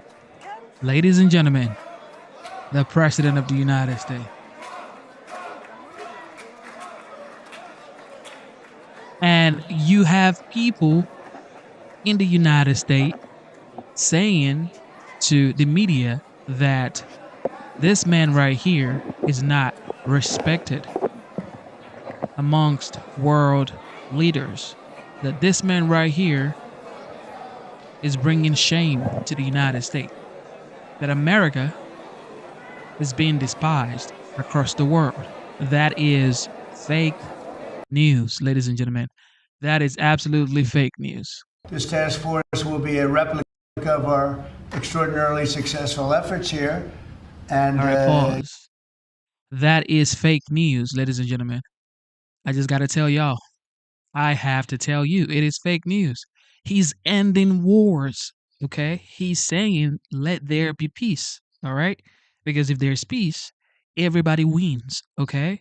You can be prosperous, low gas prices, safe borders, okay? Nobody's trying to, run to the United States for asylum because they have peace in their country. So, look, we can say what we want to say, have our own reservations about whatever he's doing, but you have to give him his flowers. You have to give him credit for the fact that he is doing exactly what he said he was going to do during the campaign grounds. All right, so the hostages are being released. Let's see some of those videos. Give this man his flowers, yo. Give him his flowers, yo. Don't hate. Just give him his flowers. And it's good for America as well. 11:34 in the morning on this Monday in Israel. It is a historic day, and you are watching history unfold. This is the Knesset in Jerusalem, the Israeli parliament building. President Trump has been invited to speak to the Knesset. He has been obviously very involved in the peace negotiations that have resulted in what you see on the banner at the bottom of your screen there. All 20 living hostages now confirmed to have been released by Hamas. Israel is releasing nearly 2,000 Palestinian prisoners in return, and there are the bodies of 28 hostages who died while in horrific conditions in Hamas captivity. Those bodies are going to be returned in the coming days, perhaps weeks, because it is not known where all of them are. If you're just joining us, you're looking at the Knesset. President Trump will be the fourth U.S. president to address the Knesset. We've heard that speech already. I just want to see some pictures of the released hostages. They identified all 13 of the Israeli hostages, and now we can report that that convoy is on its way to meet the IDF as we speak. All 20 will return to Israel shortly. We have seen preparations at the Re'im base outside the military helicopters, which will bring the hostages to the three hospitals here in Tel Aviv that have been making preparations for the hostages, medical doctors, psychologists, care packages for the hostages who've been kept in unbelievable conditions for the last 2 years. remarkably, we've seen photos of at least six photos of the 7 hostages who've been released. And of those hostages, all of them, we're told, are walking on their own. That is a good sign. That shows that they are healthy enough to walk on their own. So what we can say is that some of the scenes have been extremely emotional. When the twin brothers, Zvi and Gali Berman, hugged one another, there's a still photo in front of the IDF when they hugged, and they had been separated for 2 years, both of them held hostage by Hamas, both of them released in this first wave of 7 who were released earlier today.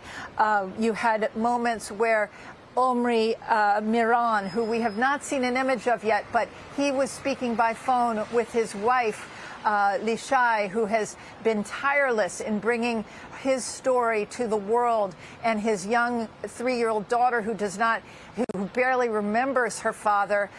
He's been gone for 2 years. He was on the phone with his wife, Lishai, and that was an emotional moment.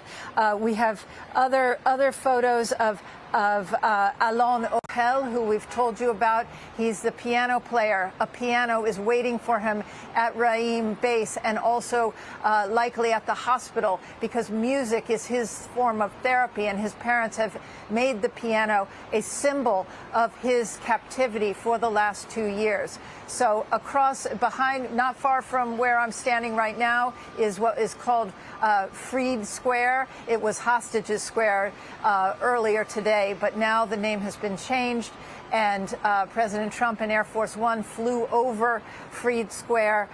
We saw Air Force One as it went up the coastline here in Tel Aviv. It flew over that message on the beach that said, "Thank you, Trump." He's now in the Knesset. We have a message that he wrote to the people of Israel in the guest book there in the Knesset. It said, "This is my great honor, a great and beautiful day, a new beginning." So we are waiting now for President Trump to speak to the Knesset. I'll throw it back to you, John. All right, Jennifer Griffin. Jennifer, thank you. Let us not forget the barbarity of the attacks that Hamas launched more than 2 years ago, October 7th of 2023, when they snuck across the Israeli border, killed Israeli military soldiers, butchered Israeli citizens, people who were simply trying to live their lives.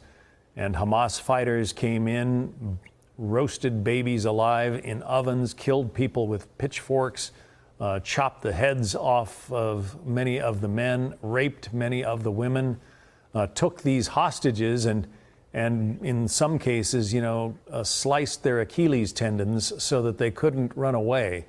It is absolutely horrific, barbarous, just inhuman kinds of attacks that Hamas launched. Israel has responded and left much of Gaza flattened. But again, Israel says that they were simply trying to get to the Hamas fighters who hid themselves in civilian buildings, in hospitals, schools, and mosques. The fighting may be over now. At least President Trump says it is, and things are going to be changed in the Middle East. Our Steve Harrigan is in Jerusalem now. Let's get the latest from him. Steve. John, President Trump about to address the Knesset here in Jerusalem. We don't know exactly what he's going to say, but he's given a few clues about what his speech might be about. On the way over, he said, "The war is over."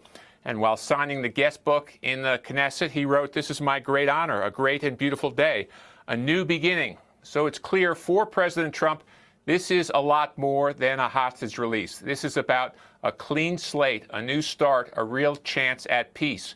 Right now, the first phase of that peace is in effect and does seem to be working. There is a ceasefire that is effective. There are the return of thousands of Palestinians to their homes. Aid is beginning to flow in. We've seen Israeli forces pull back as well. As far as the hostage situation goes, those hostages, some of them still on the move. They go from Hamas to the Red Cross to Israeli forces and then by helicopter to hospitals in Tel Aviv. 7 of them are already doing that, and we've seen 7 of them appear to be walking under their own power, so certainly a very good sign. The 13 others still to be released are under the control of the Red Cross right now. They're heading towards that Israeli military base, and they'll be taken by helicopter to 3 hospitals around Tel Aviv that have been prepped for their arrival. John, back to you. All right. It is amazing, Steve. Steve Harrigan reporting from Jerusalem. Thank you. The buses, the vans appear to be arriving there at the Reim base in Israel, where the helicopters are waiting to fly those former hostages to their families and to medical care. Many of them appear to be in better shape than what we saw in January when Hamas released hostages who were gaunt, emaciated, obviously had been mistreated. Certainly these hostages have been mistreated as well, but they appear to be in a bit better shape. Hard to know why that is, but perhaps we will learn that in their stories. According to information provided by the Red Cross, the 13 hostages have been transferred into Red Cross custody. They are on their way to IDF and ISA forces in Gaza. You can see that tent. We saw soldiers carrying that tent a short time ago. They have placed that tent where apparently the vans are going to disgorge their passengers.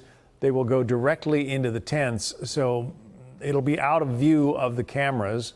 We might find that unfortunate, but certainly the hostages and their families would like to have as much privacy at this moment as possible. So that's what's going to be taking place there. The hostages will emerge, the former hostages will emerge from the vans, go into those tents, and then be loaded aboard the helicopters that you see waiting there. We are also... Wow. This is incredible. This is absolutely incredible. The fact that this guy got this done after he said he was going to do it, he did it. It takes gut, grit to be able to get this done. And he did it. So thank God, first of all. And now these hostages are being reunited with their family. Thank God for that as well. Here's a little recap from what happened earlier today. With us, let's bring in former Trump Deputy National Security Advisor KT McFarland. KT, great to have you with us this morning. Just step back and give us your overall thoughts right now at this historic moment. This is all because Donald Trump made a decision the first week of his first term to back a younger generation of Arab leaders. We were in the White House Situation Room and faced a choice, the older generation or the younger ones. The younger ones promised peace, prosperity, peace with Israel, and President Trump took a risk and he backed them. And so they trusted him. And now 8 years later, those were the people who then helped President Trump get over the line. It was the Arabs in the Middle East. And then when President Trump unleashed Israel to destroy Iran. And today, Hamas is isolated and alone. No financial backers, no political backers, no diplomatic backers. And even more so, Hamas is now separated from the Palestinian people because what President Trump is likely to talk about in a few minutes is the future. What happens in the future in Gaza? Without Hamas, Gaza will be rebuilt. It's going to be rebuilt and protected and invested in by the countries in the region, but frankly, by the whole world. Hamas is a liability to everybody now. So I think that the prospects of future peace and prosperity in the Middle East are extraordinary. The Middle East could become one of the most important parts of the world as a conduit for trade and peace and prosperity and technology that goes from Europe all the way through to India. You know, KT, this is a foreign policy that has been underestimated. You remember in the first term you were there and he created the video for Kim Jong-un. And the video was what your future could be like. Well, he created a similar video for these Arab and Muslim leaders. And they took the economic prosperity. And that was the pretext for this entire deal. He has fundamentally changed foreign policy, right? Yeah, and you know, the problem with the Middle East is that nobody trusts anybody. But President Trump, 8 years ago, won the trust of those young generation of Arab leaders. He won the trust of the Israeli leaders. He's won everybody's trust. And as a result, the truth is, we can go back and forth about how many people have been killed, what happened in the past, what happened 2 weeks ago, blah, blah, blah. But what is happening right now? Forget about the past. Most of us live in the past. Can you come back to the present day? Be present. Be present. This is what is happening right now. There is now peace. The hostages are now being returned. Both ways. You're still talking about, well, what happened a couple of months ago, 2 years ago. Oh, what he said. It's a new day, ladies and gentlemen. It is a new day. And everybody's happy. Both the Palestinian people and Israelis are happy. Everyone is joyful. Look at this guy. It said, I'm about to put this guy on. Let me pin this message. How do I? Boom. These are the type of, look at this guy. He said, shut up, immigrant. Look at this guy. He says his name is God's son. He named himself God's son.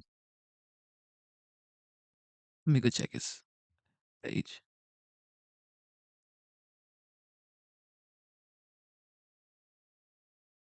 You can't make this up, ladies and gentlemen. 0 subscribers, no videos, nothing. All right. We're going to keep going. Okay. So we have to give this man his flowers. We have to give this man his flowers. This is what is happening right now. Of course, are we going to forget about the past? Absolutely not. Okay. You can learn from the past, but you cannot live in the past. You cannot live in the past.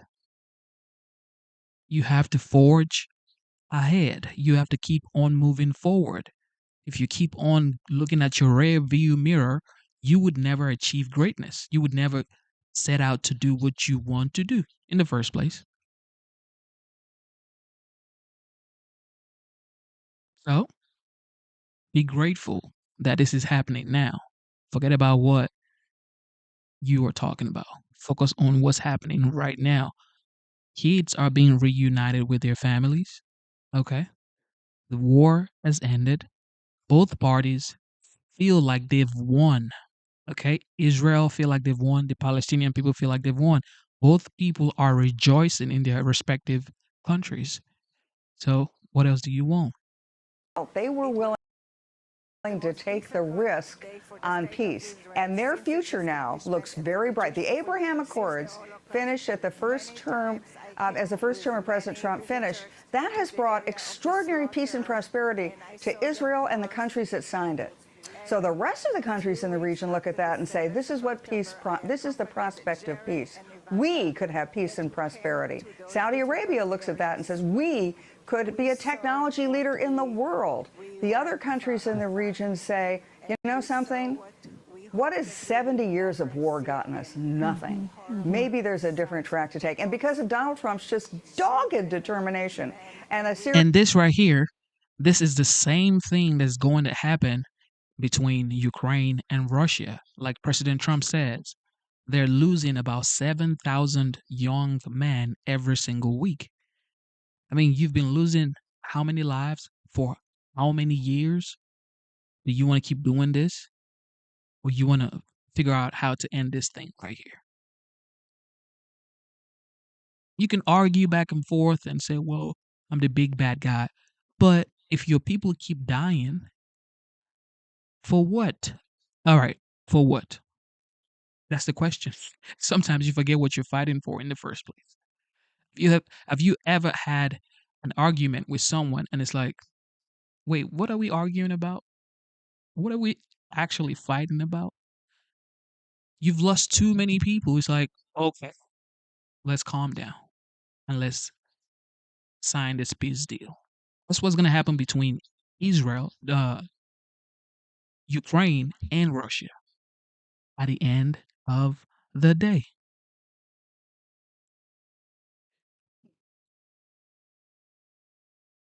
Steps, one after another. It's brought us to this day that, looks like a miracle. It was a miracle that was man-made, and I think so much, and almost all of the credit goes to Donald Trump personally. Yeah, KT, we're looking at these excerpts from the speech, and this one is just so beautiful. After so many years of unceasing war and endless danger, today the skies are calm, the guns are silent, the sirens are still, and the sun rises on a holy land that is finally at peace. A holy land. It's biblical, but also when you look at this room right here, KT, and all of these individuals have just seen war firsthand, lost loved ones, had loved ones tortured while they were being held captive. They've been through so much, and today they're learning those hostages are home and it's over. You just can't even find the words. It's just such an extraordinary achievement of humankind and an investment in a belief in hope and peace and prosperity for people that haven't known it for decades, for generations. And again, brought by the absolute dogged determination and brilliant decisions over the last 8 years of one man, and that's Donald J. Trump. And a reminder that President Trump negotiated with both sides and held a hard line with both sides. Also in the speech, he says, Israel has won all that can be won by force of arms. Now it is time to translate those victories against terrorists on the battlefield into the ultimate prize of peace and prosperity for the entire Middle East. This is so much bigger than just the Gaza peace plan. It's the entire region is now going to, as President Trump said when he was in Saudi Arabia in the first visit of his second term, these are people who are ready to trade commerce for chaos and technology for terrorism. They're all looking to the future and the prosperity and the peace, which they can hardly imagine it because they've only known death and destruction and terrorism and uncertainty for decades. And the thought that they're going to come to this promised land of peace and prosperity, it's bringing tears to all of their eyes. Katie, we're going to get your reaction to something, but just for our audience, we're standing by waiting for the president to address the Israeli parliament, the Knesset. Because we're in Israel, most of what's being said right now is in Hebrew, but the moment the president speaks, we'll bring that to you live. Katie, I want to go to phase 2 of this plan, because that we don't want to get ahead of our skis. We want to be joyful today because we got all the living hostages, but the tough part is going to be that phase 2. Yes, it will be the tough part, but remember, the difference now is that the rebuilding of Gaza is going to be done by not just the countries in the region, but really by people all around the world. Gaza is 97% rubble. 89 or 90% of the people are unemployed. The prospect of rebuilding Gaza into a powerhouse in the Middle East without Hamas, a powerhouse that is at peace with Israel, works with Israel, peace with its neighbors, that's what the next phase is. And so why do I have some confidence? And you're right, we should not get ahead of our skis. There are many problems left to solve. But all of a sudden, there's a great interest in the countries in the region especially, and Qatar primarily, Saudi Arabia primarily, Egypt primarily, to go in the direction of peace. So if Hamas tries to rear its ugly head again, it's going to be cut off by the people who are in that very region. It's people who used to support Hamas, who used to finance Hamas. Those are the people who have now abandoned Hamas, and rightfully so. Yeah, KT, the president is expected to say it is an incredible triumph for Israel and the world to have all these nations working together as partners in peace. Generations from now, this will be remembered as the moment that everything began to change. When you look at the list, KT, of all of the leaders that will be with him in Egypt, I mean, you have the French president, Turkish president, the UK prime minister, Spanish, Italian. You have Arab League Secretary General, King of Jordan, Kuwait, Bahrain, Indonesia, Azerbaijan, the German chancellor, the Greek prime minister, Armenia, Pakistan, Canada, Norway, Iraq. It goes on and on. So you've touched on trusting those younger Arab leaders, or he gained the trust of them. What do you say to, I have some friends that lost their spouses on 9/11, and they can't believe that there is trust in the Saudi Arabia government, that live golfers are going to play, that comedians are going over there. But yet this young Arab sect of leaders, you touched on the relationship that Donald Trump has with them. How do we navigate that? You know, here's the thing. When President Trump made that decision more than 8 years ago at the urging of Jared Kushner, he took the risk. Why? Because those young Arab leaders in their 30s, untested, untried, but they'd been educated in the West. They were comfortable with open societies. They wanted peace and prosperity. They knew they couldn't rely on oil revenues to cast their future. They knew they had to diversify their economies, open their societies, and join the world. And because he took a bet on them, and they did it, they were able to pull it off, they did it. When President Trump went to Saudi Arabia several months ago, who opened the session? A woman who 5 years ago couldn't even drive in Saudi Arabia. And so as a result of all of that trust and confidence that they have in President Trump's leadership, that's why everybody has gotten to this table and taken the bet. And as you've just pointed out, Ainsley, everybody in the world has signed on to peace. Everybody in the world has signed on to the obliteration of Hamas. If you were advising President Trump right now, KT, what would your advice be to him about how to proceed in the short term? You know, as he's always said, and when he said in Saudi Arabia, he said it throughout his time in public life, is that we're not going to dictate to you how to live your lives. We're not going to dictate to you how to run your countries or your economies or your societies. And so the best thing President Trump could do is remain as the kind of CEO of peace in Gaza, but then delegate to all the countries in the region who they're the neighbors. They have the vested interest in keeping the peace. You know, Katie, I do find it fascinating that as the president, after he does this address to the Knesset, he's going to be traveling to finish the other part of the peace. And part of the people that are going to be traveling with him there is the UK Prime Minister, and you got Emmanuel Macron, the president of France. They kind of tried to undercut the president by acknowledging this Palestinian state. Now everybody wants to be on board with the president's proposal. You know something, Lawrence? Do you think they'll all be fighting in the corridors to have a selfie with President Trump? I think so. They're all trying to claim credit. They're all trying to be part of the act. They were actually part of the problem, but now they're rushing to be part of the solution. Well, KT, thank you so much for coming on with us. Shout out to everybody who tuned in. God bless you guys. And I just want to say, God bless you, your family, and God bless America, because President Trump is actually the chosen one for this job right here. He is exceeded my expectations. And that's just true. He's less than 1 year in office. Okay. And he's been able to do so much in a short period of time. That is remarkable. That is absolutely remarkable. And is going to Egypt. Has done his duties in Israel, made everybody happy. Now he's going to Egypt to do more work. He's probably going to take a nap on the plane, or maybe not. Maybe calling other world leaders into meetings and stuff.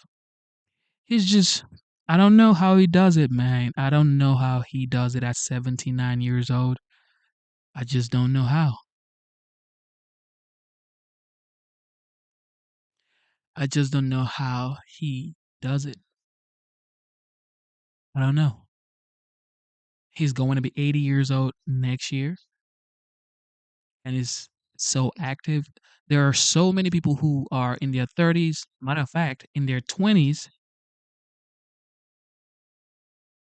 and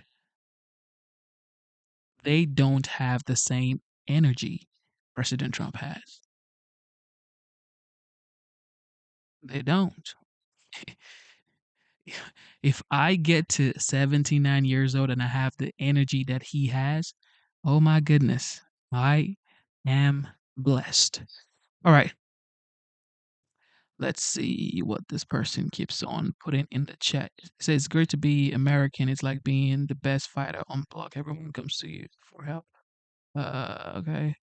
And it says, the fact that you got bullied by handicap says a lot. There you go.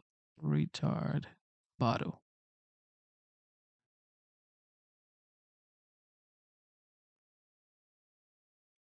You need a hug. You need a hug.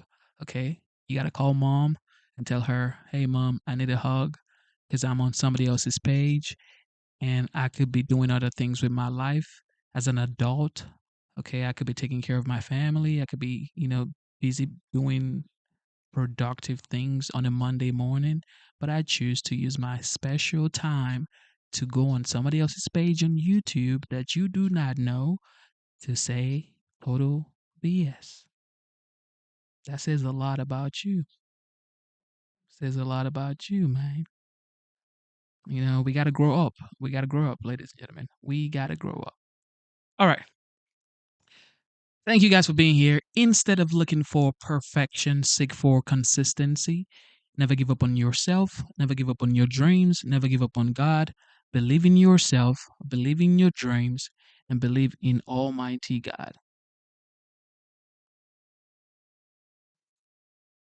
Okay? Believe in your dreams. Believe in Almighty God. All right? I'm putting love in Americans. I'm chilling in my work. Enjoy yourself, buddy. Enjoy yourself. Enjoy your work. I'm glad you're working. Shout out to everybody. Thank you for tuning in. Thank you for being here. We've been streaming for about 5 hours. Ooh. And we're going to open up the phone lines probably tonight. We're setting it all up for you guys so we can call, have conversations. Tell me why you think he's not doing a great job, why you think he's doing a good job, why you think, oh, maybe it's a mistake to have voted for President Trump, or maybe it's Kamala coming back in 2028, stuff like that. So, yeah, we're going to have a good time. We are going to have a good time. And, yeah. And look, people are going through a lot in this world, okay? Some people are going through anxiety, all right? Some people are going through grief, all right? Some people are grieving right now. Some people are going through loneliness, all right? A lot of people are going through financial hardship, all right? So be kind to people, all right? A lot of people are also going through mental situations that they may not even know they have mental situations. So you have to be kind to people. All right. You have to be nice to people because some people need help, but they don't know. And some people do know they need help and they're just finding uh, the strength to actually ask for that help. So be nice to people, go outside, shake hands, put a smile on your face. Life can be hard, but God is your strength. Okay. So I got to give a shout out to the fathers. Shout out to the fathers. Shout out to the moms as well. Thank you for all that you do for taking care of the family, for protecting your family, for providing for your family. It's not easy, but you're being a responsible parent in the community. God bless you. I have to give a shout out to our law enforcement officers as well. I have to give a shout out to Ice, Ice, Ice Baby. I got to give a shout out to Immigration and Customs Enforcement. Okay. They work with Homeland Security. Most people don't know that, but they actually work with Homeland Security. I also have to give a shout out to our veterans and military personnel. You guys protect the homeland. God bless you. Thank you for your service. I have to give a shout out to first responders, essential workers, and everybody who's just doing what they have to do to keep the nation functioning and moving forward. Thank you for everything that you do. I have to be anything, to do anything, Yep. All right. Also, I got to give a shout out to our esteemed members, Dr. Luke, the GOAT. God bless you, Dr. Luke, the GOAT. Thank you for the super chat. Thank you for supporting the channel. God bless you, the GOAT. And shout out to Mrs. Goat. All right. Flora Love. Thank you. Thank you for being a member of the channel as well. Shout out to Michelle. Michelle was here earlier on, but I guess she's gone back to sleep. Shout out to Michelle as well. Shout out to Ellie from Chicago. God bless you. Who else? We got Ringmasters. God bless you. We got Terry Vinings, the Bama girl. Thank you, the Bama girl. God bless you. And who else am I not remembering right now? Yeah, everybody who's a member, God bless you. Thank you for being a member. And I have to give a shout out to the moderators as well. Porter Music happens to be the GOAT as well. Shout out to Porter Music. Shout out to Terry, the Bama Mama. Shout out to C. Shelley. Good genes, C. Shelley. I don't know. Where is C. Shelley? I haven't seen C. Shelley in a while. So shout out to C. Shelley. If she watches this, God bless you, C. Shelley. Shout out to Mr. Busky, the Bucket Master. Shout out to Enders. God bless you, Enders. Shout out to Zyro's Garden. I saw Zyro's Garden earlier on. Shout out to you, Zyro's Garden. And Zima. Zima is busy setting up the Discord channels right now. Let me go ahead and plug this person. Yeah, the Discord channel right now so we can have call-ins and have a proper, productive conversation back and forth. Yep. All right. Today's Monday. Ladies and gentlemen, have a wonderful, wonderful day. And God is your strength. Go out there, do what you have to do. And just know that there's nobody on planet Earth that is like you. Nobody. Think about that. God created so many human beings. Well, the numbers today are over 8 billion people, and there's nobody like you. What? There's nobody like you. And then you say, well, I don't have high self esteem. Well, I don't know. I don't have confidence to talk. Man, who cares? There's nobody like me. That's all I care about. There's no one like me. There's no one like you. So use that as a motivation to finally do the things that you want to do. All right? Go out there, live your life.